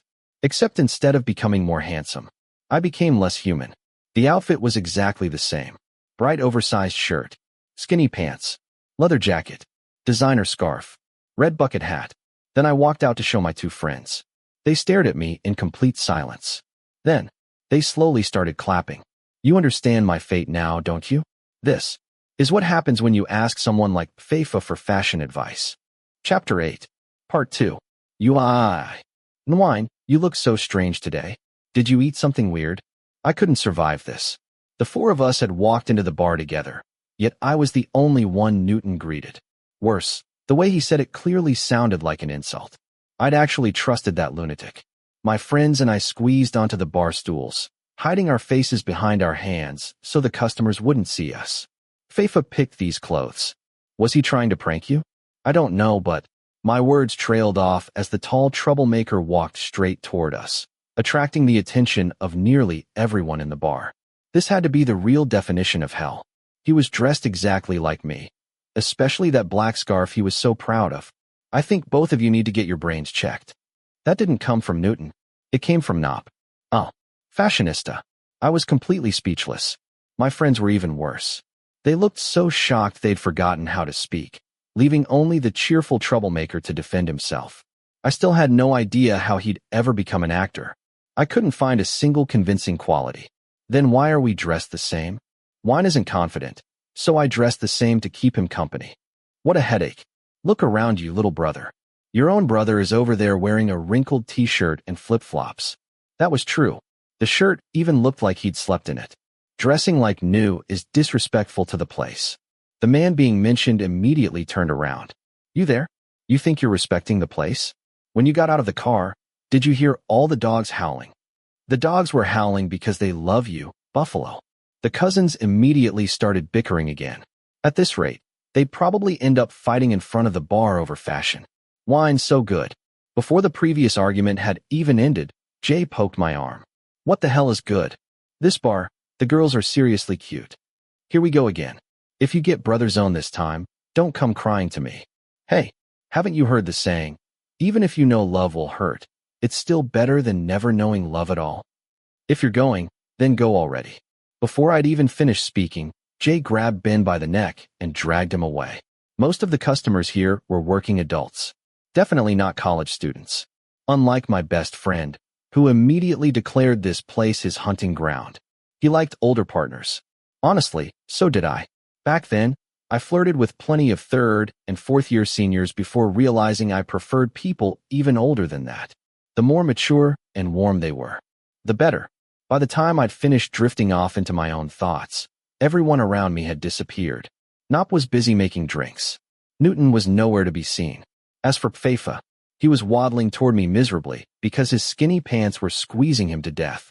Nop, make a colorful cocktail for wine. It'll be a great photo prop. What are you two doing? Trying to impress girls. It's for color. After answering the bartender, he turned back toward me and raised an eyebrow proudly. Hi, my name's Scarf. You're really cute. My name's Wine. What's yours? Mr. Tight Pants. Neither of us was willing to lose. My name's Faifa. Single. Kind. I drive a 10 million baht macaroni. I'll pass. The moment he said he drove a macaroni, he was instantly eliminated. Idiot. I honestly didn't understand why. Even dressed like an absolute fool, I still enjoyed talking nonsense with him. Not interested. I already found someone I like. Ouch. Cute people really are cruel. What the hell are you two doing? Whoa. Both of us jumped when Nop interrupted us.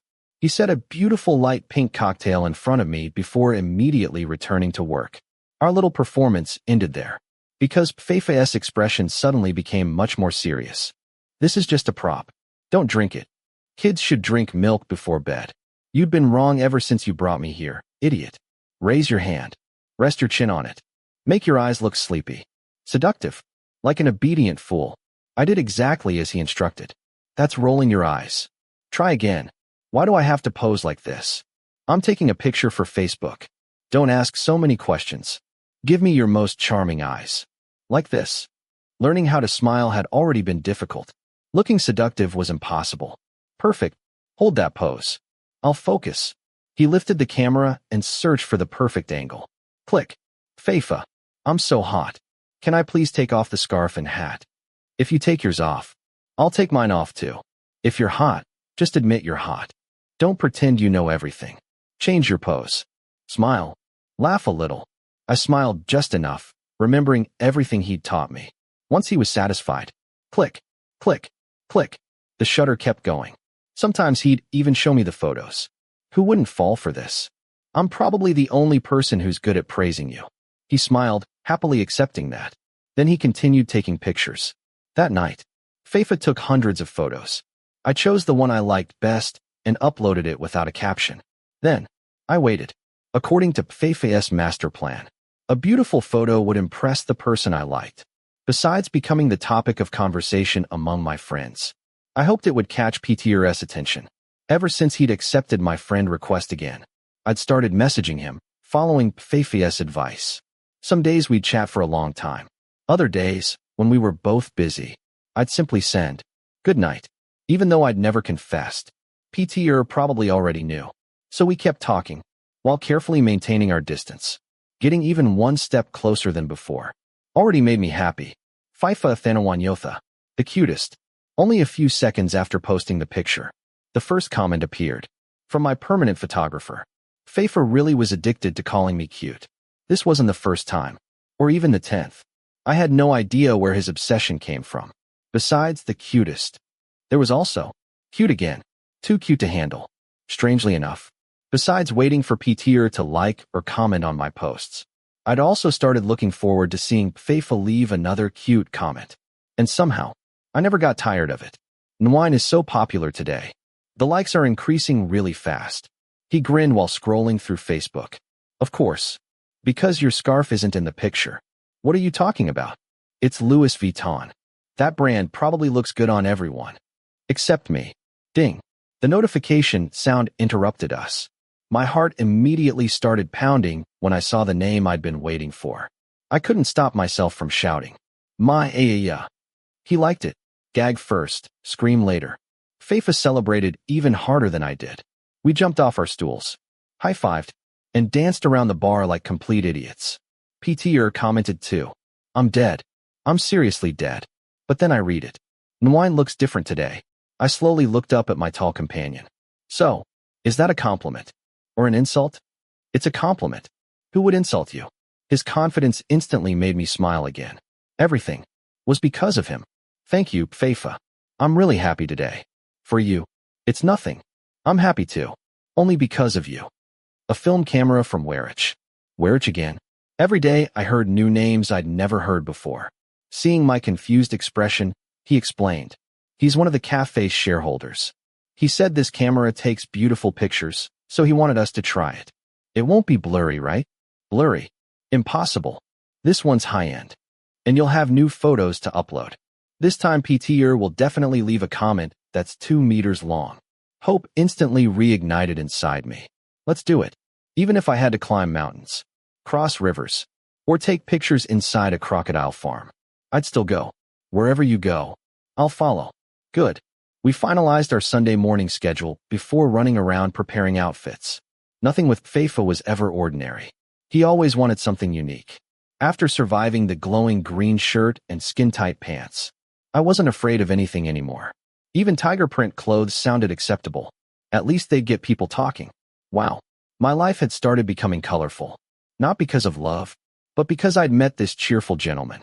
Soon I'd have to rearrange my entire schedule. Between classes, I'd spend most of my free time with my friends. And I'd always save a little time. For Faifa, strangely enough, even that little bit of time made me impatient to see him again. Did you know? There's a legend about the stairs in the electrical engineering building. It was 9 o'clock on Sunday morning. The engineering building was almost empty, perfect for taking pictures. Oh, Pyotha once told me that anyone who falls down these stairs won't graduate in 4 years. Every place has its own legend. Oh, are there any others? He climbed another 2 steps while raising the film camera to his eye. They say, if a couple confesses their love here, they'll stay together until they grow old. Really, if you don't believe it, don't underestimate it. There have already been plenty of examples. I climbed another step after him. He immediately backed away playfully. Fine. If you ran, I'd follow. He kept retreating until he reached the very top. There was nowhere left to escape. I win. I smiled proudly. Nwine, look at the camera. Before I could answer, he had already raised the camera again. I stood 1 step below him. Not knowing what else to do, I simply looked up at him. Did you take it yet? I don't know what expression to make. Just smile. I couldn't. The more cameras pointed at me, the more awkward I became. So, did you take it? Not yet. It hasn't focused. You're taking forever. The corners of his lips curled into a smile. I love that smile. And at the same time, I couldn't figure it out. What are you smiling about? I'm not smiling. Am I? Were you teasing me? Why would I tease you? Click.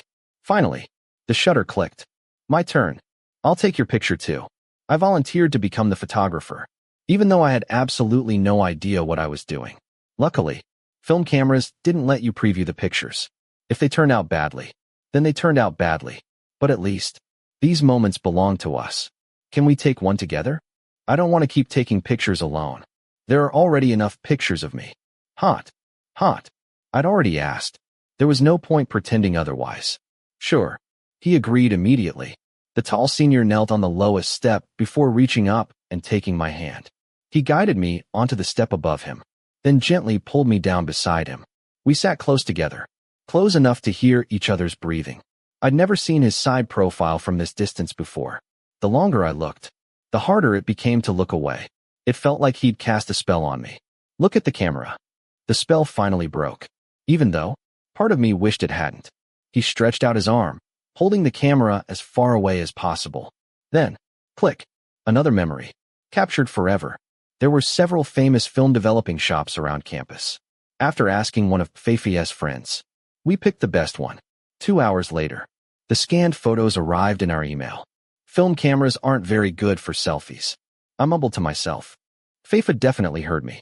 Almost every selfie I'd taken was blurry. Except the last one. The one with him. Wait. I never saw that picture. I searched through them again. It definitely wasn't there. Which one? The one where I was looking up at you on the stairs. You looked at me for so long. Didn't you press the shutter? This one. He pointed at another close-up photo. No. Go back. Not that one. That time, I didn't take a picture. Oh, I just wanted to look at you. That's all. What a waste. I don't think so. He comforted me gently, although he was smiling again. Seriously, where did he get so much happiness? If I post one of these, what caption should I use? Handsome photographer. You. If not, just right. I can't stand being single anymore. Looking for someone to talk to. I'm never asking you again. So what are you going to write? Nothing. I'm not posting them. None of them are good enough. Look, this one's so cute. He pulled out another picture and admired it. There really were plenty of good ones. I know. I'll just keep them. If you want to look at them, you can. I already knew why. I didn't want anyone else to see these memories. I wanted to keep today, just for myself. I'm hungry. What should we eat? I'll write the order. Our photography adventure finally ended. We dragged our exhausted bodies to the cafeteria near campus. It was a simple place. Customers filled out their own order slips and got their own drinks. I studied the menu for a while before deciding. Special fried pork with garlic and chili. Extra garlic. I'll have the same. As soon as Faifa heard my order, he immediately copied it. Whenever we ate together, he never bothered thinking. He just ordered whatever I ordered. The chef could make 2 plates at once. I'll get the drinks.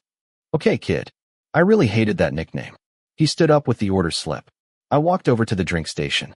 The cafeteria provided free ice water, so I bought an extra bottled drink for my tall companion. The food arrived quickly. 2 steaming plates of garlic fried pork rice. We ate while chatting about everything. The weather, strict professors, impossible engineering classes, whatever came to mind. Can I ask you something? I wonder if it'll be too personal. Do you have feelings like mine? He burst out laughing. I immediately smacked him on the head. Ow. What do you want to ask? Why do you like someone named Tor? His expression was unusually serious. Probably. My first impression.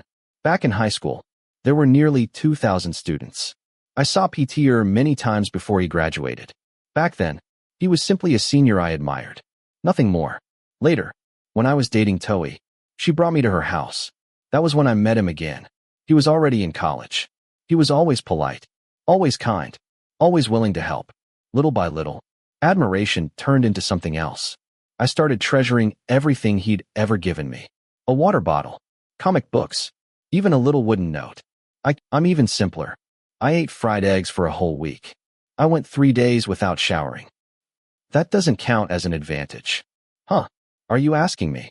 We're competing with him? I don't know. Forget it. But everything he said was true. Faifa really was kind, generous, caring, warm. Even if 2 people shared the same good qualities, they were still completely different people. That's why we don't fall in love with everyone. Why are you asking so many questions today? I just wanted to know. Ask. If I can answer, I will. He hesitated for a moment. Have you ever seen anything good about me? I stopped eating, then looked at him. Yes. A lot. Give me an example. You're cute. You're lovable. You never choose who deserves kindness. You take good care of everyone, especially me. He'd always been like that. He never changed. You make everyone want to stay close to you. Because being with you makes people happy. Peter once gave me that feeling too. He was my first love. Faifa had become one of the brightest memories of my university life. Then a question quietly appeared inside my heart. Can someone love two people at the same time? You've made me do so many things I've never done before. You've shown me that life is actually fun. I don't know if I want to become more like you, or if it's because I like you. I wasn't speaking without thinking. I simply said what I truly felt. Silence filled the space between us. Neither of us moved. I looked at him. He looked at me. Finally, he broke the silence. Wine, if you like. Should we become lovers? At that moment, the world quietly told me that I couldn't love two people at the same time, and that I had to choose. Chapter 9. A question stood out on the page of the small notepad. If you were lovers, what would you do? According to the schedule we had written down, Faifa and I had to do different activities to get used to acting like lovers. Even if it wasn't real, we still needed to get used to it. Last week, the two of us decided to do something so outrageous that when Jay heard about it, he asked us again as if he couldn't believe his ears. Faifa said there was a 60% chance that I'd end up dating Peter. I had no idea where that number came from, but I chose to believe it. So he came up with a rather one-sided plan. Forget talking like lovers, for now. If I ever did start dating Peter, at least I wouldn't accidentally do something inappropriate. Since I didn't have much experience expressing myself, having Faifa guide me and let me try things I'd never done before wasn't such a bad idea. Dress any more handsomely, and you'll hurt my eyes. Janjob sat at the end of his bed, buttoning his shirt. He smelled so good that I almost wanted to cut my own nose off. I was already stressed enough without him making fun of me. It's just a practice date. It's only practice. Why are you taking it so seriously? You're really good at crushing people's dreams. Even imagining having a boyfriend wasn't enough. When my wish with Peter finally comes true, I'll know what to do. Besides, Faifa has been helping me a lot lately. I didn't want to get distracted, so I asked for his help. I didn't force him. I know. You don't need to explain that much. I raised my fist, ready to punish my friend for his heartless words. But look at you. You're dressed just as handsomely. Where are you going? And why do you smell so strongly of lemongrass cologne? If I'm going to be evil, I might as well go all the way. None of your business. Jay. First fists, now kicks. He was really asking for it. Fine. I won't ask anymore. I've got a movie date with an accounting senior. The moment I stopped asking, he suddenly had plenty to say. He was always like that. I laughed. The last time he went to the bar, on November 15th, he'd fallen so hard for a girl that he asked for her number. A few days later, when he called her, her suspicious husband answered the phone, blocked him immediately, and ended the legendary Brother Zone saga for good. But Jay moved on unbelievably fast. Now he already had another movie date with someone else. Who is it this time? Let me see the photos from the other day. There were hundreds of them. My brain couldn't even remember who was who anymore, but Jay only cared about looking through them. Are you serious? Completely. I meant her, not you. Whenever you get dumped, you just sit there making a miserable face, then drag Ben out drinking to forget. Aren't you exactly the same? You're no different. I wanted to cut this friendship off forever. Looking back at high school, I still wondered what possessed me to become friends with someone like him. Never mind. Life goes on. I sent him a message first, asshole. Don't accept that invitation. I slipped on my shoes, checked my clothes one last time, then turned back toward my roommate. I'm leaving. Good luck. You too.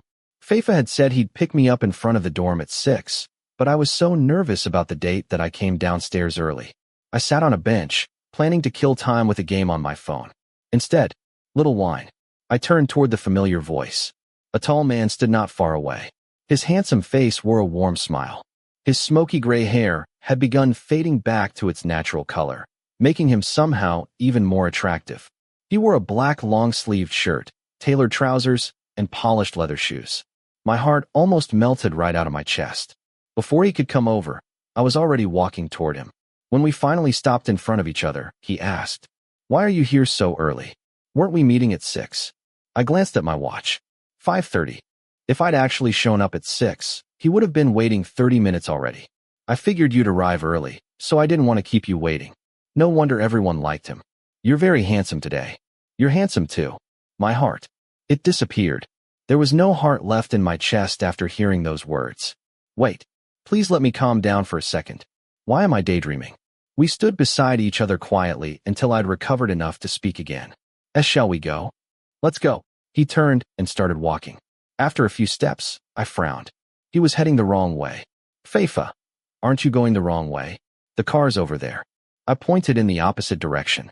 He froze, then scratched his head awkwardly. Oh right. Ha. I'm such an idiot. We both turned around and walked back to the black car. As soon as I climbed into the passenger seat, something unexpected appeared in front of me. A small bouquet of white daisies. I stared at it in complete surprise. He smiled softly. These are for you. You really went all out. Of course. Complete. How lucky I was to be on a date with him.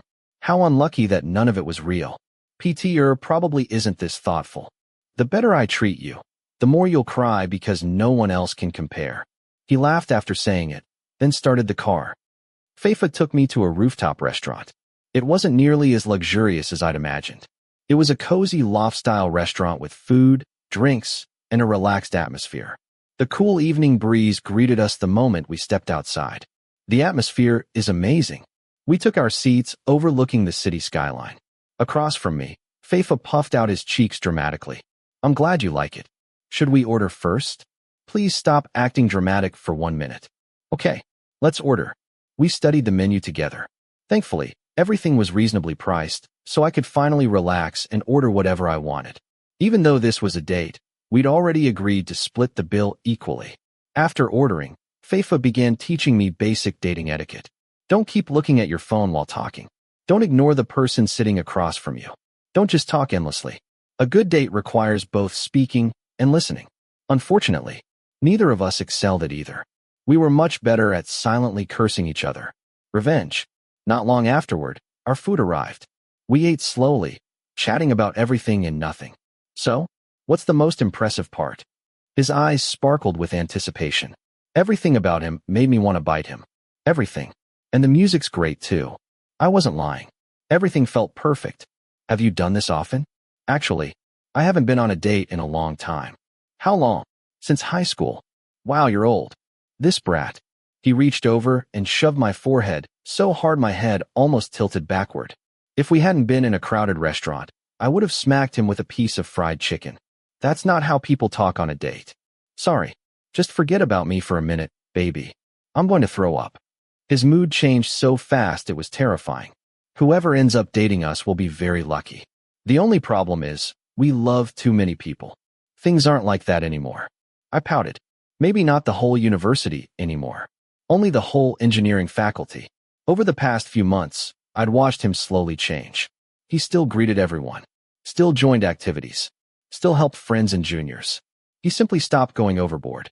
He no longer stopped to give everyone rides. He no longer sacrificed himself until he ended up hungry. Most importantly, he stopped treating everyone so well that they misunderstood him. Maybe that was the healthiest kind of kindness. As for me, I constantly reminded myself not to misunderstand anything. Between us stood a wall. A wall called normal. Everything between us was completely normal. There was no reason for him to think of me differently. Every time I looked at his face, I got lost in my own thoughts. Then, a cool drop landed on my cheek. Rain. Something unexpected. Fortunately, it was only a light drizzle. Ever since the night we'd shared a raincoat beside his motorcycle, I'd gradually come to love rainy days. Nwine, are you okay? It's only a little rain. It's nice. Want to move inside? No. If we both wanted to stay, then let's stay. The rain barely dampened our clothes. Meanwhile, the other customers hurried indoors. A waiter approached. Sir, it's starting to rain. You can move inside if you'd like. Before I could answer, Faifa spoke first. It's okay.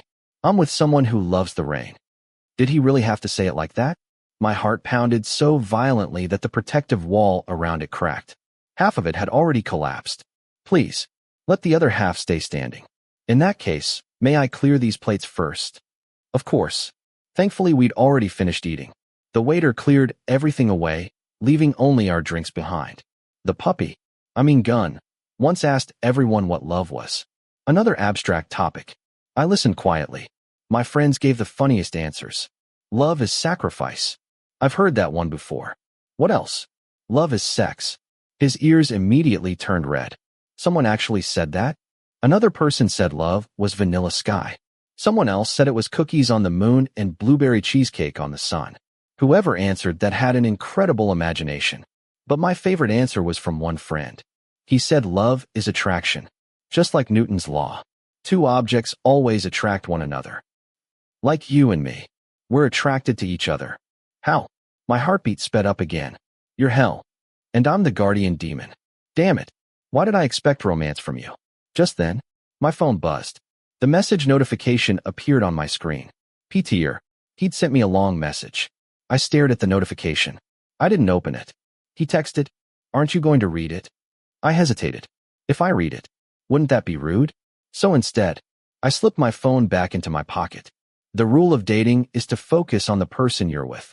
Looking at your phone all the time isn't very polite, even if it's the person you want to date. I couldn't answer. Not now. Not in this moment. You've talked about everyone else's love. What about yours? What is love to you? I changed the subject. Faifa looked thoughtful. I wasn't sure before. And now I know. Love is the happiness that dies when someone rejects everyone else just to choose you. Bang. One sentence. One bullet. Straight through the glass wall I'd built around my feelings. Not because the bullet was especially powerful, but because the wall had always been made of glass. Don't forget, we're meeting at 6 in the common room today. Hui Thai. What now? The class president's voice echoed through the classroom as he reminded us about our after-class meeting. If you want your workshop shirt, everyone has to come together. Finally, it only took almost half a semester. Jay complained dramatically. I hate those photos of me wearing those ugly sweatpants. No matter how many times I delete them, they keep coming back. People tagged hundreds of them. You're not the only victim. I had it even worse. Mine had been especially embarrassing. That fluorescent shirt. Those ridiculously tight pants. At least you've got nice photos Faifa took of you. You two are getting so close I'm starting to get jealous. Jealous of what? I like how famous he is. But if I had to choose an idol, I'd pick Pyotha. I like serious people who swear at everyone. Those twins were unbelievably different. They had identical faces, but completely opposite personalities. One was quiet and serious. People called him the dark gentleman. The other was a walking comedy show. Friendly, kind, loved by everyone. The cheerful gentleman. If someone asked me which one I liked more, lately, I'd been spending far more time with the cheerful one. When you arrive, sit according to your department. Normally, after class, we'd go to the mall or watch movies. Sometimes we'd head straight back to the dorm. But today was special. The first-year students were finally receiving our engineering workshop shirts. Over the past 2 years, our faculty hadn't held flashy welcoming ceremonies. Instead, we scrubbed floors, cleaned the gear room, moved furniture, organized the clubroom. None of those jobs were actually ours, but they helped the department. So we did them anyway. Eventually, our reward came. The gear pin I'd received had excited me for exactly 2 days before it disappeared into a drawer. The workshop shirt, however, that was useful. Wear it. Hang it up. Wear it again. Done. As many of you already know, that's why I gathered everyone here today. We know there are 2 important announcements. First, midterms are almost here. The faculty library will be open 24 hours a day starting next Monday. Yay! The cheers sounded strangely lifeless. Second, you've all worked hard through many activities together. So today, you'll finally receive your workshop shirts. The room exploded with cheering. Apparently, workshop shirts were even more exciting than a 24-hour library. You guys, quiet down. Silence never came. Shut up. This still isn't silence. After another round of laughter, the room finally settled.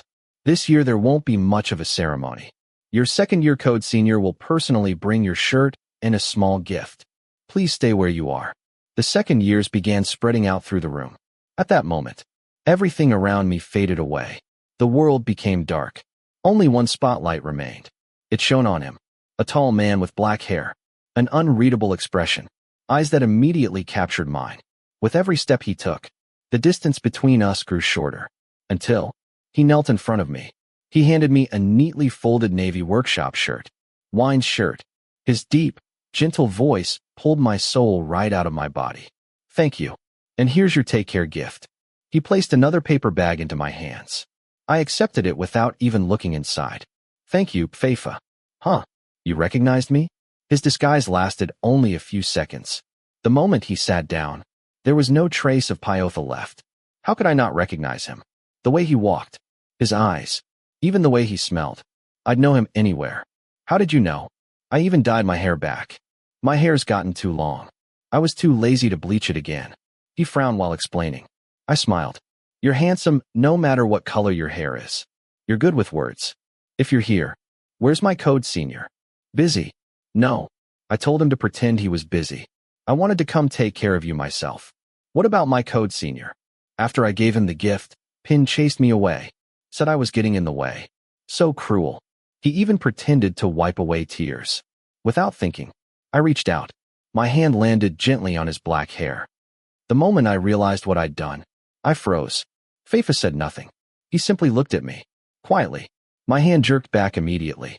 Please, don't let anyone have seen that. Second years may leave now. First years, please stay seated. The announcement interrupted us. Faifa stood. Before leaving, he gently ruffled my hair, then walked away. My ears stopped hearing anything after that. I was still trapped inside the warmth of that touch.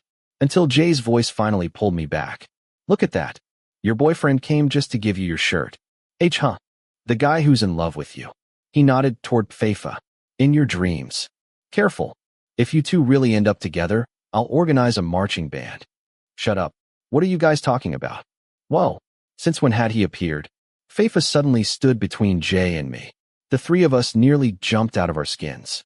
Even Ben scratched his head in confusion. So, where are you guys going now? Back to the dorm. Can I give you all a ride? That'd be great.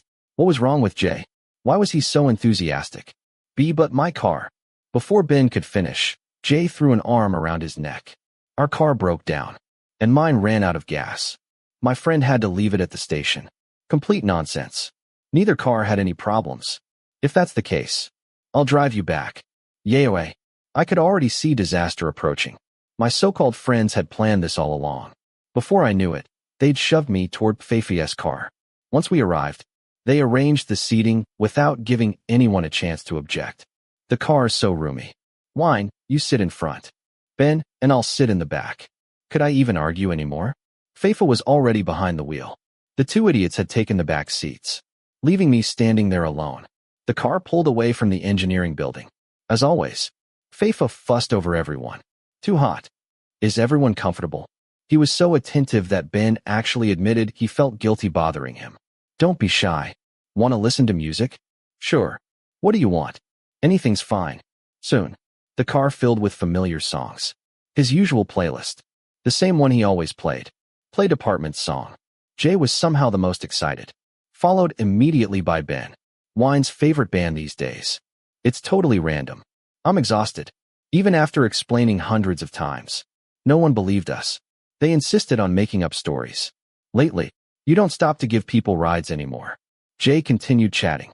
Faifa glanced back. Who said that? Wine. Traitor. It wasn't exactly a secret. Everyone already knew. I still do. Just not everyone. Only people who really need it. We don't have any problems. My car. Ben never finished. Jay nearly slapped a hand over his mouth. I buried my face in my hands.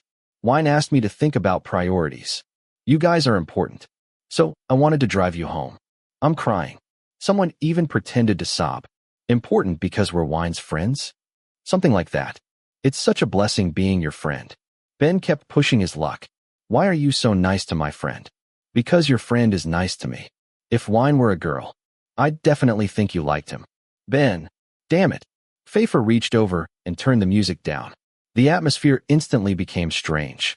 No one spoke. Then, he finally answered. You don't know? Since college, I've had lots of female friends. But I've never liked a girl. The way I like my lover. Bang, bang, bang. The dorm room doors sounded like it was about to break. It was only 7 in the morning. Way too early for my day off to be ruined. I slowly lifted my head from the pillow and crawled across the bed like Sadako from The Ring. Across the room, my roommate had already buried himself under his blanket after hearing the noise. Naturally, opening the door became my responsibility.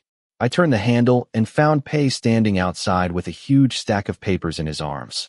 Here, these are the midterm review notes. Make copies and pass them around. He dumped the stack into my hands. I looked down. I nearly cried. What kind of saint summarized all the lessons, then photocopied everything for the entire class? A living Buddha. A man overflowing with virtue. Where could I ever find another friend like this? Hey, you're incredible. My sleepiness disappeared completely. I praised him nonstop. Kind enough to impress heaven itself. I'm just thanking everyone for helping me get rid of that ghost. He still remembered that? The ghost isn't what stuck in my memory. Janjib's sleepy voice came from behind me. The unforgettable part was you hugging your pillow and crying. It was tragic. And let's not bring up whether he actually died that night. So rude. Anyway, the photocopy fee is 12 baht each. I hurried inside, grabbed my wallet, and paid both my share and Jay's. Jay couldn't even be bothered getting out of bed. After exams, I'll buy you a drink. Deal. Buying him alcohol afterward would definitely cost more than 12 baht. Oh, wine. What? Please thank Faifa for helping chase away the ghost that night. Tell him yourself. I'm too embarrassed. It's fine. You two spend so much time together these days. Okay. I'll tell him. Oh, I almost forgot. He ran off. A moment later, he came back carrying an adorable yellow paper bag with white polka dots. If you see him, please give this to Faifa. It's my thank you gift. Sure. I accepted it before closing the door. I placed the gift bag on my desk and organized the review notes. Jay, want to study at Sweet Song today? Why there? I need to give Pei's gift to Faifa. That's not the real reason. Seriously, I really did just want to deliver the gift. Nothing else. Or, maybe not. So suspicious. Will you stop accusing me?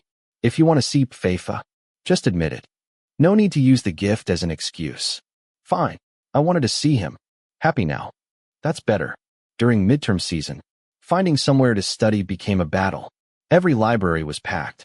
Even Sweet Song Cafe, which used to be almost empty because the drinks were expensive and the pillows smelled terrible, was overflowing with students. Here to study? I smiled as my tall senior hurried over to greet us. Faifa wore his usual white shirt beneath the cafe's pink apron. Even though he wasn't officially an employee, he practically belonged there. Yeah, the department library is full. The university library's even worse. Then this is the perfect place. He looked around the packed cafe. Students were practically sitting on the floor. So, aren't you studying? I'm relaxed. I'll study the night before the exam. He led us toward the staff sofa. This time there was a low table and a carpet laid out on the floor. Perfect for studying. Any subject you're worried about? I'll help. Every subject. Try narrowing it down. I hate English. The reading passages are impossible. Even Jay complained. Let's see. Everyone pushed the sofa against the wall. The cafe cats immediately claimed it. The humans settled around the low table. I handed him my English textbook. He opened it, then sighed. Nearly every word had a handwritten translation beside it. Wine. You even translated the country's name. That was a country? Sorry for being stupid. Give me 10 years overseas. I'll come back smarter. I only passed because of math. He laughed. Let's look at the previous exams. The stories change, but the question types stay the same. I brought them. I immediately handed them over. Ben, Jay, come over too. The next several hours became an intense English tutoring session. I barely noticed when iced cocoa appeared on the table. Faifa in serious mode was amazing. He knew exactly where I struggled. He explained patiently, again and again, never once looking annoyed. By the time we finally took a break, it was almost 9 at night. Sweet Song stayed open 24 hours during exam season. It was the perfect place to spend the entire night. The downside, no proper meals, only desserts. We ate so much cake. Diabetes was probably waiting outside. I'm starving. Will your boss get mad if we bring food from outside? Jay stretched dramatically. His stomach had been growling through the entire tutoring session. Relax. We don't sell rice. Who wants to go? I was about to volunteer. Jay interrupted. Wine stays here. Ben and I'll go. Then why did you even ask? Order now. Pork burger. And fries. Make sure they're soft. Why soft? They'll be soft by the time you get back. You know too much. Like the ghost in Pei's room. Every mention of that ghost still gave me goosebumps. What about you, Faifa? I'll have whatever wine's having. Make the fries extra soft. How long do you expect us to be gone? A while. He waved them away. Soon. Only the two of us remained. Speaking of Pei, I almost forgot. He sent you something. I handed him the yellow gift bag. For me. He wanted to thank you. You really didn't have to. He carefully opened it. Then, his eyes lit up. Whoa, a hair accessory? He held them up proudly. One was deer antlers. The other, rabbit ears. Cute. Completely unsuitable for him. Isn't it adorable? You look pretty cute. Your friend's amazing. I've been looking for cute headbands. What for? You'll find out. Get off the table. He was impossible. He immediately put on the bunny ears. My expression remained completely blank. Our adorable little wine. Too cute to handle. Happy now. I'd be happier if you kept them on. You'd look just like a rabbit. He flicked one of the floppy ears. Then he put on the deer antlers himself. Honestly, buffalo horns would have suited him better. Eventually Jay and Ben returned carrying bags of food, then disappeared again almost immediately. So, the two of us ate burgers, studied, talked. Hour after hour passed. 10, 11, midnight. Before we knew it, it was 2 in the morning. The bunny ears and deer antlers had long since been abandoned at the far end of the table. Neither of us bothered picking them up. Sleepy? Faifa asked gently. I nodded. My friends still aren't back. They disappeared at 10. They even told me to come join them for roti. They abandoned us. I'm still here. Such a simple sentence. Yet somehow, it warmed my heart. He grabbed one of the cafe's old pillows, patted it, then set it beside me. If you're sleepy, lie down. I hesitated. That tomato-shaped pillow smelled suspiciously sour. If mold got into my nose, I'd never wake up again. There's no one left. Who are you embarrassed in front of? You. For me. You don't have to worry. He disappeared outside for a moment, then returned carrying his jacket and a small blanket. The pillow's dirty, but my jacket is clean. He covered the old pillow with his jacket, then smiled. Why? Why are you the only person like this? Why are you always so kind? If someday you meet someone, and they aren't as kind as you, what will I do? Thank you. Go to sleep. I looked around the cafe. Everyone else was asleep. Even the night shift staff were snoring. Then, please let me sleep for a little while. I leaned back against the pillow. A moment later, something warm settled gently over me. The blanket. It's mine, not the cafe's. Just don't drool on it. I'm not you. He laughed, then returned to highlighting my notes. I was so sleepy, yet I still wanted to keep talking to him. I wonder if I'll get good grades. Don't pressure yourself. Just do your best. He gently patted my head. It felt so comforting that my eyes slowly drifted shut. When people love each other, how do they take care of each other? Probably, like we're doing right now. We'd almost forgotten. We were still practicing being lovers. But there should be a reward. So all this effort feels worthwhile. His voice floated softly into my ears. You need motivation too. What reward do you want if you get good grades? I want delicious food. So much that I throw up. What if everything tastes delicious? Then I'll eat everything. Worth fighting for. I won't fight. I liked it. I really liked it. When he patted my head like this. Sometimes that warm hand even slid down to gently pinch my cheek. I felt like a spoiled cat, completely addicted to his kindness. What about you? What do you want? I'm not telling. Come on. Just ask. It's not much. A kiss would be enough. At that moment, my eyes flew open. He was right in front of me, looking completely serious, as though telling me he wasn't joking. Chapter 10. I want to die so much. Even if you die, I'll lift your head and say, take the exam first. Life. I was only complaining to myself, but that wasn't enough. He still trampled on my heart by speaking the brutal truth straight into my ears. We had been stationed on the ground floor of the faculty building for countless nights, trapped in this never-ending, miserable period. Midterms were almost here. The closer the exams got, the more everyone scurried around like mice caught in a trap. Every day followed the same cycle, studying, making summaries, reading, then making more summaries. We took hundreds of multiple-choice practice tests every day until I felt like I was about to vomit up square roots. All I could do was pray for it to end quickly. But do you know what's cruel? The more we suffered, the slower time seemed to move, as if it enjoyed torturing us. Come on. The exam's tomorrow. We'll be free soon. Janjob clapped his hands and stretched before pulling out his motorcycle keys. I'm going to buy something to eat. Life needs cold, sour orange juice. You guys coming? He looked at Ben and me. At a time when I was this lazy, anything that didn't involve studying sounded wonderful. I'm coming. I'll pass. I'm sleepy. If I wake up, the exam will already be over. I don't want to study anymore. Ben lifted his head after drooling on the table for almost an hour. Somehow he still had enough consciousness to answer before immediately collapsing back into a deep sleep. I'm seriously hopeless with you. Jay shook his head. Come on. Let's go. Let's buy food for him too. Yeah. If anyone wants anything, write it down. I just got my motorcycle, and I can't resist the urge to eat. While I searched for my wallet, Jay turned to ask everyone else. Me? Grilled pork neck. It's 1 a.m, you idiot. Jay, I want chocolate. Sure. Which brand? You swear nonstop with the guys, but the moment you talk to girls, you suddenly use that soft, gentle voice. You're the worst. I couldn't help cursing him. His double standards were unbelievably annoying. The older he got, the softer his voice became whenever girls were around. Keep whining, and I'll make you walk instead of riding. There it was, that poisonous mouth of his. Anyone thinking about dating him should reconsider several times. Still, our personalities match surprisingly well. Anyone who wants food, write it down. Blue sticky notes were passed around, and everyone filled the entire sheet as though they hadn't eaten in weeks. I really liked this atmosphere. We always helped each other. During exam season, besides studying together, we'd look after one another too. If someone went out for food, they'd always ask everyone else what they wanted. Taking turns doing little favors like this had become completely normal.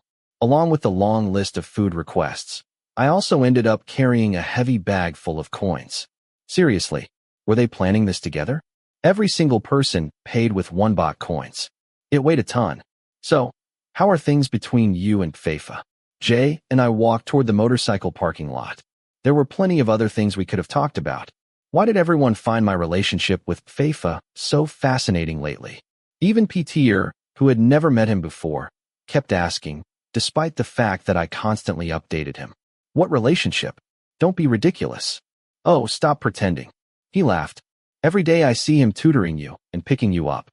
He's practically acting like your parent. If that's not boyfriend behavior, then what is? Could someone please throw away the dramatic tone at the end of his sentence? It wasn't as if he only tutored me. He also helped plenty of juniors in the department, but somehow nobody ever talked about that. For some reason, everyone focused only on my story. We're just brothers. I deliberately walked faster to avoid the topic. Unfortunately, that only encouraged Jay to keep following beside me until we were practically shoulder to shoulder. I heard your assigned senior is Pyotha. I don't see him doing anything for you. Phi only helped me a little. Besides, things are going well with Peter. Going well? As in diving straight into the abyss. Why are you always so mean? I glared at him, making him burst into laughter. You don't look very serious. I talk to him every day. Ever since the first day we greeted each other until now, when we'd become much closer, I'd always felt things were progressing well. Every day he shared funny stories with me, and I told him about my own life in return. Out of everything we talked about, the person I mentioned most often was Faifa. So does he know you like him? Have you confessed yet?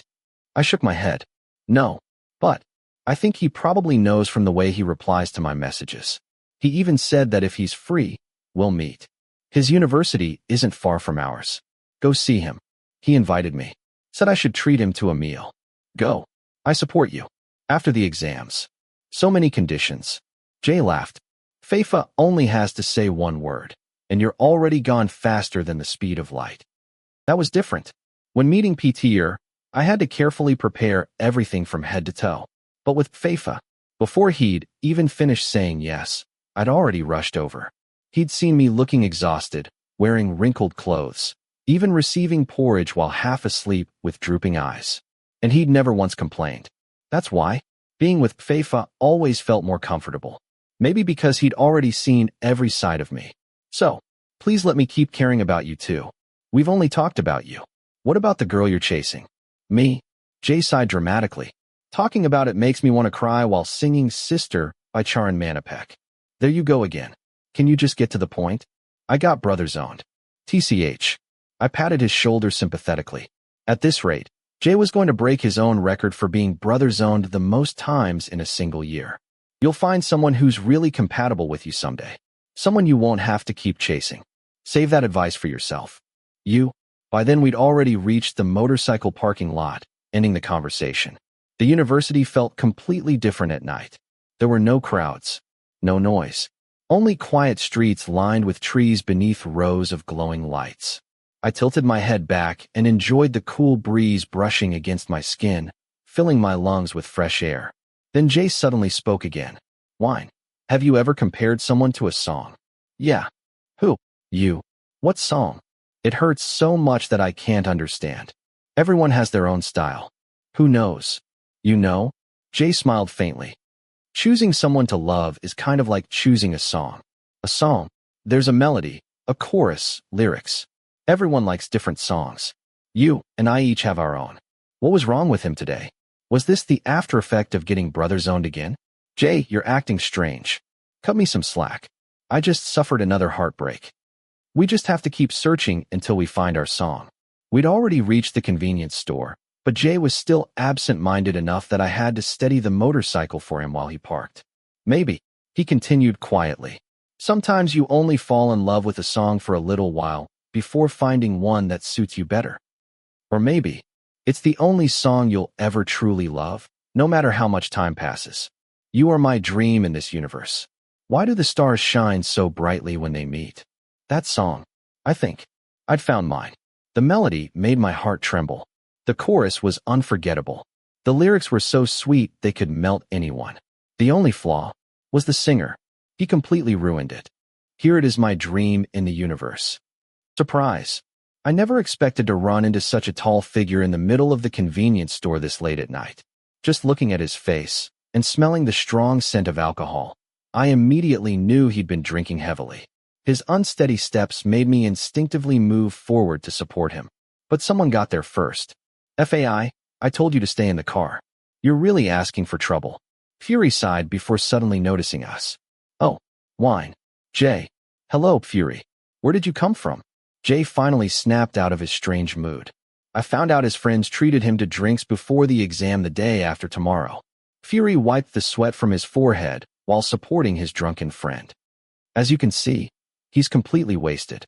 Poor guy. He's so cute." Faifa smiled and pointed at me. "But why does that face look so familiar?" "Seriously? We saw each other almost every day. I'd just never seen him this drunk before, so I had no idea how to react. Are you okay?" "I'll sleep." "Go to sleep soon." The next second, he collapsed onto the floor. "Faifa, can you help?" Fury asked helplessly. "He's impossible to handle alone." "Of course. Buy soy milk." "Forget the soy milk. You'll drink it tomorrow morning." "I'm definitely going to die." Jay and I immediately grabbed one of Faifa's arms each and helped drag him toward the car. The moment he realized someone was supporting him, he completely relaxed and let all of his weight fall onto us. Every step became painfully heavy. Fury opened the back door. Together, we somehow managed to stuff the giant drunken senior into the back seat. He immediately fell asleep while mumbling about soy milk. To prevent any more trouble, we quickly shut the door. I only hoped Fury would still have enough strength left to carry him upstairs after they got home. I stared through the window at Faifa. For some reason, I couldn't stop worrying. Who was going to take care of him? Wine. Jay suddenly spoke. "Why don't you go help Fury? I'll buy everything for everyone." He'd read my mind. Would that be okay?" Fury asked. "It wouldn't be too much trouble. It's fine. I'll help." I still don't know whether that decision was right or wrong. The moment the car started moving, Faifa became even more uncontrollable. The worst part, he suddenly collapsed sideways, using my lap as a pillow. Meanwhile, he kept singing old songs nonstop, probably because they'd been playing them at the bar. Whyyyy. Shining from far away. My heart still flutters, remembering those days. "FAI. Fury groaned. "Your singing is terrible."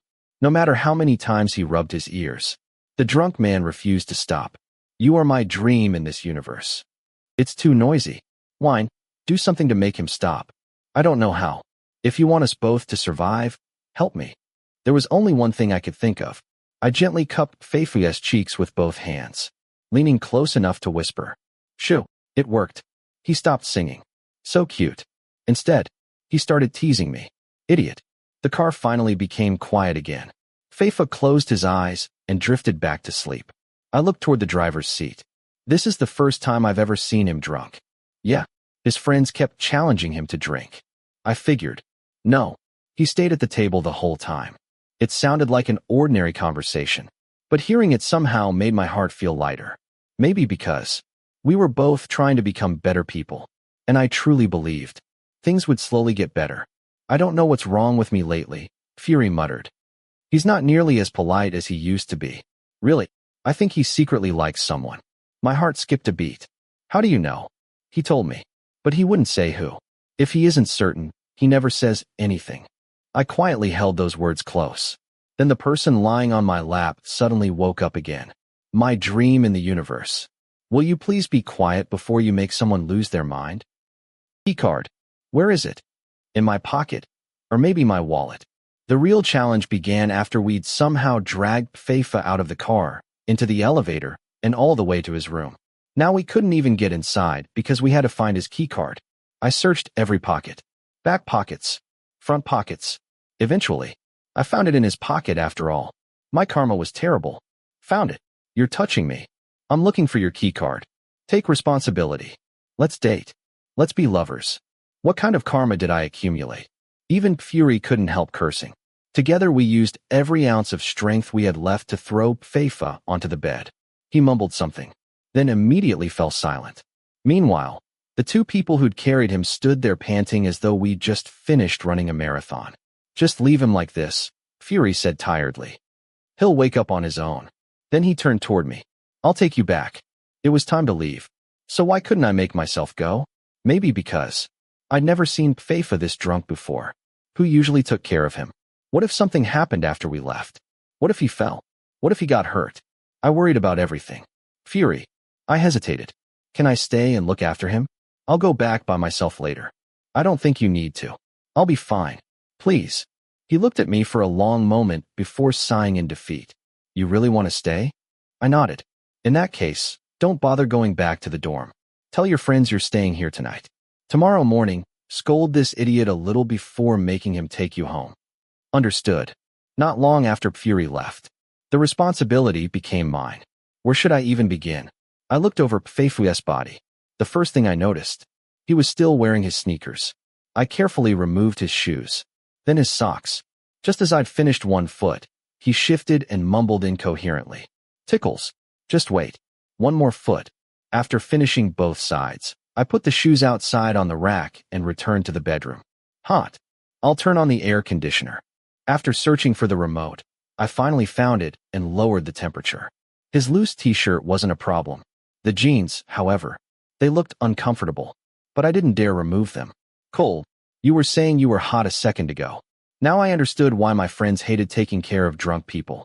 When Faifa was drunk, he complained about absolutely everything. It's cold. Fine, I'll adjust it.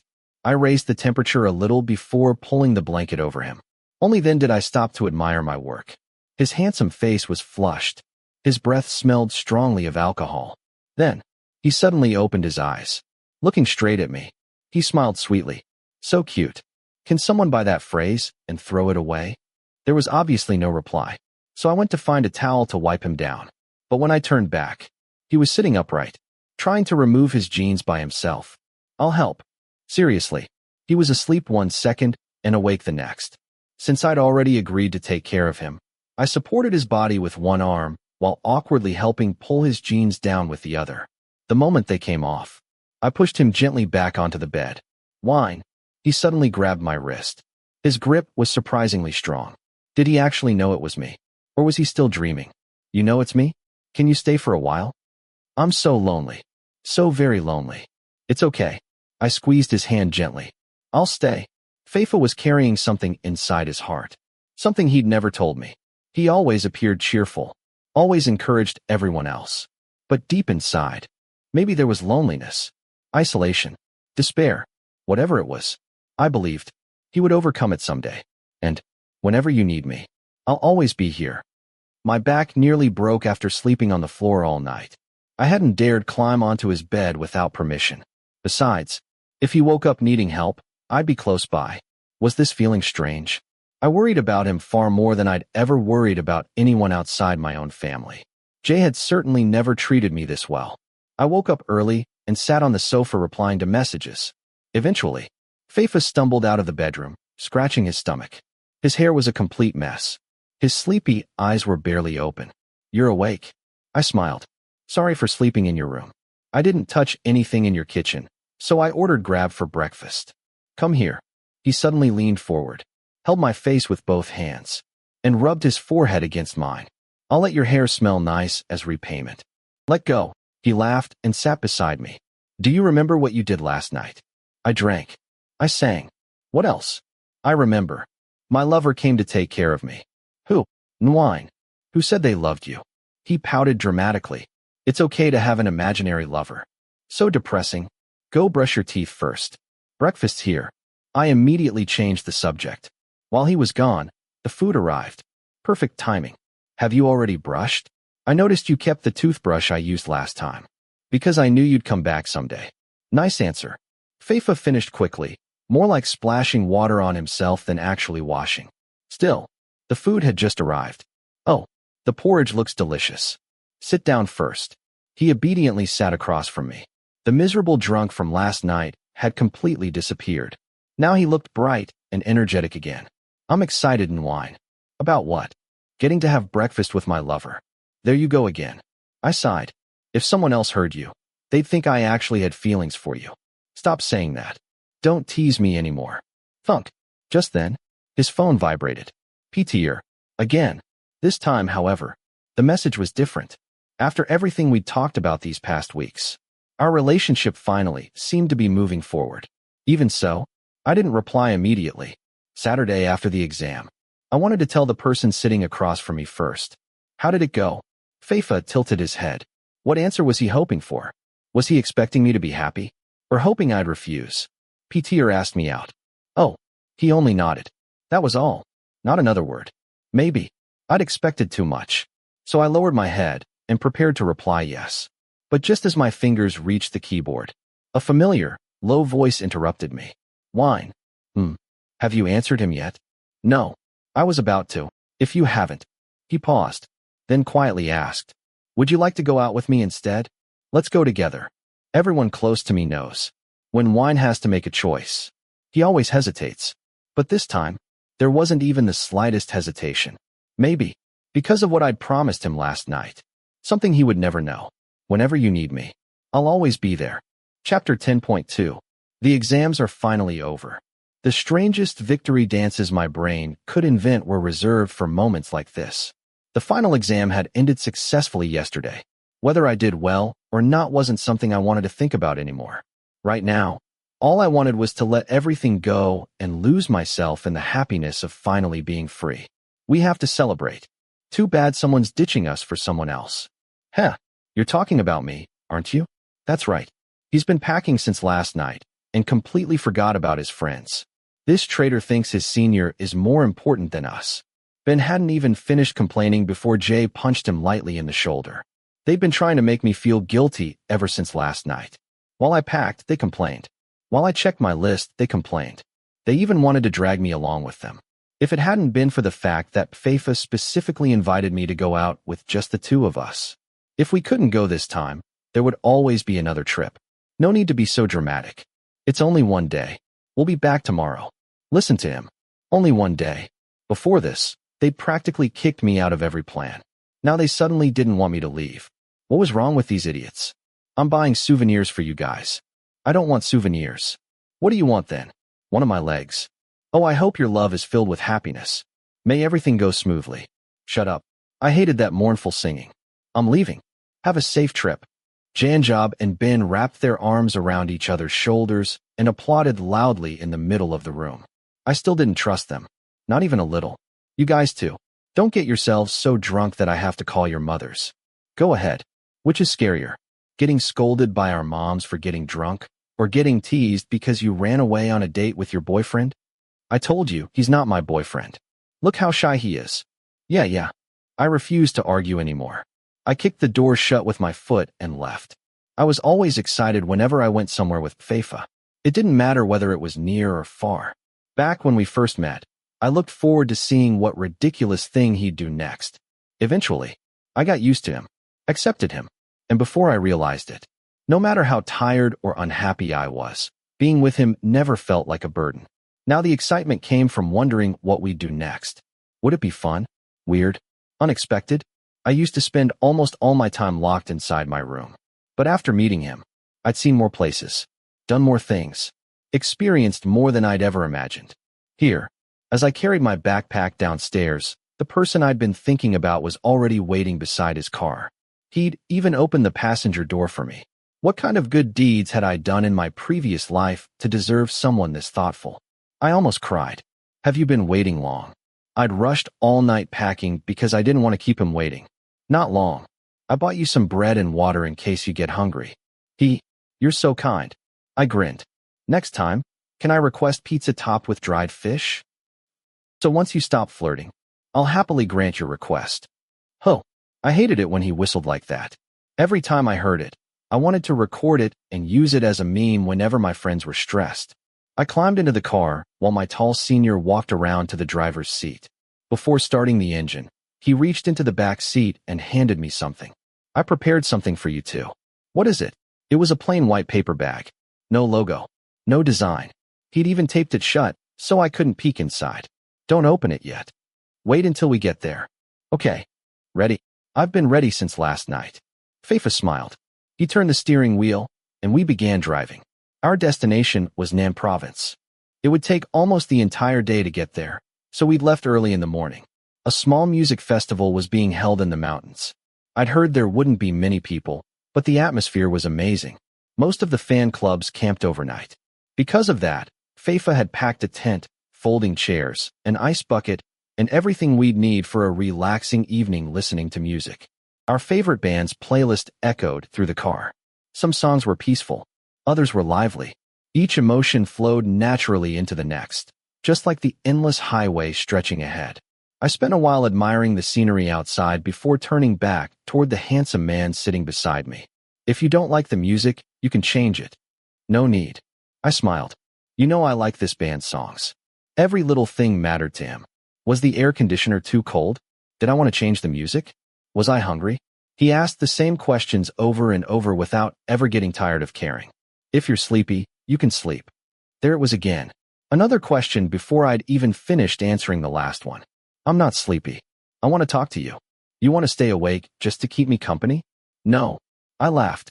I'm afraid you'll fall asleep while driving and get both of us killed. This brat. He chuckled. If it weren't because I love you, I'd kick you out of the car. How could anyone defend themselves against words like that? No matter how strong you thought you were, you'd still surrender. The reason I stayed awake wasn't because I didn't trust him. I just didn't want him to feel lonely during such a long drive. Even if we talked about complete nonsense. As long as he had someone beside him, that was enough. Besides, the scenery outside was too beautiful to waste by sleeping. Ever since he'd invited me on this trip, I'd wondered something. Can I ask you something? Why did you choose this event? He glanced at me briefly before returning his attention to the road. Faifa's girlfriend introduced it to me. She follows a lot of indie bands, so she knew about this festival. We were lucky enough to get tickets. That answered one question. It immediately created another. There are indie concerts in Bangkok too. There are. So why didn't you choose one of those? He smiled. Because Fai said Nan is more romantic. It's perfect for couples. Direct hit. No warning whatsoever. There had been times when I'd imagined what it would be like if I were really Faifa's boyfriend. Those thoughts always made me happy. Until reality reminded me they would never come true. I had PTR. Someday, Faifa would find someone who truly belonged with him. Maybe. Being brothers was the relationship that would last the longest. After nearly 8 hours on the road, we finally arrived at 4 in the afternoon. The weather was unbelievably hot. Still, Faifa insisted it would cool down after sunset. We carried our luggage toward the large grassy field where the event was being held. Tall trees surrounded the area. A band was already performing on the stage in the middle. There weren't many people yet, but by tonight the place would probably be full. How about here? Faifa pointed toward an empty spot. It looks perfect. It didn't block anyone's view, and we could still see the stage clearly. Then here it is. The tent building mission began. Since I had absolutely no experience, I ran around carrying poles and reading the instructions on my phone. It was impossible to understand. Meanwhile, my tall senior disappeared. When he returned, He was carrying 2 cans of beer. You started drinking already? Who's drunk? He laughed. This is called drinking to match the atmosphere. The better the atmosphere, the better the beer tastes. Seriously, it was so hot my shirt was sticking to my back. Everyone had promised Nim would be cool. I'd even packed extra jackets. Lies. All lies. If you're enjoying yourself, I want to enjoy it too. But can I really drink? Sure. He smiled. But if you get drunk, I finished the sentence for him. You'll take care of me, right? No. I'll let you sleep with the dogs. How heartless.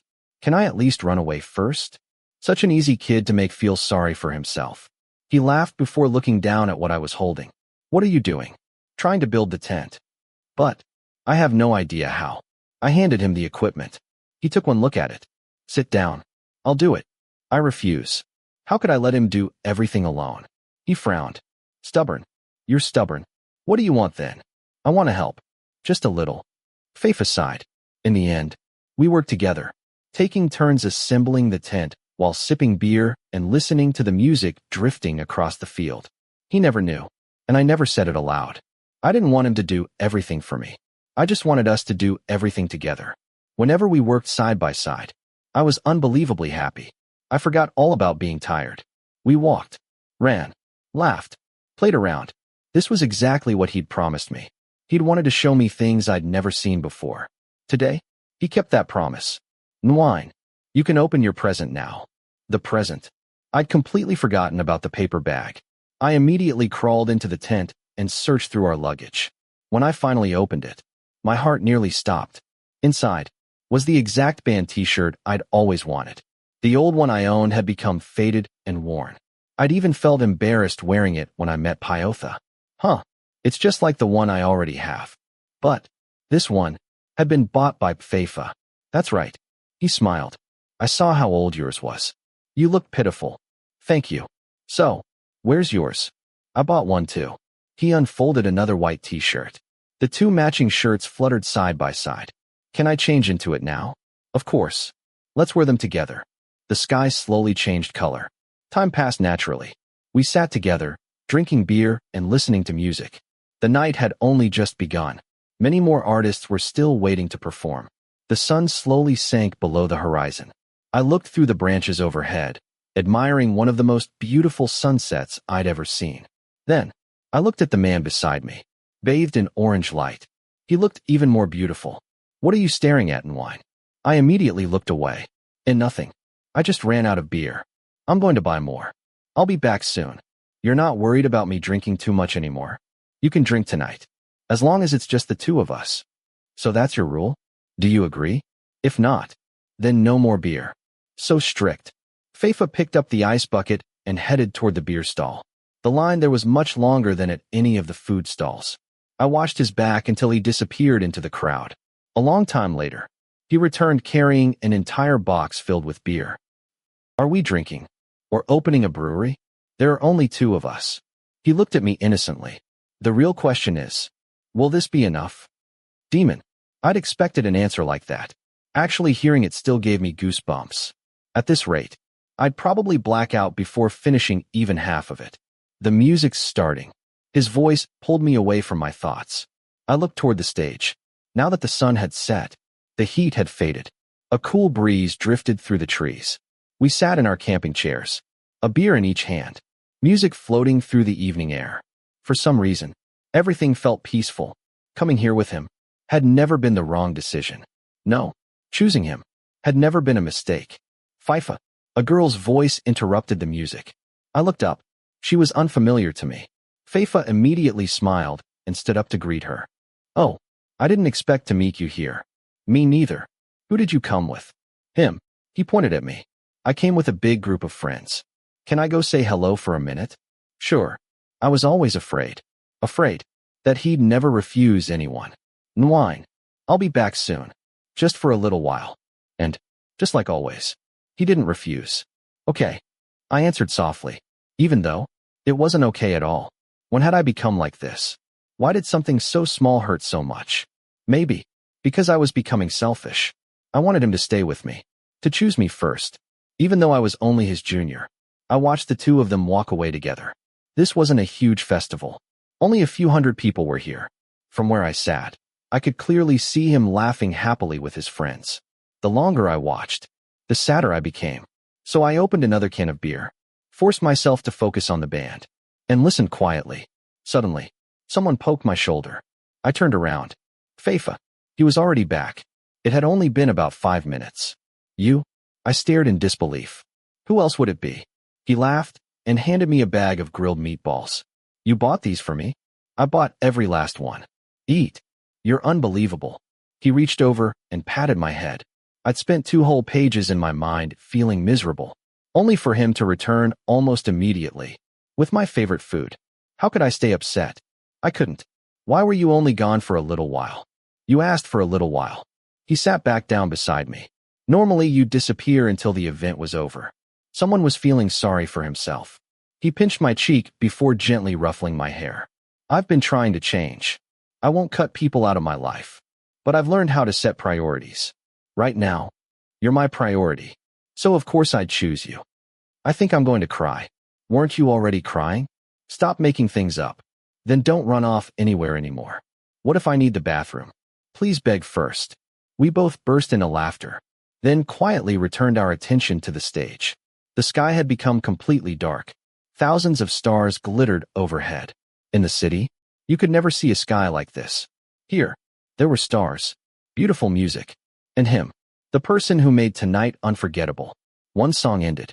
Another began. Every time a new song started, Faifa asked the same question. Do you know this one? If we both knew it, we sang together. If not, we simply listened while sipping our beer. This one, I shook my head. Damn, I know it. He cleared his throat dramatically. La la la. I hate you. Watch the singer's mouth. Oh yeah. At least sing the right lyrics. His face looked different whenever he sang. His eyes sparkled, without a single worry, as if the entire world had shrunk down to this one tiny stage. Just like mine. Because my whole world right now was him. This one. I know this song. Excited, I grabbed his arm. I can sing this one too. Then let's sing together. It's been so long. My dream drifted away, floating through the universe, searching for so long. Why? Do you still shine from so far away? My heart still trembles, remembering those days. Our ears listened to the music. Our eyes occasionally met. Our voices blended with the melody. I loved moments like this. He made my boring world colorful. He filled every ordinary day with laughter, comforted me whenever I was sad. He was the one who changed me. You are the dream of my universe. The stars shine brighter when they meet.